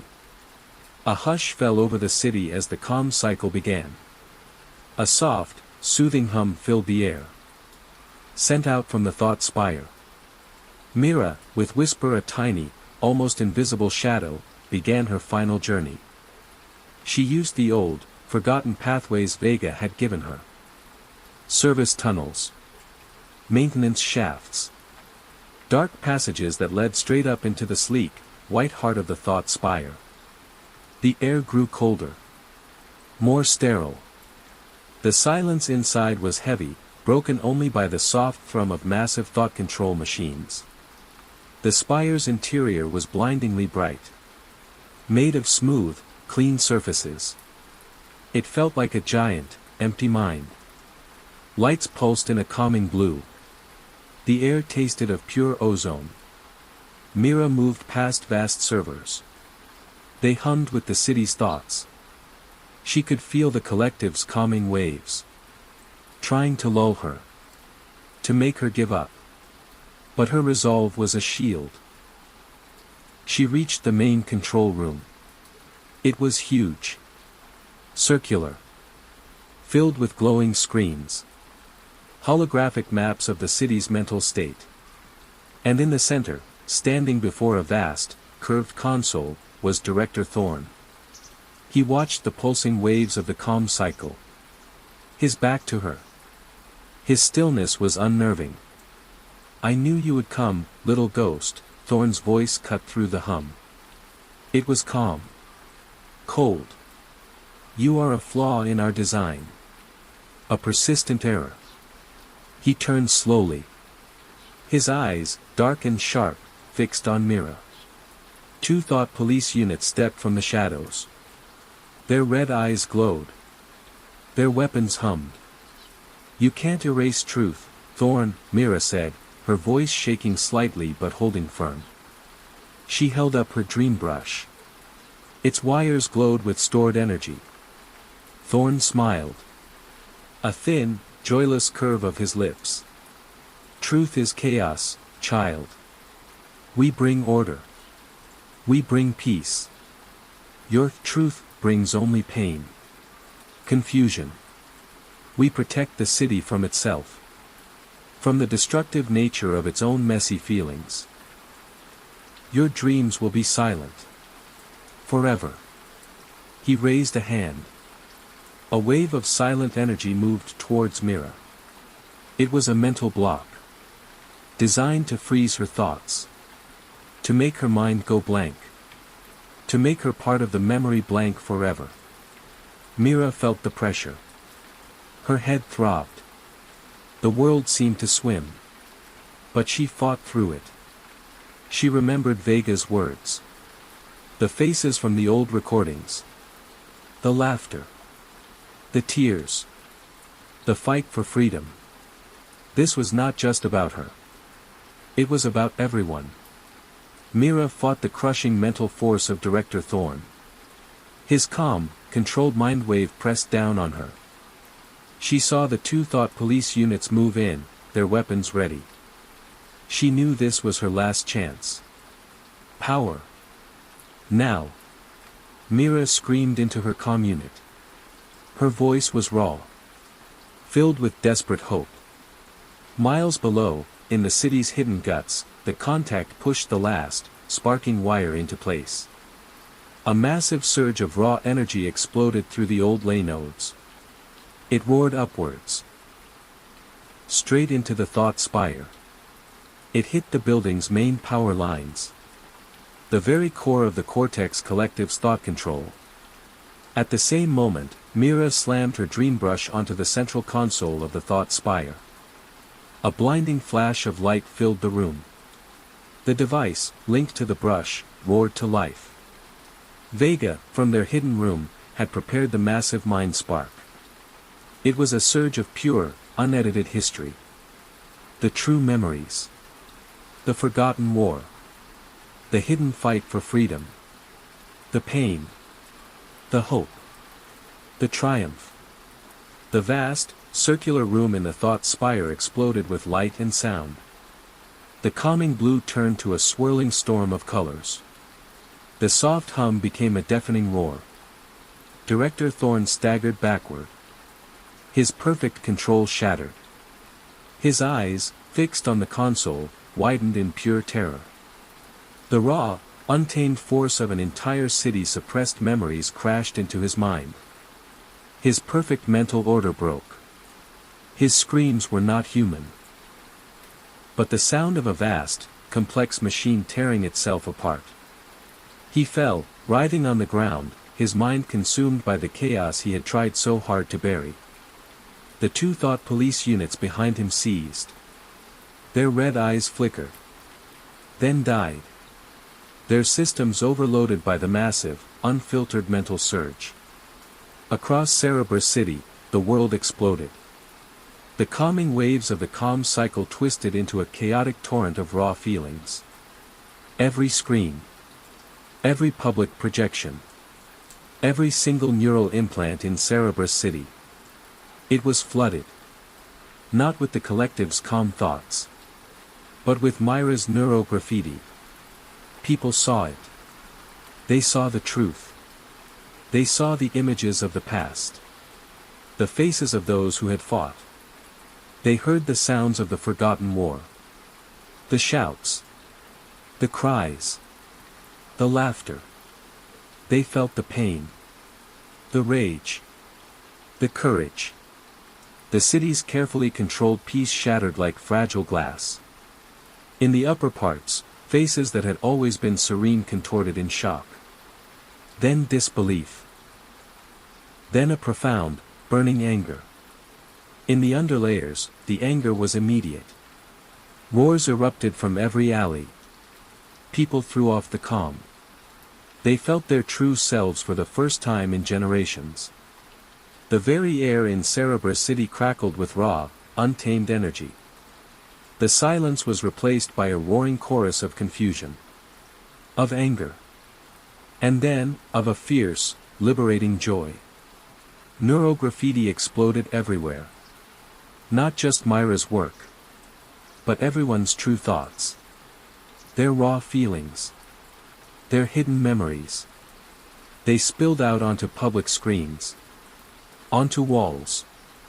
Into each other's minds. Cerebra City was no longer sleeping.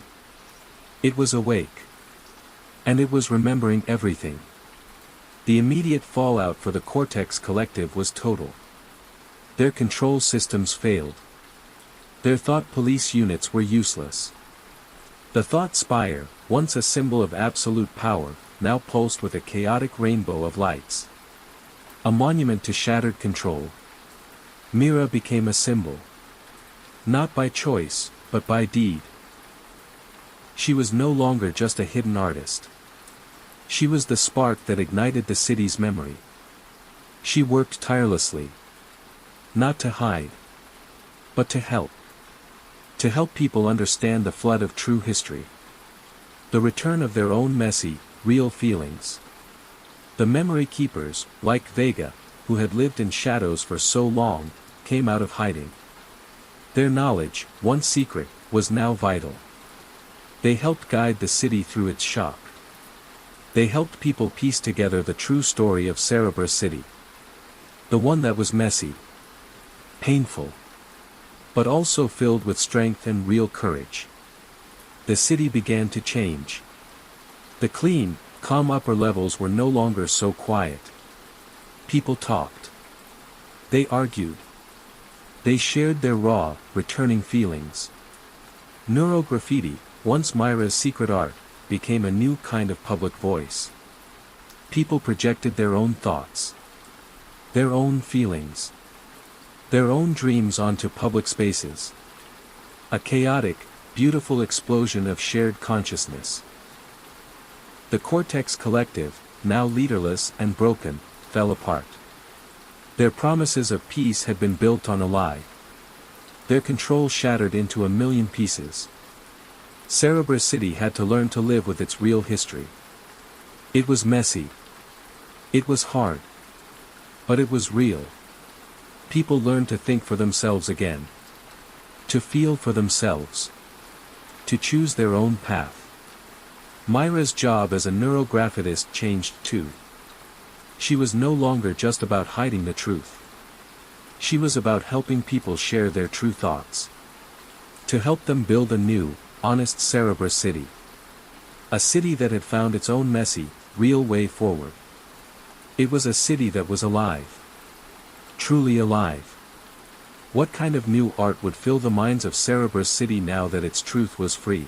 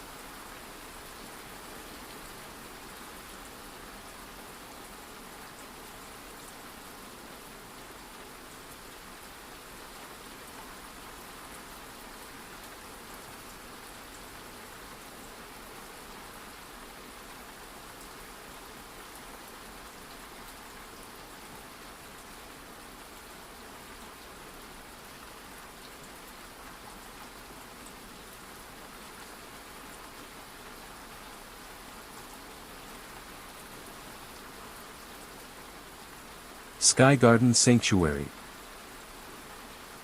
The city of Eridor floated like a colossal, crystalline flower in the perpetual twilight of the upper atmosphere.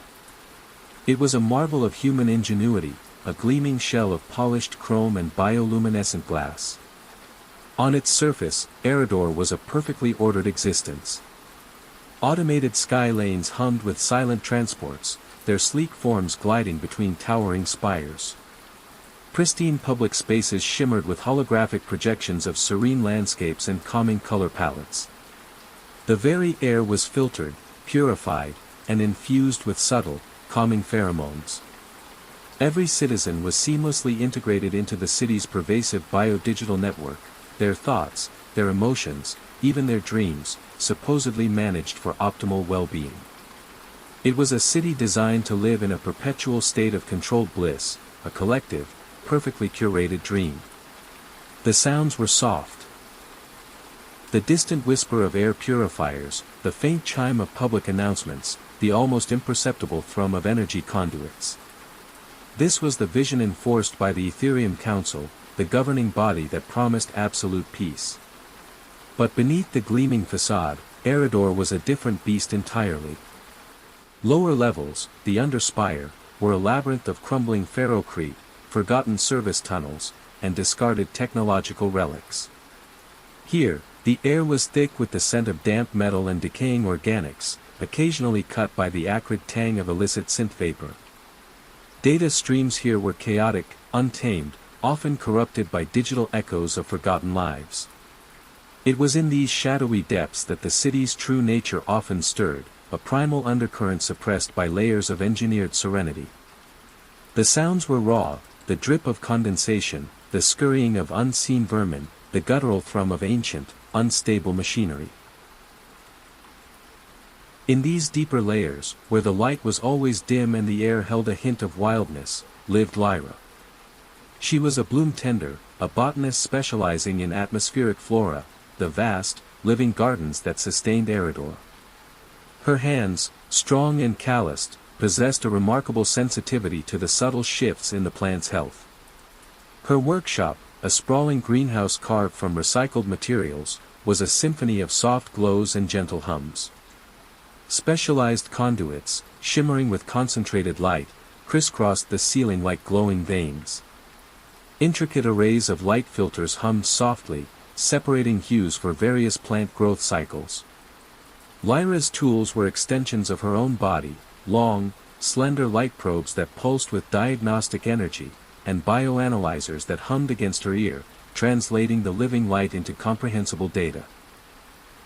She often wore a simple, dark tunic of woven algae fibers, its material absorbing stray light, allowing the myriad glows around her to truly stand out. Lyra possessed an innate, almost spiritual connection to the flora.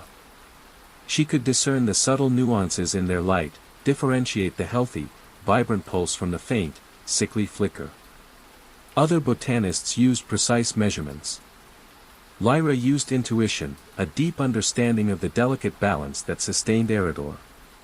She spent her days tending to the massive sky gardens, vast, floating botanical biomes that produced the city's oxygen and sustained its life. These gardens were immense, enclosed ecosystems, their domes shimmering with a soft, verdant light. She nurtured the light, understanding its rhythms, its needs. Her personal companion, a small, multifaceted bioluminescent drone named Moss, floated silently beside her. Its single, large lens shimmered, capturing and processing light patterns, often projecting them for Lyra's analysis. Moss's faint, silvery hum was a constant, comforting presence. Lately, however, a disquieting change had begun to subtly spread through Eridor. It was a phenomenon the governing Ethereum Council vaguely termed the fading bloom.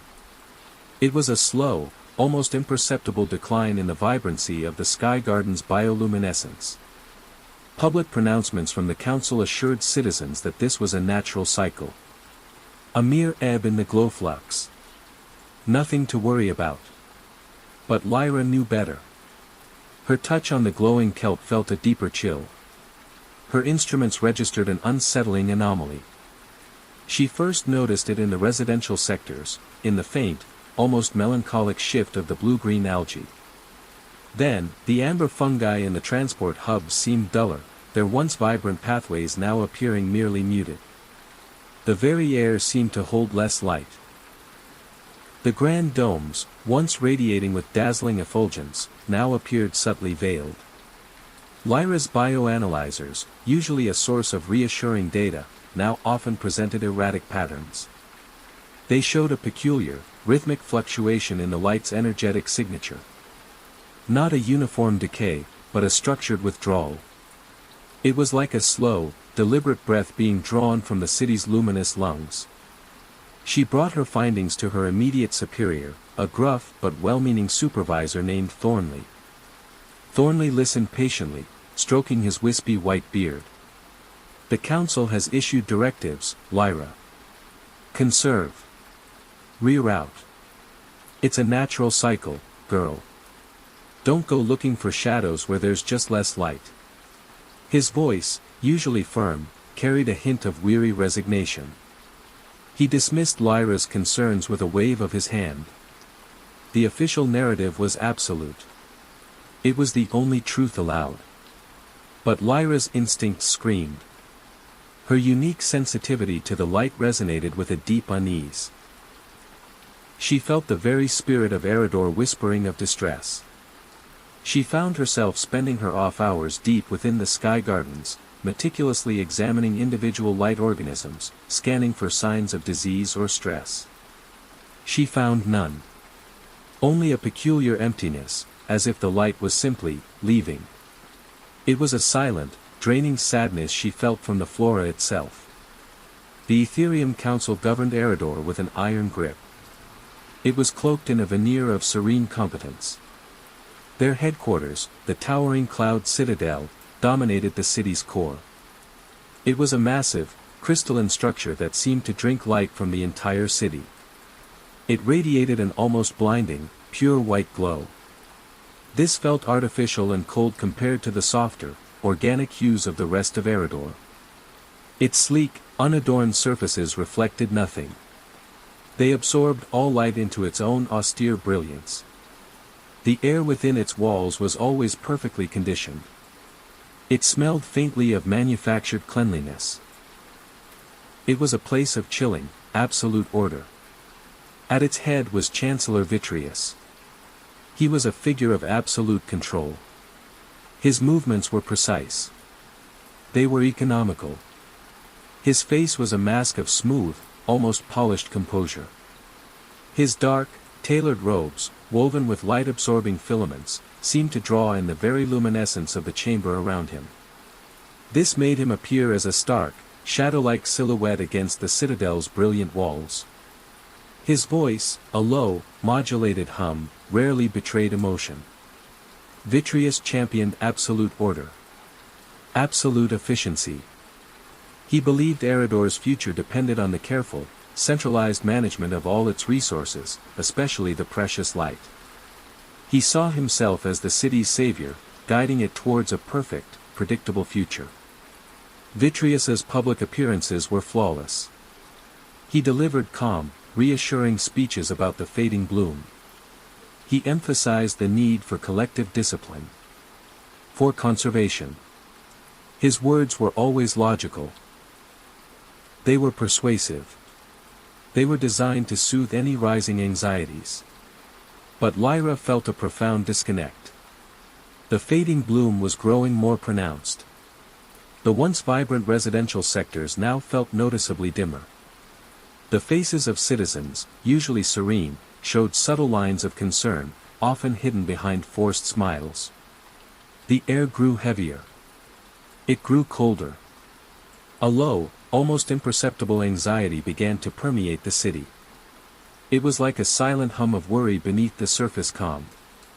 Lyra's independent investigations continued in secret. She installed hidden resonance emitters in various sectors. These tiny devices would record the subtle energetic signatures of the flora. Her data consistently showed not a natural decay, but a rhythmic pattern of extraction. It was a siphoning. It was precise and controlled. It emanated directly from the cloud citadel. The signature matched no known natural biological process. It was undeniably artificial. It was a deliberate act. It was a theft of the city's very essence.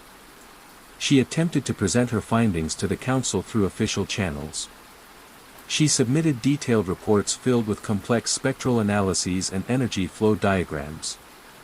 Each time, her reports were returned with polite but firm rejection. Anomalies in sensor readings, the automated responses would state. Recalibration recommended. Or, more chillingly, compliance with established protocols advised. The subtle warnings grew more pointed.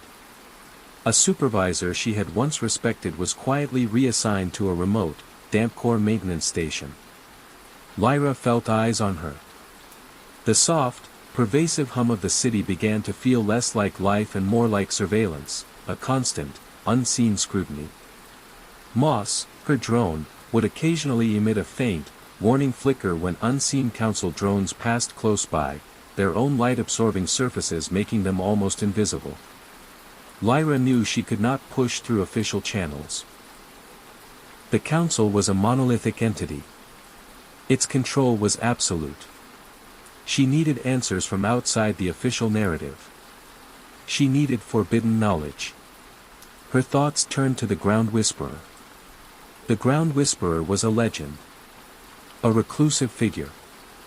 Whispers in the deepest, most archaic levels of Eridor spoke of a being who had existed before the council. Before the Cloud Citadel. Before the city became a curated dream. The Ground Whisperer was rumored to have a direct, intuitive connection to the planet's core energy. A living conduit to the Earth's own subconscious. The stories said the Ground Whisperer resided in the forgotten, lower levels of Eridor, closer to the planet's surface, where ancient tech and forbidden knowledge were rumored to exist. These were the truly ancient, unstable caverns beneath Eridor, predating the grand domes and the Council's meticulous control. They were dark. They were dangerous. They were filled with forgotten machinery and wild, untamed bioluminescence that had resisted all attempts at cultivation. Moss, its optical sensors dimming with a rare solemnity, provided Lyra with the cryptic coordinates. The Ground Whisperer, the drone hummed, knows the oldest songs. Be warned, Lyra. The path is, unmapped by their consensus. It is a path of forgetting. The journey to the Ground Whisperer's sanctuary was a perilous descent. Lyra navigated crumbling tunnels. Their air was thick with the scent of damp earth and ancient rust. She moved through abandoned data nodes. Their screens were covered in centuries of dust. They hummed with a faint, ghostly energy. Strange, half-organic growths clung to the walls. Bioluminescent fungi pulsed with a soft, eerie light. The sounds of the upper city faded, replaced by the drip of subterranean water, the scuttling of unseen creatures, and a deep, resonant hum that seemed to emanate from the very core of the planet. Moss, its internal lights flickering, navigated the tightest passages. It scanned for structural weaknesses, for pockets of unstable energy, for anything that might betray their presence. It was a journey into the city's forgotten past. A descent into its geological memory. Finally, after what felt like cycles, Lyra reached the sanctuary. It was not a built structure, but a vast, natural cavern. Its walls were raw, unworked stone, streaked with mineral deposits that shimmered like veins of pure energy. In the center, surrounded by glowing crystals and ancient, half-buried artifacts, sat the Ground Whisperer. The Ground Whisperer was not human, not entirely. Its form was fluid, shifting. Its skin seemed to ripple with the colors of the earth. Its eyes, ancient and knowing, were pools of liquid starlight. It did not speak with a voice, but with a symphony of resonating thought forms that permeated Lyra's mind. It was an entity of pure consciousness. A primal being linked to the planet itself. You carry the dissonant hum of the bloom, child of the city, the ground whisperer's thought forms resonated in Lyra's mind. You seek its root. Lyra projected the data she had collected. The Council's suppression tactics. The increasing decline of the bloom. Her fears for Eridor. The ground whisperer responded with a torrent of ancient knowledge. Eridor was built upon the sleeping giants. Upon the earth nodes. The ancient ley line network. A primal energy source. A natural dream matrix of the earth itself. The Council buried it. They paved over its song. They built their cloud citadel directly upon its greatest nexus. The revelation stunned Lyra. The Ethereum Council hadn't just suppressed emotions. They had suppressed the very life force of the planet. The fading bloom, the ground whisperer explained, was a natural response to this deep repression. It was the Earth's dream trying to break through the artificiality. To reclaim its voice. To express its suppressed vitality. It was not a disease to be cured. It was a truth trying to be heard. The only way to truly contain or understand it was to acknowledge its source. To integrate it. Not to suppress it. To listen to the planet's feral dream. To heal the city, the ground whisperer resonated, you must unleash its wildness. You will need a key. A spark to ignite the buried song. The verdant key. The ground whisperer told Lyra she needed help. Someone who understood raw, unmediated energy. Someone who could bridge the gap between the ancient earth and the city's frantic pulse. Someone who dealt in discarded power. You will find Kalen, the ground whisperer resonated. They have the hands of fire. The mind of steel. They see the broken places where power flows astray. Kalen was a street-level tech scavenger. An underground mechanic. They dealt in illicit power modifications and discarded Eridor tech. Their workshop was an explosion of salvaged parts. Sparking wires. Arc welders spitting light. The air was thick with the smell of hot metal. Burnt ozone. And cheap synth tobacco. It was a chaotic symphony of invention and desperation. It was located deep within the Rust Spires, a sector of the Underspire known for its pervasive, aggressive corrosion and the desperate struggle for survival. Lyra navigated the treacherous, narrow alleys of the Rust Spires. The structures here leaned precariously. Their metal skin flaked with pervasive rust. Luminescent fungi grew in aggressive patches, hinting at the bloom's creeping influence even here. She found Kalen's workshop behind a series of reinforced blast doors. The sound of hammering and electric drills vibrated through the metal. Kalen was a force of nature. Lean and muscular. Their short-cropped hair was streaked with grease and copper dust. Their hands, scarred and calloused, moved with incredible speed and precision, wrestling with a sparking power conduit. Their face was smudged with oil. Their eyes, sharp and intelligent, were the color of molten steel. They were wary. Distrustful of anyone who came from the upper levels. They believed the Council's peace was a gilded cage for the privileged. And a forgotten hell for the rest. What do you want, Upper Strata Ghost? Kalen grunted, not looking up from their work. Their voice was rough. Gravelly. If it's cheap tech, you're in the wrong place. My scrap is pure gold. Lyra explained. The fading bloom. The earth nodes. The core vault. The Ethereum Council's deliberate suppression of Eridor's true energy source. Its ancient, organic heritage. She showed them the raw data.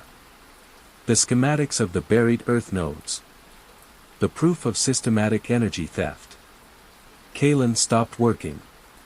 Their eyes widened. They stared at the data. Their expression shifted from suspicion to a slow, burning rage. The fading bloom wasn't just a threat. It was a symptom of the deeper lie that had condemned their people to struggle for every watt of power.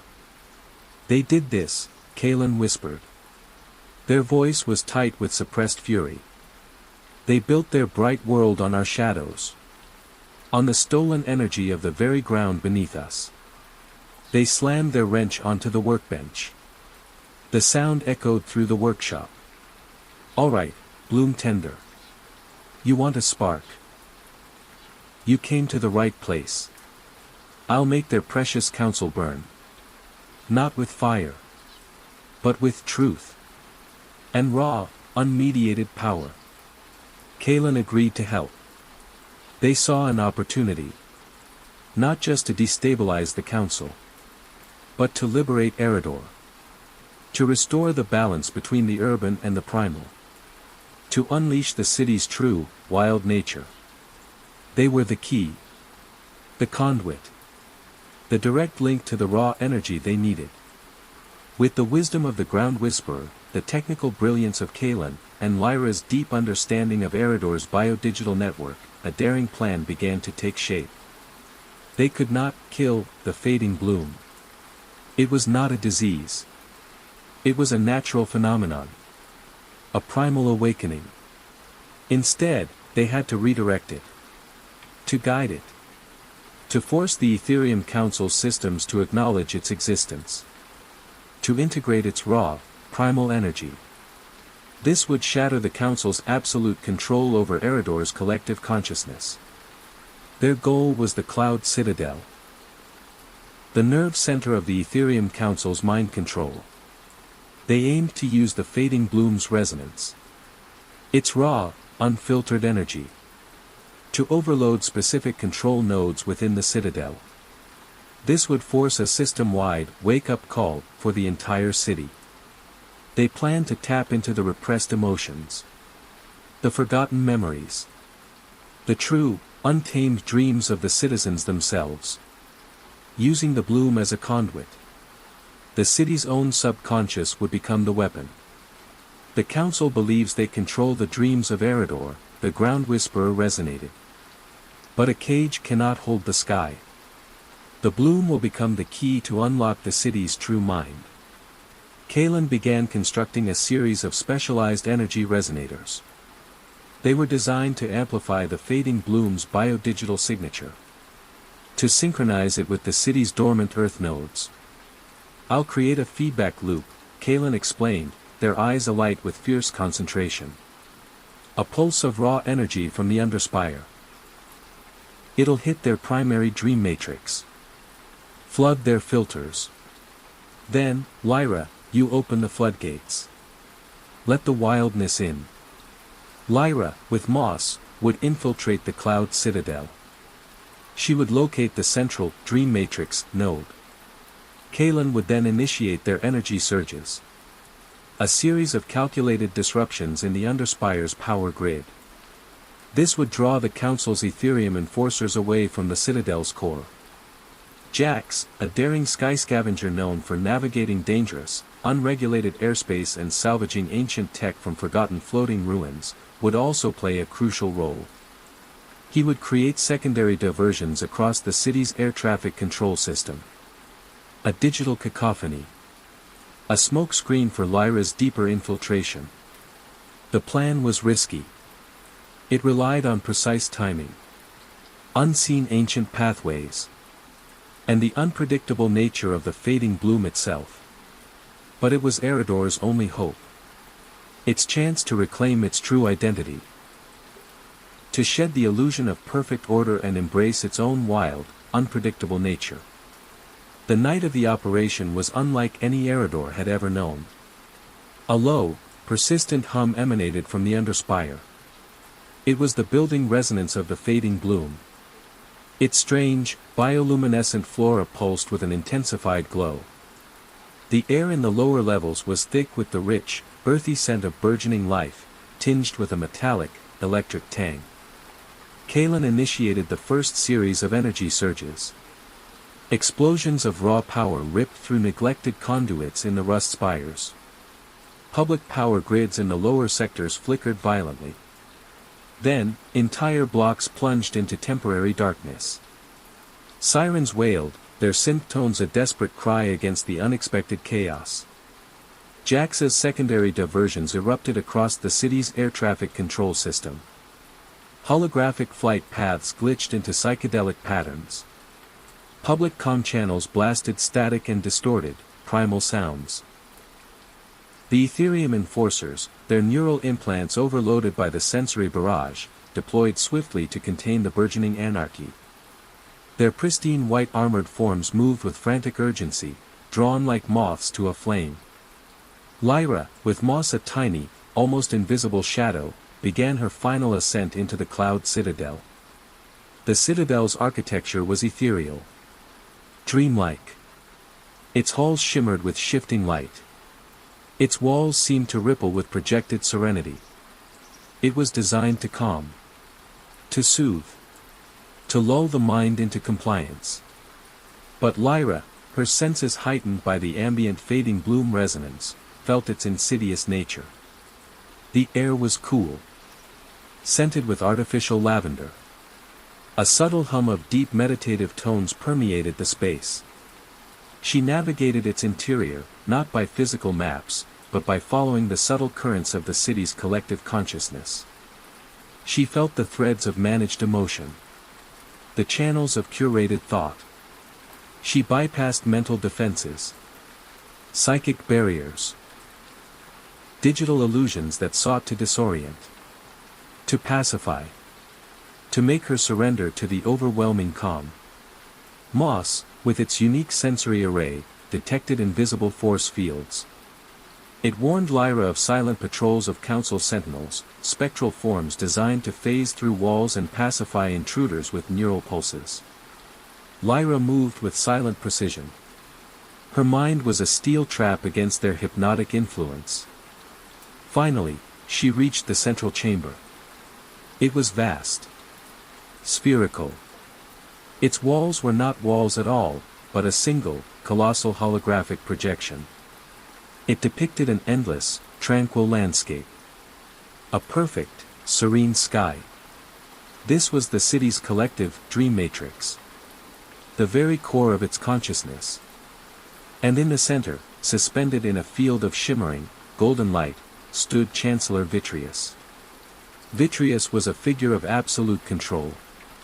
His voice, when he spoke, was a smooth, resonant bomb. It filled the chamber, imbued with a calming frequency that sought to soothe Lyra's every thought. A predictable intrusion, bloom tender, vitreous in tone. His form shimmered, almost translucent against the backdrop of the tranquil dreamscape. A ripple in the perfect tide. Your feral dream must be extinguished. It threatens the tranquility. The ultimate peace. Lyra felt the mental pressure. The council's attempt to quell her mind. To force her into their curated dream. Your peace is a lie, Vitreous. Lyra roared. Her voice cut through the serene hum. It's a cage. You've starved Eridor of its true nature. Its wildness. Its very soul. Vitreous's eyes, pools of calm, reflected the serene sky. We protect Eridor from itself. From the destructive nature of unmanaged consciousness. From the primal chaos you seek to unleash. We have brought order. Harmony. We have eliminated fear. Anger. Discord. The fading bloom is a regression. A disease of the mind. A parasite on our perfect creation. He raised a hand. A wave of shimmering energy flowed from his fingertips. It was not a physical attack. But a direct assault on Lyra's mind. A psychic hammer designed to shatter her will. To force her into eternal somnus. Lyra fought the crushing mental force of Chancellor Vitreous. His calm, controlled mind wave pressed down on her. She saw the two Ethereum enforcers move in, their weapons ready. She knew this was her last chance. Kaelin. Now. Lyra screamed into her community. Her voice was raw. filled with desperate hope. Miles below, in the city's hidden guts, Kalen, bathed in the electric glow of their custom-built energy resonators, initiated the final, most devastating energy surge. A pulse of raw, earth node energy, amplified by the fading bloom's wild resonance, shot through the ancient conduits. It roared upwards, straight into the cloud citadel. It hit the building's main power lines, the very core of the Ethereum Council's thought control. At the same moment, Lyra slammed her hand onto the central console of the cloud citadel. A blinding flash of light filled the room. The device, linked to the console, roared to life. The Ground Whisperer, from their hidden sanctuary, had prepared the massive verdant key. It was a surge of pure, unedited planetary energy. The true memories of the Earth. The forgotten connection. The hidden fight for freedom. The pain. The hope. The triumph. The vast, spherical room in the cloud citadel exploded with light and sound. The calming blue turned to a swirling storm of colors. The soft hum became a deafening roar. Chancellor Vitreous staggered backward. His perfect control shattered. His eyes, fixed on the console, widened in pure terror. The raw, untamed force of an entire planet's suppressed energies crashed into his mind. His perfect mental order broke. His screams were not human, but the sound of a vast, complex machine tearing itself apart. He fell, writhing on the ground, his mind consumed by the chaos he had tried so hard to bury. The two Ethereum enforcers behind him seized. Their optical sensors flickered, then died. Their systems overloaded by the massive, unfiltered mental surge. Across Eridor, the city erupted. The calming waves of the Ethereum Council twisted into a chaotic torrent of raw feelings. Every screen, every public projection, every single neural implant in Eridor. It was flooded. Not with the Council's calm thoughts, but with Lyra's raw, unfiltered truth. People saw it. They saw the truth. They saw the images of the past. The faces of those who had fought. They heard the sounds of the forgotten connection. The shouts. The cries. The laughter. They felt the pain. The rage. The courage. The city's carefully controlled peace shattered like fragile glass. In the upper parts, faces that had always been serene contorted in shock. Then disbelief. Then a profound, burning anger. In the underspire, the anger was immediate. Roars erupted from every alley. People threw off the calm. They felt their true selves for the first time in generations. The very air in Eridor crackled with raw, untamed energy. The silence was replaced by a roaring chorus of confusion. Of anger. And then, of a fierce, liberating joy. The fading bloom, no longer suppressed, exploded with vibrant, untamed life. Its bioluminescent flora erupted in public plazas. Their light pulsed with a fierce, untamed energy. Buildings, once cold and sterile, were draped in living, breathing tapestries of phosphorescent moss and shimmering vines. Their roots burrowed deep into the ferrocrete. Wild, beautiful animals, mutations of forgotten bioengineering experiments, now fully sentient, emerged from the lower levels. They roamed the forgotten sectors. Their calls echoed through the newly vibrant air. The city, once designed for perfect order, awakened to its true, wild nature. The pervasive sense of artificiality were replaced by the earthy aroma of growth, the fresh tang of vital, untamed life. The immediate fallout for the Ethereum Council was total. Their control systems failed. Their Ethereum enforcers were useless. The Cloud Citadel, once a symbol of absolute power, now pulsed with a chaotic rainbow of lights. A monument to shattered control. Lyra became a symbol. Not by choice, but by deed. She was no longer just a hidden botanist. She was the spark that ignited the city's connection to its true self. She worked tirelessly. Not to hide. But to help. To help people understand the flood of true history. The return of their own messy, real feelings. The ground whisperer, who had lived in shadows for so long, came out of hiding. Their knowledge, once secret, was now vital. They helped guide the city through its shock. They helped people piece together the true story of Eridor. The one that was messy. Painful. But also filled with strength and real courage. The city began to change. The clean, calm upper levels were no longer so quiet.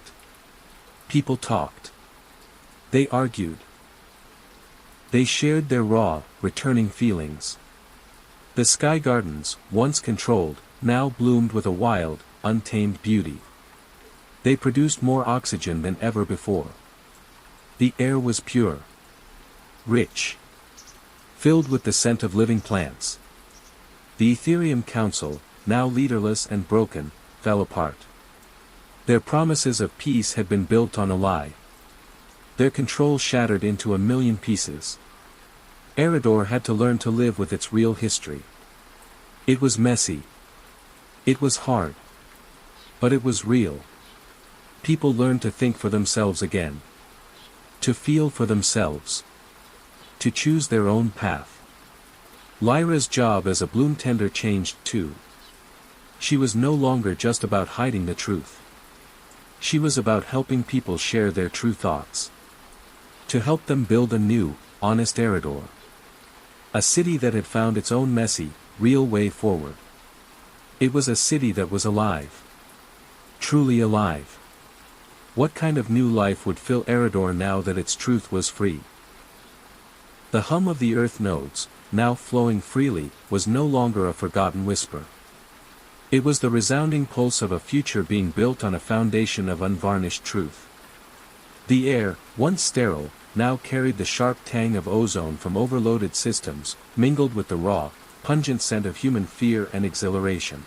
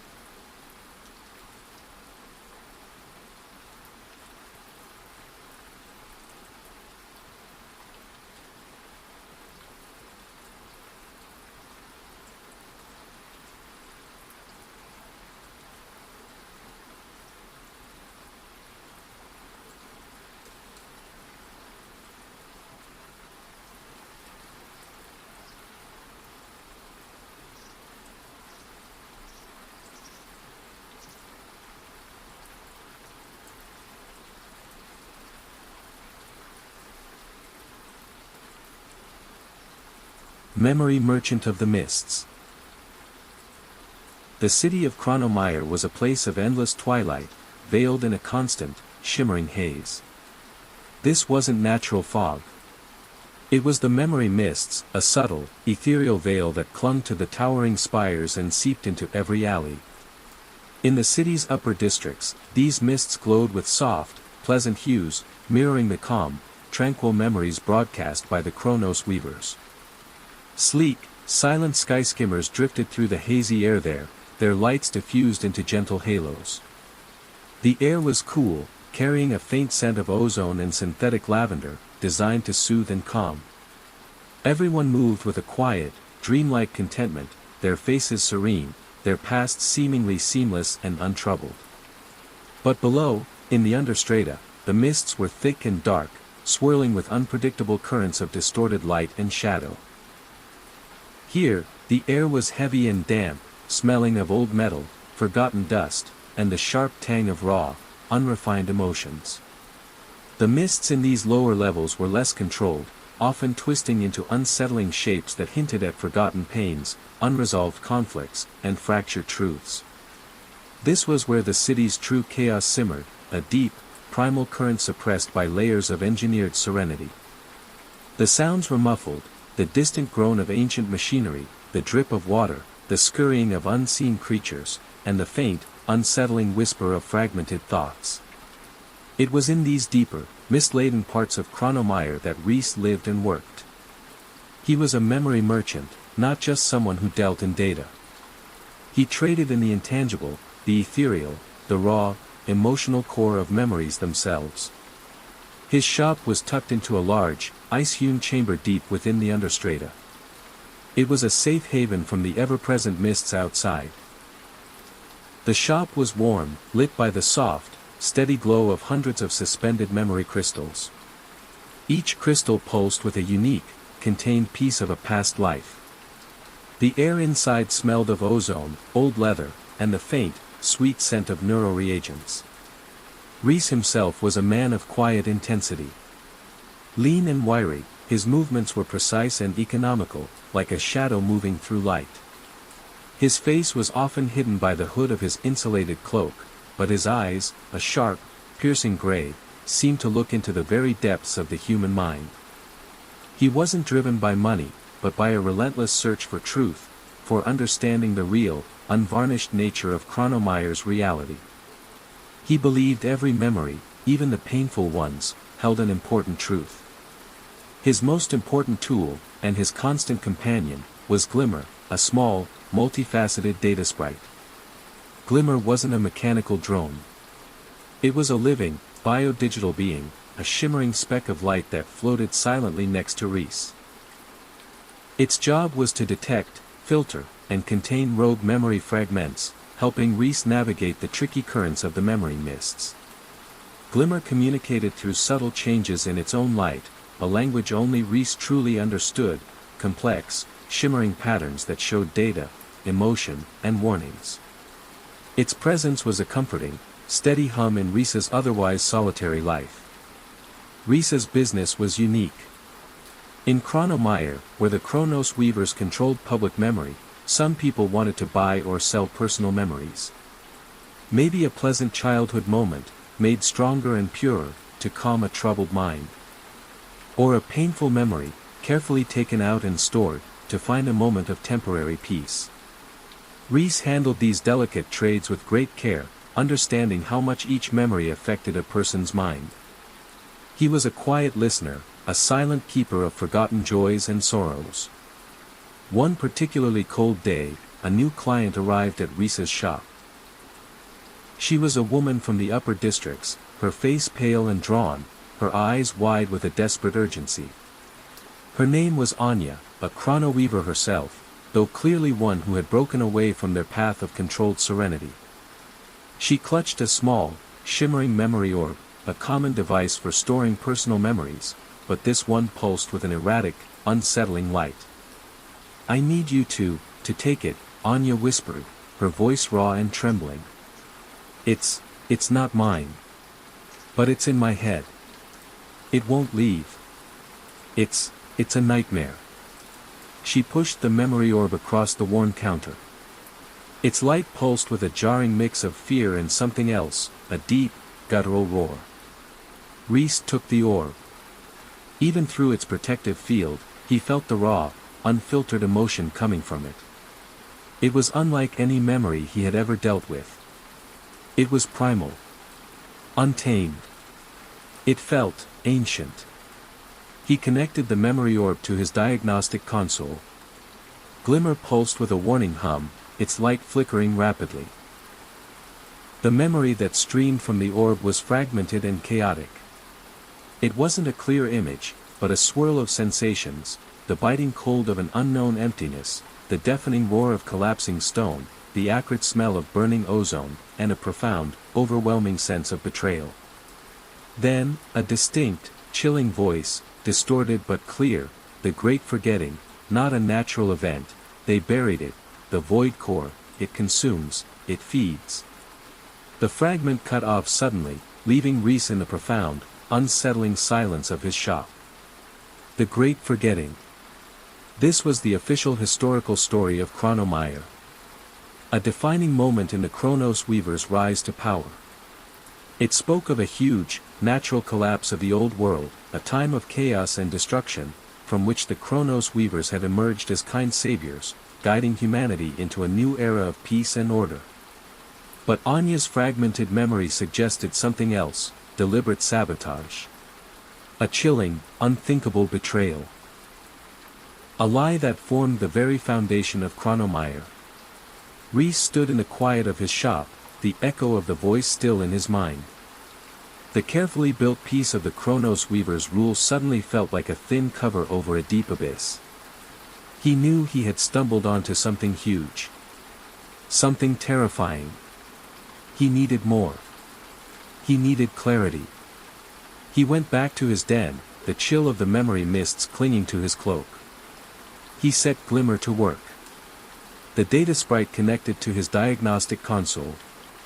It began to carefully analyze the fragmented neural echo. It searched the data for hidden patterns.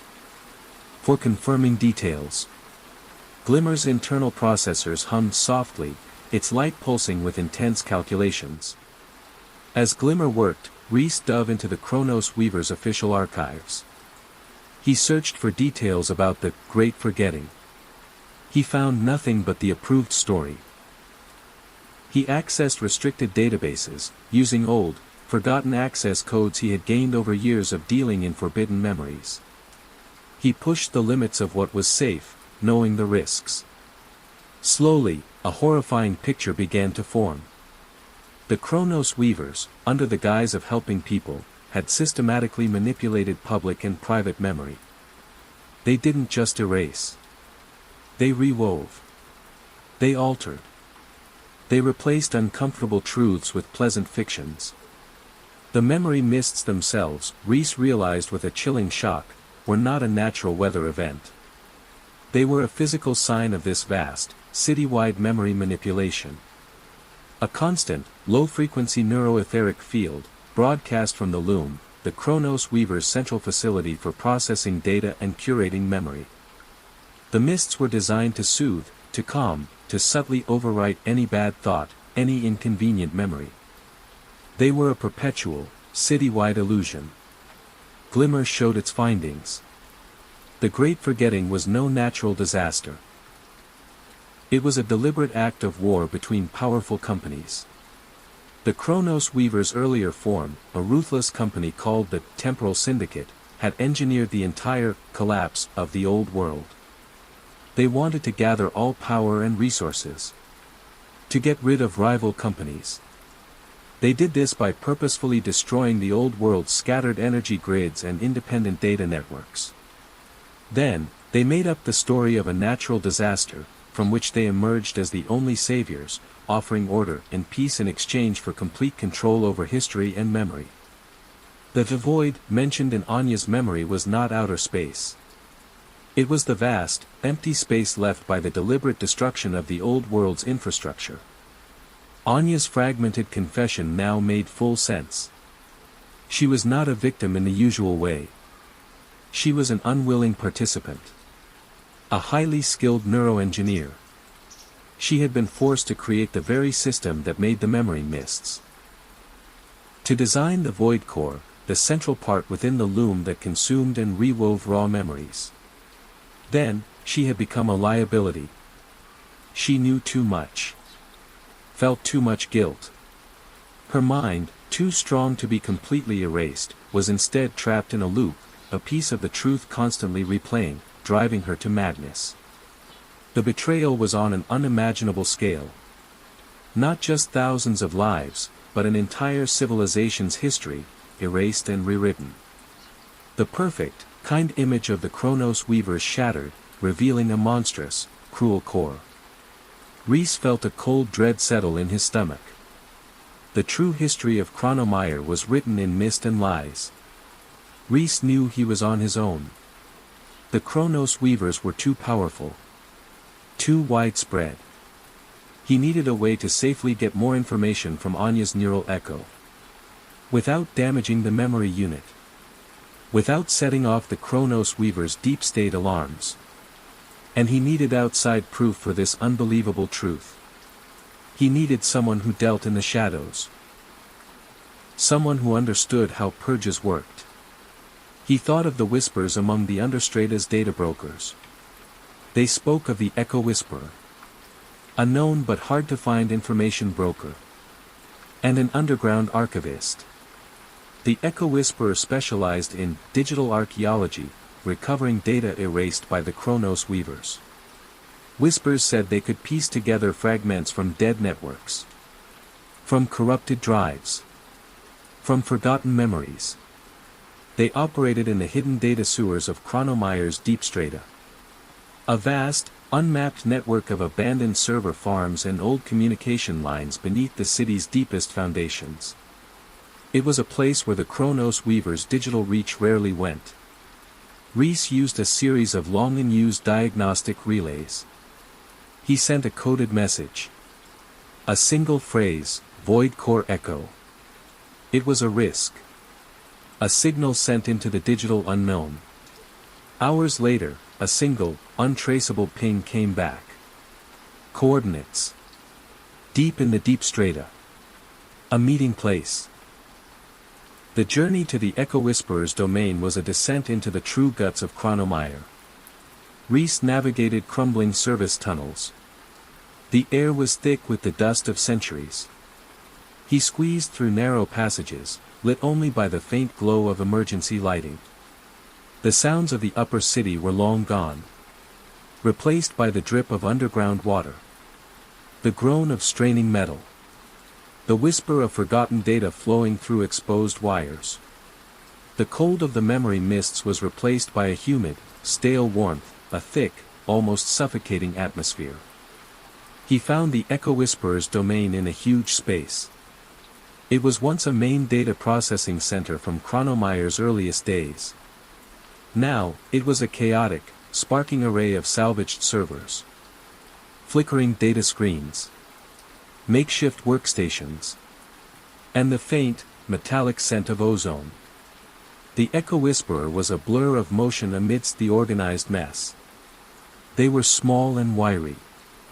Their dark hair was pulled back from a sharp, intelligent face. Their eyes, a piercing shade of green, darted constantly, taking in every flicker of light, every hum of energy. They wore patched, practical clothes, covered in grease and in dust. They were cynical. Guarded. Distrustful of anyone who came from the upper city. But they held a fierce, burning hatred for the Chronos Weavers' control. Their suppression of truth. You speak of echoes, merchant, the Echo Whisperer said, their voice raspy from disuse, getting straight to the point. They were already analyzing the fragmented data Reese had brought. The deep state. The Weaver's silent library. You know what you found? A ghost that screams. Reese explained. Anya. The great forgetting. The deliberate sabotage. The thousands of lives lost. The Echo Whisperer listened closely. Their eyes never left the data. They had a deep, intuitive understanding of how to get neurodata out. And the brutal purges the Chronos Weavers used. They've used those memory orbs for centuries, the Echo Whisperer revealed. Their voice was low, filled with simmering rage. Not just for silence. For profit. They take the very memories. The talents. The specialized knowledge. Then they put it into their own systems. Their own people. They call it memory harvesting. I call it soul theft. They paused. Their gaze sharpened. There is a way to pull the full confession. But it's risky. The Weavers erased the blueprints. Called the tech unstable. But I've found fragments. Whispers. In the deepest, most corrupted data graves. The Echo Whisperer, their green eyes burning with fierce determination, began to explain. The Chronos Weavers developed a device. The Chronos Resonator. It was designed to safely amplify and project neural echoes from deep stasis. To allow for controlled questioning. To pull out every last secret. But it was too efficient. Too revealing. It could shatter a mind if not perfectly tuned. And it could also, by accident, bypass suppression rules if the target's will was strong enough. They projected a flickering, partial blueprint onto a nearby screen. They called it too dangerous. Erased its records. But I found traces. Echoes of the blueprint in a defunct Chronos Weaver secret data core. Working together in the Echo Whisperer's chaotic workshop, they began to adapt a salvaged neurointerface. They connected it with a powerful, unstable energy core the Echo Whisperer had scavenged from an old power station. The air crackled with raw energy. Sparks flew as Reese, with his careful precision, and the Echo Whisperer, with their intuitive understanding of volatile tech, brought the Chronos Resonator to life. Glimmer, silent and watchful, managed the power fluctuations, its internal lights pulsing with intense calculations. They returned to Reese's shop under the cover of a routine maintenance cycle. Reese disabled the local surveillance systems. He brought the Chronos Resonator to Anya's memory orb. The air around the orb grew heavy. Charged. He connected the Chronos Resonator to Anya's neural port on the orb. He started the sequence. A blinding surge of pure, raw memory flooded the small space. It wasn't just a voice now. It was a full, sensory experience. Reese was pulled into Anya's mind. He witnessed the horror. The despair. The unimaginable betrayal. The great forgetting was no accident. It was a cold, calculated act of corporate warfare. Anya's memories flowed into Reese's mind like a flood. The Chronos Weaver's earlier form, the Temporal Syndicate, had seen the old world's scattered energy and information networks as a threat to their power. A potential rival for complete control. Instead of leaving it alone, they twisted it. They planned to publicly create a natural collapse. To gain immense public trust. To trick rival companies into investing billions in a false rebuilding. Then, to make them disappear. Anya, a brilliant neuroengineer, had been kidnapped. Forced to carry out the sabotage. To design the Void Core, the central part within the loom that consumed and rewove raw memories. She had built the destruction into the very fabric of Chronomeyer's datasphere. Her confession was raw. Undeniable. She tried to warn people. She tried to stop it. But she was trapped. Threatened. Her family held hostage. After the collapse was publicly announced, Anya was seen as a danger. She knew too much. Felt too much guilt. Her mind, too strong to be completely erased, was instead trapped in a loop, a piece of the truth constantly replaying, driving her to madness. She was frozen. Silenced. Her confession, her torment, trapped in the memory orb. Until now. The full horror of the Great Forgetting was now clear. The Chronos Weavers, or their earlier form, had deliberately destroyed the old world. They redirected resources, technology, all for their own benefit. They sent thousands to their deaths in the cold, empty void of forgotten history. Anya's echo, now fully amplified by the Chronos Resonator, was a chilling testament to the depths of corporate cruelty. The truth of the Great Forgetting burned in Risa's mind. It was a monstrous lie that formed the entire fabric of Chronomire. The kind face of the Chronos Weavers was a mask over unimaginable cruelty. He knew he couldn't stand by. This truth had to be revealed.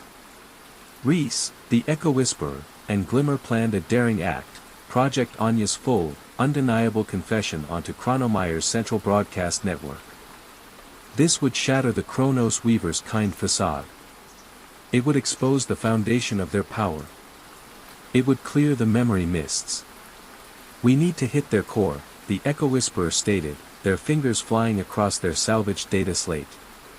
The central data hub, where the Chronos Weavers control all public information, all thought. It's located within their headquarters. The Loom. The Loom was a colossal, crystalline spire. It stood above Chronomire's skyline. It was the very symbol of the Chronos Weavers' power.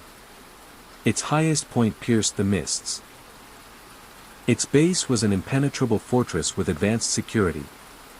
To reach its core data hub would be a suicidal mission. But it was the only way to ensure the truth reached every citizen. "I can create a bleed-through," the Echo Whisperer explained, their eyes alight with the challenge. "A controlled, high-frequency data pulse. It'll bypass the Chronos Weavers' filters. It will embed Anya's echo directly into the city's collective consciousness. It will be like a waking nightmare for them. A memory they can't erase. The mists will clear." Risa's role was infiltration. He would carry the Chronos Resonator. He would connect it directly to the Loom's central data core. The Echo Whisperer would then start the bleed-through from their hidden deep strata base. Glimmer would manage the complex network synchronization, making sure the signal was pure, undamaged. The plan was audacious. It relied on precise timing, hidden ancient pathways, and a deep understanding of the Chronos Weavers' own systems. The Echo Whisperer knew their weaknesses, their arrogance, their blind spots. They believed their control was absolute. They did not expect a truth from the past, from a ghost in the memory. The night of the operation fell upon Chronomire like a shroud. The city hummed with its usual manufactured peace. But below the surface, a storm was brewing. Reese, wearing a Chronos Weaver engineer's standard maintenance suit, moved through the lower access tunnels leading to the Loom. The suit's data ghosting tech would hide his identity. Its neural dampeners would scramble basic biometric scanners. Glimmer, sleek and silent, phased through the shadows beside him, its sensors sweeping for threats. The Loom's interior was a study in sterile, imposing grandeur. Polished chrome and seamless synth-glass walls reflected his distorted image.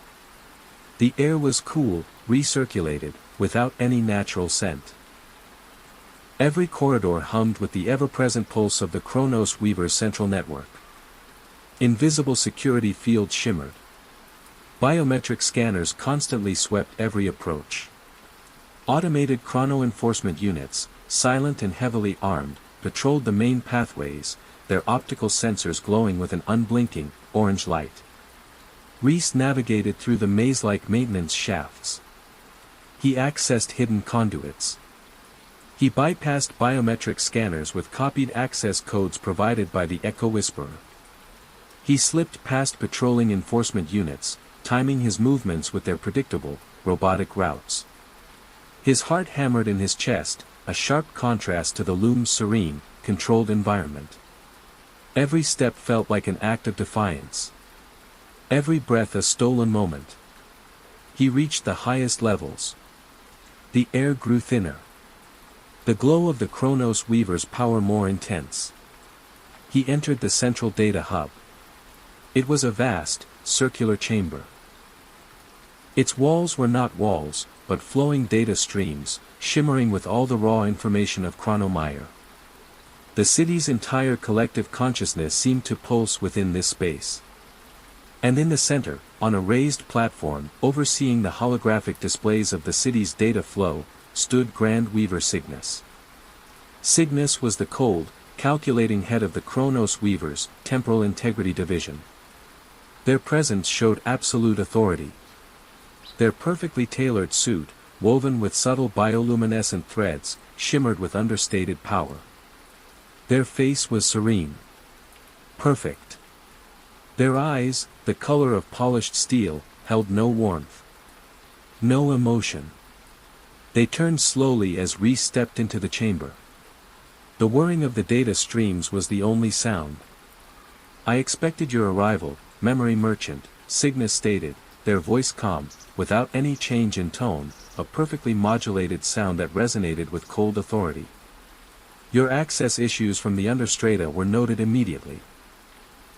A regrettable deviation from your usual carefulness." Their gaze was absolute. Questioning. They didn't need to shout. Their presence commanded attention. Reese gripped the Chronos resonator. Its power cell hummed, warm against his gloved hand. "You knew," Reese accused, his voice firm despite the tremor in his hands. "You knew about Anya. About the great forgetting. You destroyed the old world." Cygnus's expression remained unchanged. Their perfect features showed no emotion. "A necessary sacrifice, merchant. For stability. For the greater good." The Temporal Syndicate faced a critical moment. Uncontrolled chaos threatened to break apart society. The Great Forgetting brought order. It allowed us to gain power. To ensure Chronomire's prosperity. It was a difficult decision. But a logical one. They pointed towards a shimmering array of hidden memory orbs, visible only now as their disguise flickered. "Anya is just one of many. The Deep Memory Custody program has been active for centuries. A silent archive of all of the Chronos Weaver's uncomfortable truths. All the necessary decisions. Preserved. Controlled. For the good of all." A chill ran down Reese's spine. Not just the cold of the chamber, but the icy realization of how deep the Chronos Weaver's deception went. They were not just hiding a single crime. They were systematically burying centuries of their own terrible acts. A constant, chilling harvest of secrets. "You're a monster," Cygnus restated, his voice tight with disgust. "You call this prosperity? It's built on erased lives. On stolen memories." Cygnus merely tilted their head slightly. "Emotion is a variable, merchant. And variables create disorder. We eliminate disorder. We preserve peace. Now, stand down. Or face permanent realignment." They activated a signal on their communication unit. Two heavily armed chrono enforcement units, silent and imposing, dropped from hidden hatches in the ceiling. Their optical sensors locked onto Reese. Their weapons hummed. Reese didn't hesitate.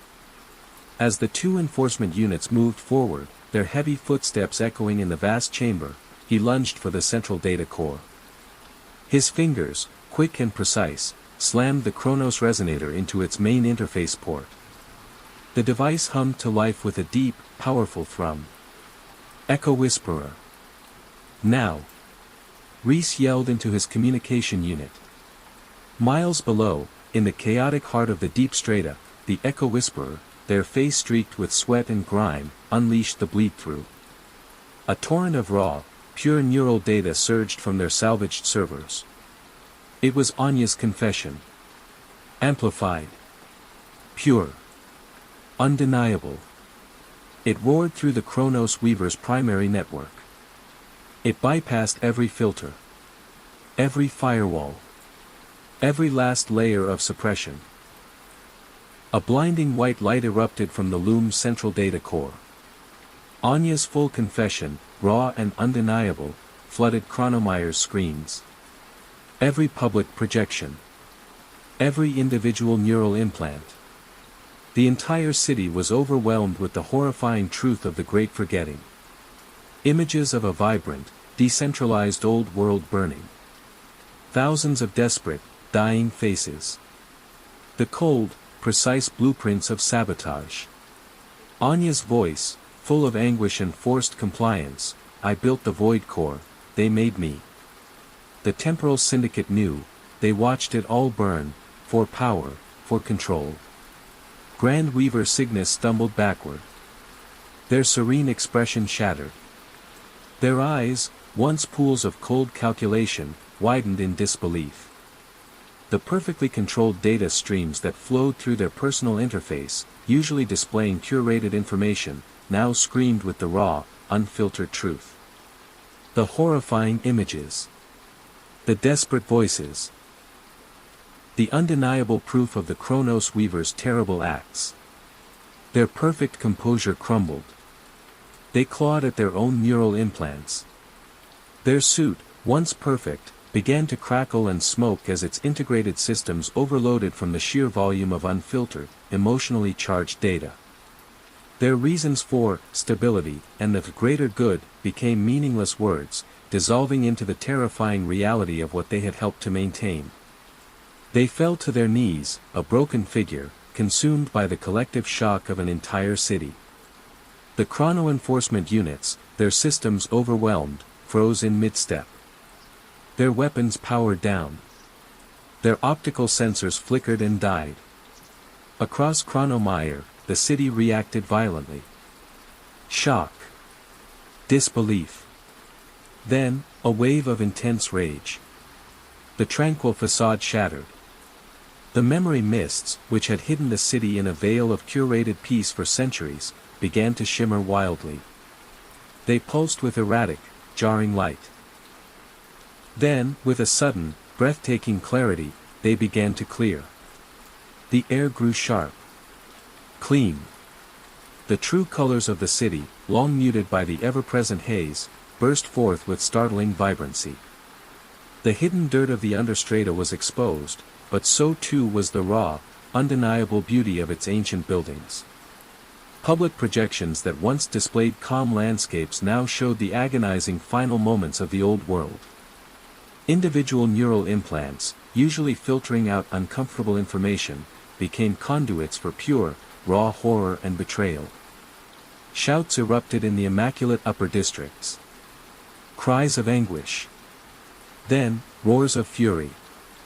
In the Understrata, the anger was immediate and strong. Riots erupted. Not against each other, but against the Chronos Weavers. Against the towering symbols of their deception. The city, once perfectly ordered by the Chronos Weavers' command, became a storm of raw, unpredictable emotion. The silence of the night was replaced by a deafening chorus of cries for justice.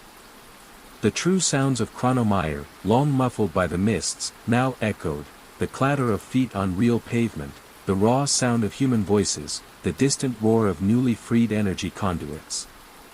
The immediate collapse for the Chronos Weavers was complete. Their control systems failed. Their chrono enforcement units were useless. The loom, once a symbol of absolute power, now pulsed with chaotic, unfiltered light. A monument to shattered control. Reese emerged from the loom, no longer just a quiet memory merchant. He was an accidental catalyst. A figure pushed into the blinding spotlight of truth. He found himself at the center of a storm. A city grappling with a reality far darker than any nightmare. The Echo Whisperer, riding the wave of the collapsing Chronos Weaver network, used their skills to stabilize the growing chaos. They worked tirelessly to filter the flood of newly released data. To identify key individuals from the Deep Memory Custody program. To help them adjust to a world that had moved centuries past them. and to begin the daunting task of piecing together the full, uncensored history of Chronomire. Their workshop, once a hidden sanctuary, became a hub of revolutionary activity. Anya, awakened from her memory orb, was disoriented and overwhelmed. The memories, once locked in the orb, flooded her with agonizing clarity. She was a woman out of time, faced with the full horror of her past. But she was no longer silent. Her voice, once a trapped echo, now resonated across the city. She testified. She confirmed the Echo Whisperer's findings. She helped dismantle the Chronos Weaver's remaining structures of control. Her pain became a powerful tool for justice. The long-term effects for Chronomire were profound. The collapse of the Chronos Weaver's power led to unprecedented chaos, but also unprecedented freedom. The gleaming upper districts, once symbols of perfect existence, now became targets of justified anger. The illusion of perfection had shattered. It was replaced by the messy, painful reality of humanity. The uncovering of other hidden truths followed. Revelations about resource manipulation. Environmental disasters covered up. Medical experiments gone wrong. The Chronos Weavers had hidden everything. Chronomire faced the immense challenge of rebuilding a society on a foundation of bitter honesty. It was a reckoning. A long, hard journey toward a future built not on controlled peace, but on genuine, unfiltered truth. Reese, with the Echo Whisperer and Anya, formed the core of a temporary council. They guided the city through its painful awakening. They worked to establish new, transparent governing structures, to ensure that such a betrayal could never happen again. The city's future was no longer a perfectly designed utopia. It was a harsh, uncertain landscape. But it was real. For the first time, Chronomire was truly awake. And its cries for justice echoed under its newly honest stars. The cold silence of the memory mists had given way to the thunder of truth. The aroma of synth burgers and stale coffee at Reese's shop now mingled with the sharp, clean scent of a world unburdened by lies. What new memories would Chronomire create now that its past was truly known?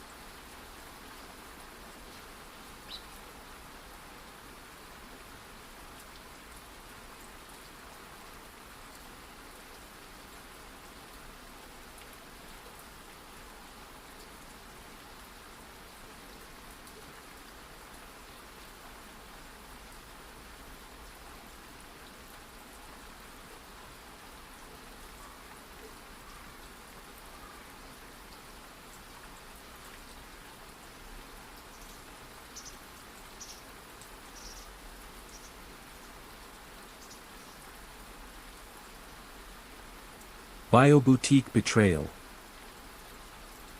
The scent of living biogels and sterile synth fibers always clung to the Bloom Forge. It was a delicate perfume in the otherwise neutral air of Eden Arc. The city itself was a testament to engineered perfection. Its towering, iridescent spires reached into an perpetually clear sky, their surfaces shimmering with adaptive light.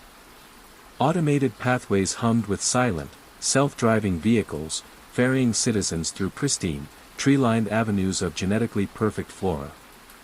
Every citizen of Eden Arc lived a life of serene contentment. Their faces were smooth, their movements graceful, their expressions perpetually tranquil. This was the promise of the Arcadian Directorate, the city's governing body, whose influence radiated from the gleaming peak of the Purity Spire. They offered ultimate well-being, an existence free from flaw, free from pain, achieved through advanced bioengineering and meticulous personal care. In her bio-boutique, the Bloom Forge, Zia was an artist. She wasn't just a bioengineer, she was a sculptor of life, a painter of DNA. Her work involved crafting bespoke bioenhancements, custom-grown organic implants, dermal weaves, and neural grafts designed to perfect the human form. A shimmering dermal overlay to erase a subtle scar. A delicate neural filament to sharpen focus. A vascular mesh to boost vitality. Her hands, nimble and precise, moved with an intuitive grace over humming bioprinters and glowing nutrient baths.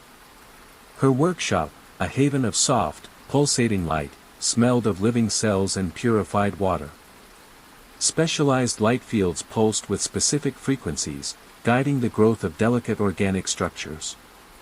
Thin, translucent tubes hummed with nutrient flow, nourishing the custom-grown tissues.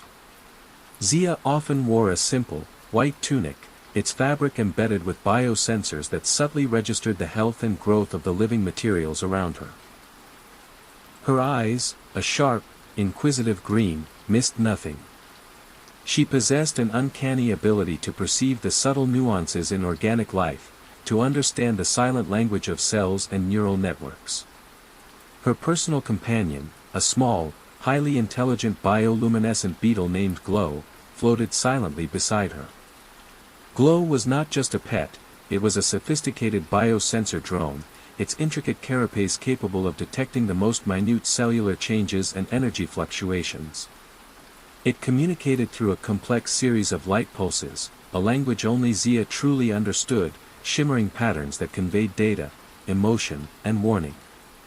Glow's faint, silvery hum was a constant, comforting presence in her otherwise solitary work. It was a Tuesday, typically a day for custom dermal weaves, when Zia first noticed it.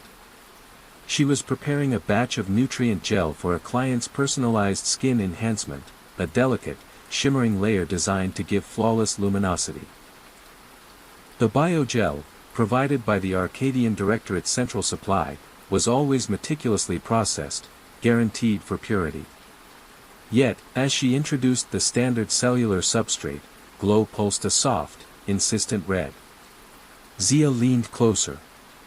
Under the high-magnification bioscanner, she saw it. Not an impurity, not a contamination. But a subtle, almost imperceptible uniformity in the cellular structure itself.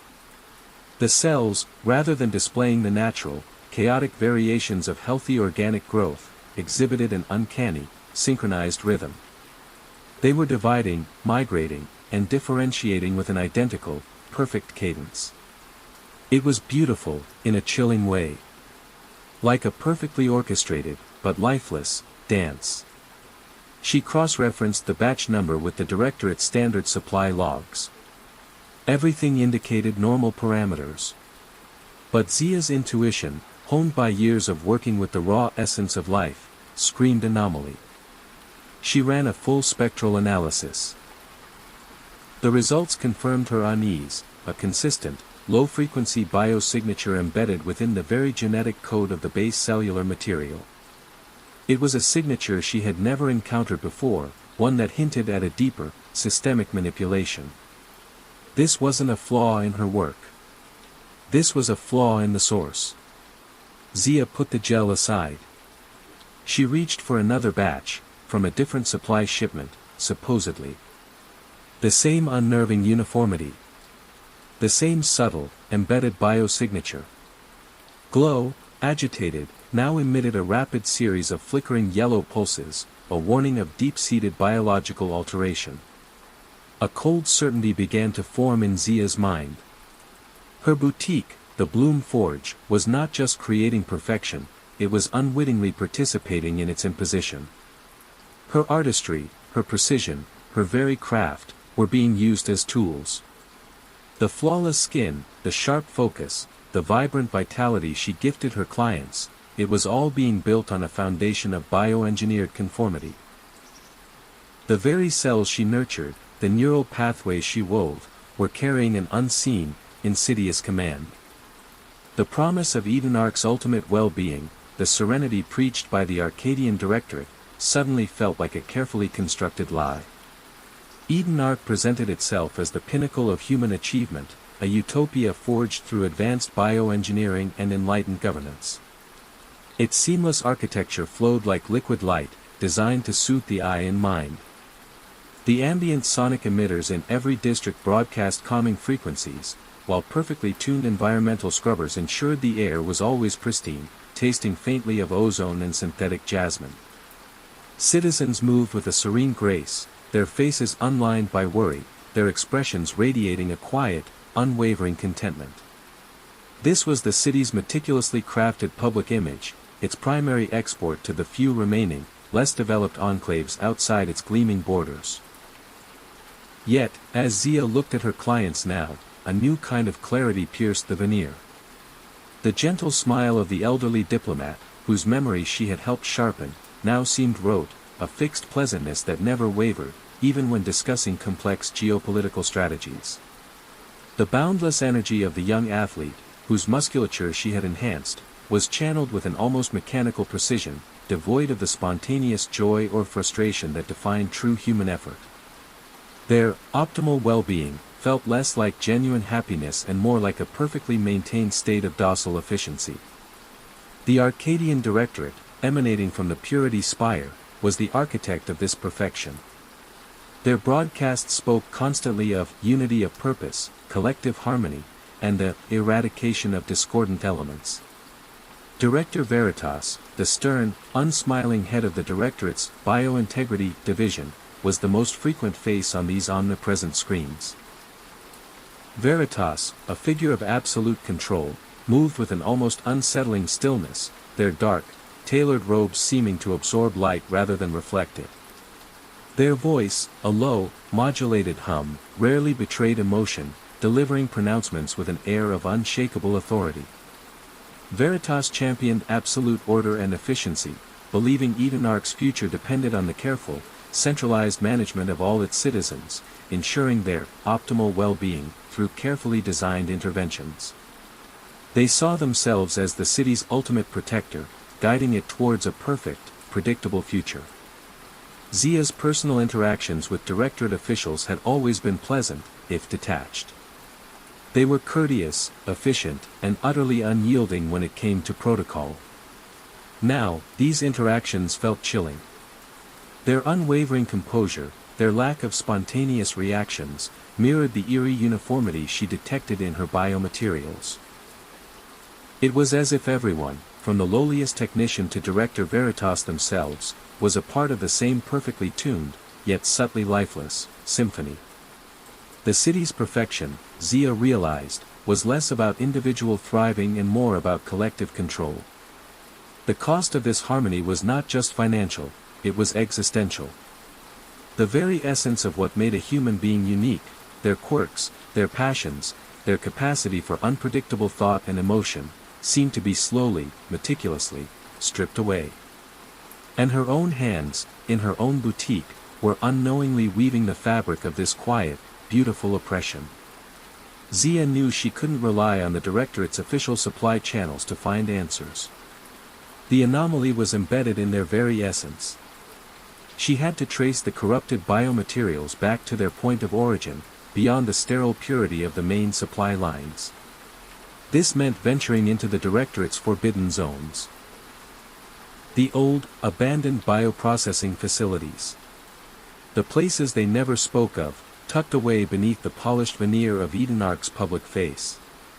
Glow, sensing Zia's resolute decision, emitted a series of rapid, urgent blue pulses, a warning mixed with a faint, shimmering signal of readiness. Danger, Zia, Glow projected in intricate light patterns. High security. Unstable biohazards. Unauthorized access detected. Zia donned a reinforced environmental suit, its filters designed to neutralize volatile bioagents. She acquired a Directorate Maintenance drone's access key, reprogrammed by Glow to mimic deep-level clearance. Her destination, the Biovaults, a series of ancient, disused biolabs rumored to be buried beneath the Purity Spire itself. These vaults were whispered to be the original, foundational bioengineering sites of Edenarch, sealed off decades ago. The descent into the Biovaults was a chilling journey into the city's forgotten past. Zia navigated crumbling ferrocrete tunnels, their air thick with the dust of centuries and the faint, unsettling scent of long-dormant organic decay. She squeezed through narrow passages, lit only by the faint, eerie glow of emergency lighting that flickered with age. The sounds of Edenarch's harmonious surface were long gone, replaced by the drip of subterranean water, the groan of stressed metal, and the unsettling scuttling of unseen, adapted creatures. She bypassed rusted biometric locks and decommissioned security systems, guided by Glow's constant stream of real-time data. The lower she went, the more the air grew heavy, humid, tasting of unpurified earth and ancient biological experiments. Eventually, she reached the core of the Biovaults, a vast, cavernous complex of interconnected labs, all long abandoned, yet strangely preserved. One lab, deeper than the rest, held a single, active terminal. Its screen glowed with an ancient, green interface. It hummed with a low, insistent energy. As Zia approached, an automated log began to scroll, its data flickering, partially corrupted by time. But enough was readable to send a fresh wave of dread through her. The logs detailed the initial development and deployment of the Genesis strain. It wasn't a biological weapon. It was an environmental agent. A microscopic, genetically engineered biological cascade designed to be released into Edenarch's primary atmospheric scrubbers and water purification systems during the city's earliest construction phases. Its purpose, to subtly alter human DNA at a cellular level, guiding evolution towards optimal societal compliance. It enhanced traits like intelligence, empathy, for the collective, and aesthetic beauty, while suppressing undesirable traits like aggression, independent thought, emotional volatility, and individual ambition. It was the ultimate genetic manipulation, intended to create a perfectly harmonious society, free from the chaos of free will. The logs spoke of the Arcadian Directorate not as benevolent founders, but as the orchestrators of this silent, biological coup. They saw the unpredictable nature of humanity as the root of all suffering. And they solved it by fundamentally rewriting what it meant to be human. Every citizen, from birth, had been unknowingly exposed to this subtle genetic rewriter. Over generations, the effects became cumulative, refining the population into the docile, serene citizens of Edenarch. The Directorate's bioenhancements and other public health programs were merely the latest, most refined iterations of this original, insidious plan, constant boosters to reinforce the desired genetic and neural pathways. The realization hit Zia with a force that left her breathless. Not just her clients. Not just the materials she used. But every citizen of Edenarch. Herself included. They were all products of this deliberate biological manipulation. Their perfection was a consequence of their altered DNA. Their serenity was a biological imposition. This wasn't a betrayal of trust, it was a fundamental subversion of human nature itself. The original promise of Edenarch, a sanctuary from the chaos of the old world, was a lie. It was a perfectly designed prison, built from the very cells of its inhabitants. Zia felt a profound sense of violation. Her own flawless features. Her innate calm. Was it her own, or a product of the Genesis strain? The very essence of her being had been compromised. Her rage, usually a foreign emotion to the serene citizens of Eden Ark, burned with a fierce, purifying heat. The truth, once elusive, was now a searing, undeniable reality. The truth of the Genesis strain was a biological chain binding every citizen of Eden Ark. Zia knew that simply exposing the Directorate through data wouldn't be enough. The people were biologically wired for compliance. They wouldn't just rage, they might not even be able to fully comprehend the betrayal. She needed a different kind of answer. A biological counter. Her frantic data searches in the biovaults hinted at something else, a cryptic mention of unaccounted for genetic drift in the early days of the Genesis strain deployment.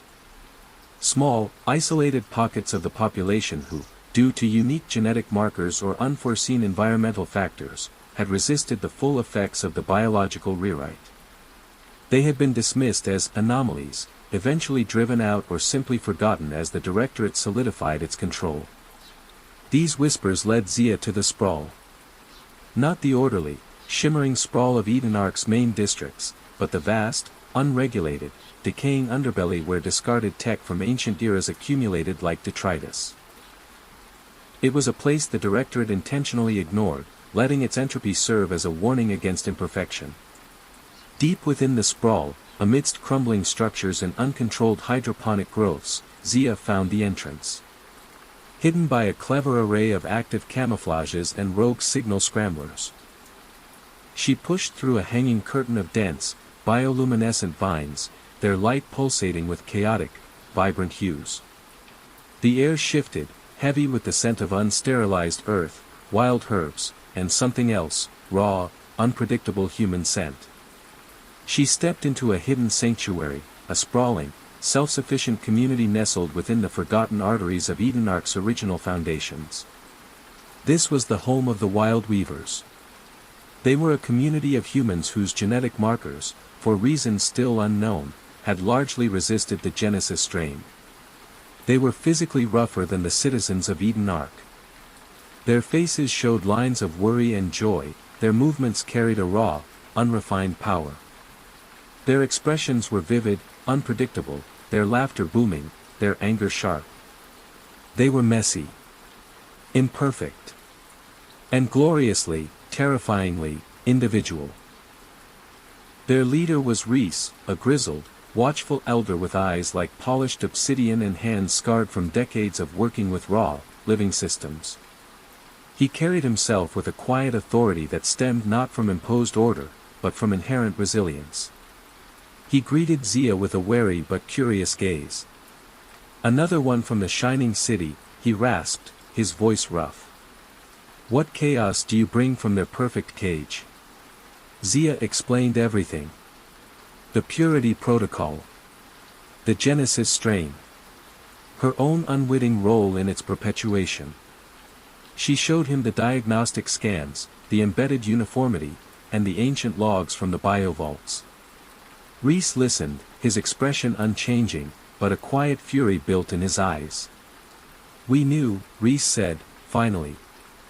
We called it the long sleep. Our ancestors warned us. They left us clues. They fought, silently, for generations. We've been developing our own countermeasures. Not to perfect, but to rewild. To reactivate the suppressed variances. To reawaken true individuality. He introduced Zia to Jet, the community's chief biomechanic and rogue geneticist.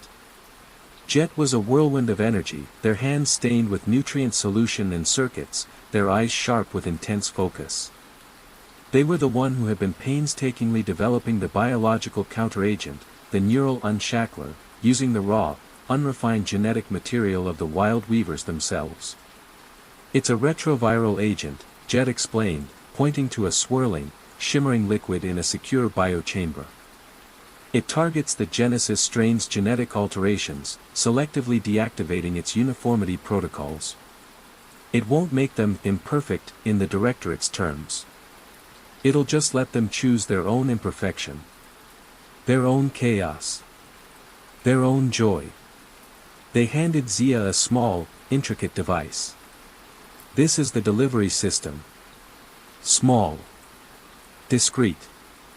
Designed to bypass directorate filters by piggybacking on their own distribution network. The truth was not just data. It was living proof. The Wild Weavers were not just an alternative, they were the path back to humanity. Zia realized her task was not to break a system, but to unleash a hidden truth. To give Edenarch the ultimate choice, perpetual, engineered serenity, or the beautiful, terrifying mess of true individuality. The plan to reawaken Edenarch was not a single, dramatic infiltration. It was a quiet, insidious, citywide biological intervention. The neural unshackler, developed by Jet and refined by Zia's precise bioengineering knowledge, was potent but subtle. It needed to be distributed through the very arteries of Edenarch's engineered perfection. "We can't just inject it into the main air supply," Zia explained to Reese and Jet. "The Directorate would detect it instantly. And the population, so conditioned, might reject such a sudden, overwhelming change. It has to be gradual. Like a seed growing." Their target, the Directorate's ubiquitous, optimal well-being hydration stations. These polished, gleaming kiosks were located on every corner, dispensing purified, nutrient-rich water to all citizens. The water was a key vector for the purity protocol's constant reinforcing agents. If they could subtly introduce the neural unshackler into these stations, it would bypass Central Directorate security and spread organically. Jet's task was to create small, nearly undetectable bioemitters, miniature, self-sustaining devices that could be discreetly attached to the internal filtration systems of the hydration stations. These emitters would slowly, continuously, release microdoses of the neural unshackler into the water flow.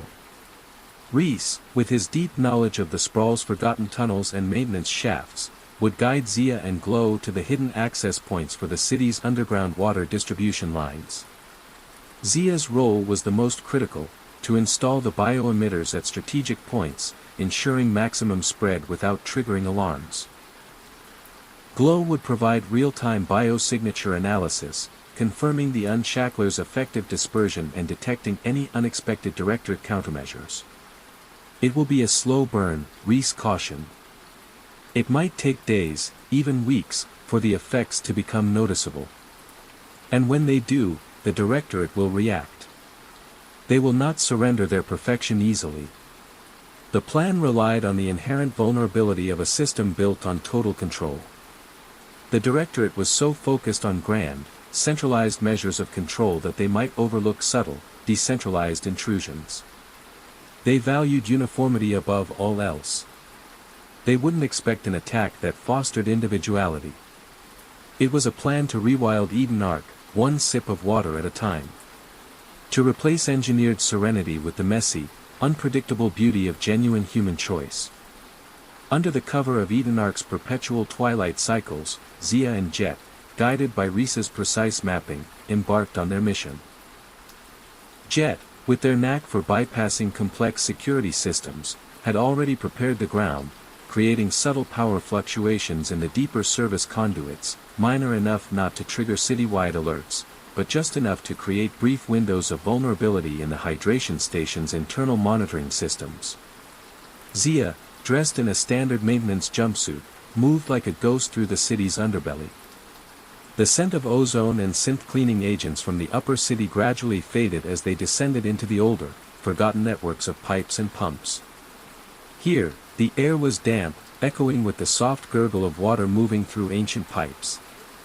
Glow, a silent flicker beside her, projected intricate schematics of the hydration station's internal layouts, showing the precise points for emitter placement.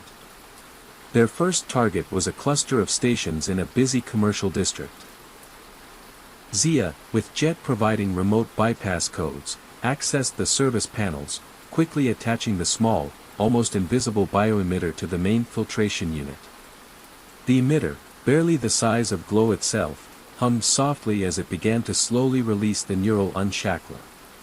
Its outer shell shimmered with a faint, iridescent light, indicating activation. They repeated this process across dozens of districts, moving with practiced efficiency. The seamless perfection of Edenarc's public spaces contrasted sharply with the gritty, forgotten service networks beneath. Each hydration station represented a small victory, a tiny seed of change planted in the heart of the Directorate's control. As the days turned into weeks, a subtle tension began to spread across Edenarc. Director Veritas's public broadcasts, once calm and reassuring, became increasingly frequent, their tone subtly shifting from serene guidance to subtle warning. Maintain optimal compliance, Veritas would intone, their voice resonating with an almost imperceptible edge. Report any deviation from standard thought patterns. Collective harmony is paramount. Zia, observing her clients and walking through the city, began to see the faint, nascent signs of the neural unshackler at work.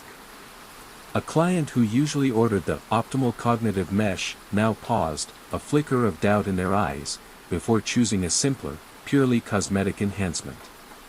A citizen on the sky path, usually moving with robotic precision, stumbled slightly, then glanced around with a fleeting expression of confusion.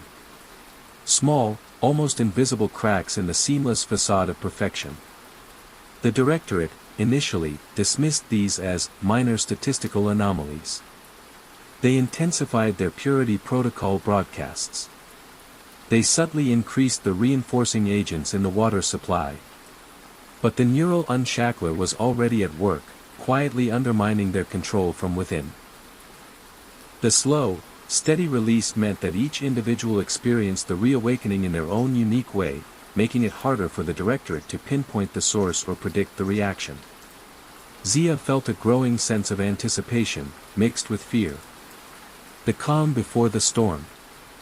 The city was still humming with its engineered serenity, but beneath the surface, a biological revolution was quietly brewing. The seeds of individuality had been planted.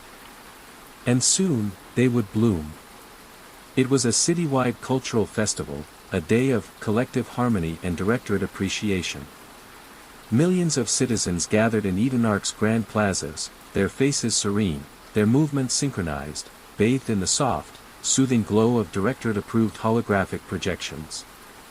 Director Veritas himself was delivering a live address from the Purity Spire, their voice a calm, modulated hum, resonating through the entire city.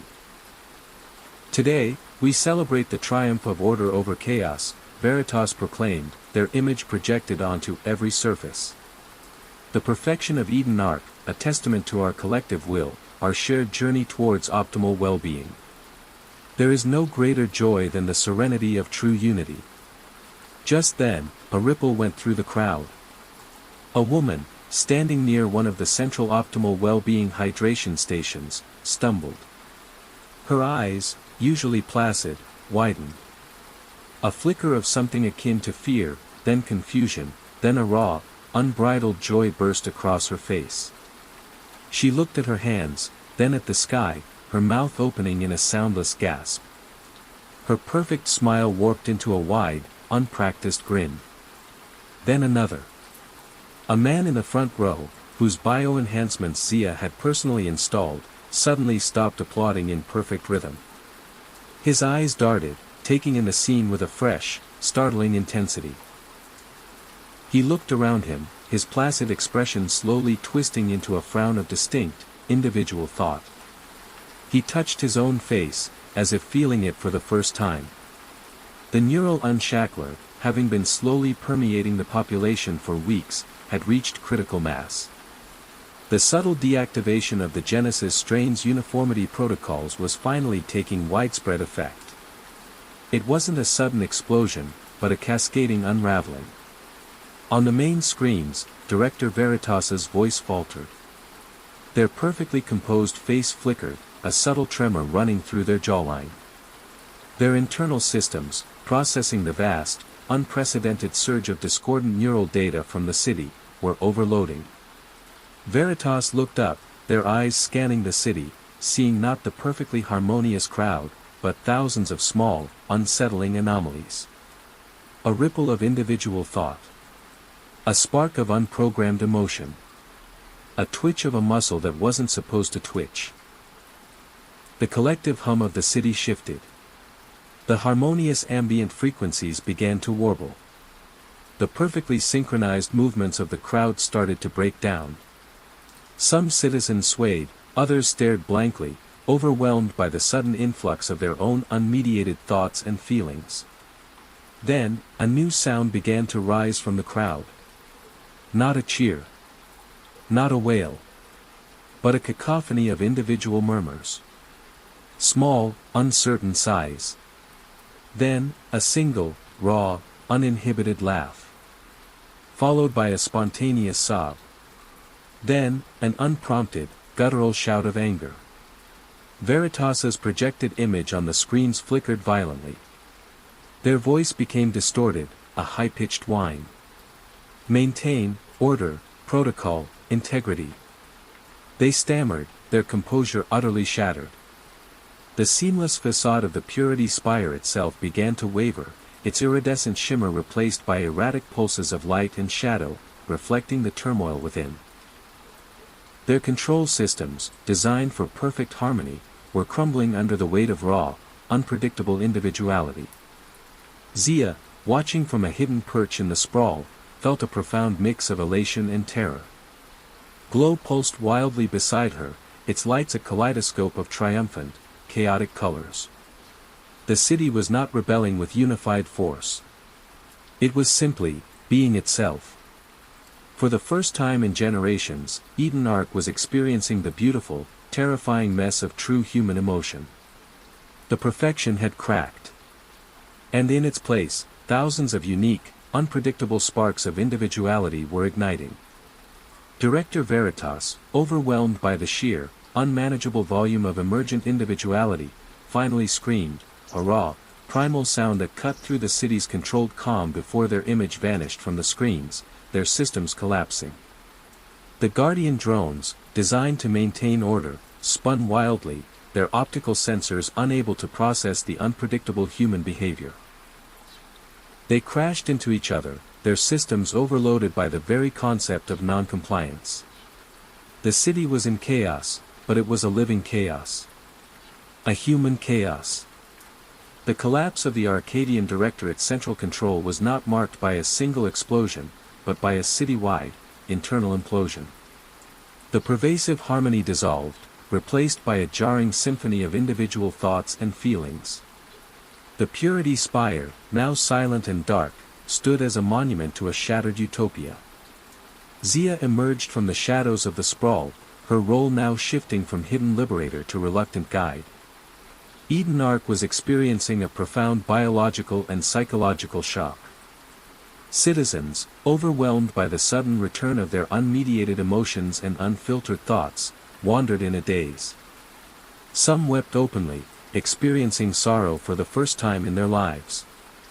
Others roared in a fury long suppressed. Many felt a disorienting sense of existential vertigo, no longer knowing who they were without the Directorate's imposed serenity. The city's automated systems, designed for compliant populations, struggled to cope with the influx of unpredictable, individual actions. Public transportation stalled. Nutrient distribution centers became overwhelmed. Reese and the Wild Weavers emerged from the sprawl, their raw vitality a stark contrast to the dazed confusion of the newly unshackled citizens. They immediately began setting up temporary aid stations, offering guidance and support. They had experienced their own version of this rewilding process over generations, and they understood the pain and disorientation. Jet, their hands moving with quiet purpose, worked to stabilize critical city infrastructure that had failed, ensuring basic services like air and water, now free of the Purity Protocol's influence, remained functional. The challenges were immense. Without the Directorate's constant reinforcement, many citizens experienced withdrawal-like symptoms, a deep craving for the lost serenity. They had to learn to navigate fear, doubt, anger, and unbridled joy for the first time. The very concept of selfhood, individuality, and personal responsibility was alien to them. Zia, using her deep knowledge of bioengineering, became crucial. She established clinics, not to fix the citizens, but to help them understand their reawakened biology. She guided them through neural exercises, helping them reintegrate their emotions and thoughts. She taught them about the beauty of neurodiversity, the strength in unique perspectives. Her boutique, the Bloom Forge, was transformed. No longer a place for prescribed perfection, it became a sanctuary for self-discovery, a laboratory for understanding the complexities of the unbridled human form. Edenark entered a period of unprecedented chaos and painful self-discovery.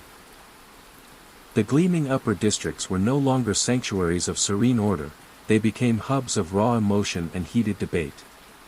The rigid social structures crumbled, replaced by a desperate, yet hopeful, scramble to define new ways of living. The city's future was uncertain, messy, and infinitely more human. It was a future built not on controlled harmony, but on the unpredictable, beautiful cacophony of true individuality. The scent of living biogels at Zia's shop now mingled with the sharp, clean scent of a world unburdened by genetic lies, filled with the loud, vibrant, and sometimes jarring sounds of a truly awakened population learning to live, to feel, and to choose for themselves. What new, imperfect, and truly unique lives would Edenark's citizens forge now that their true selves were unleashed?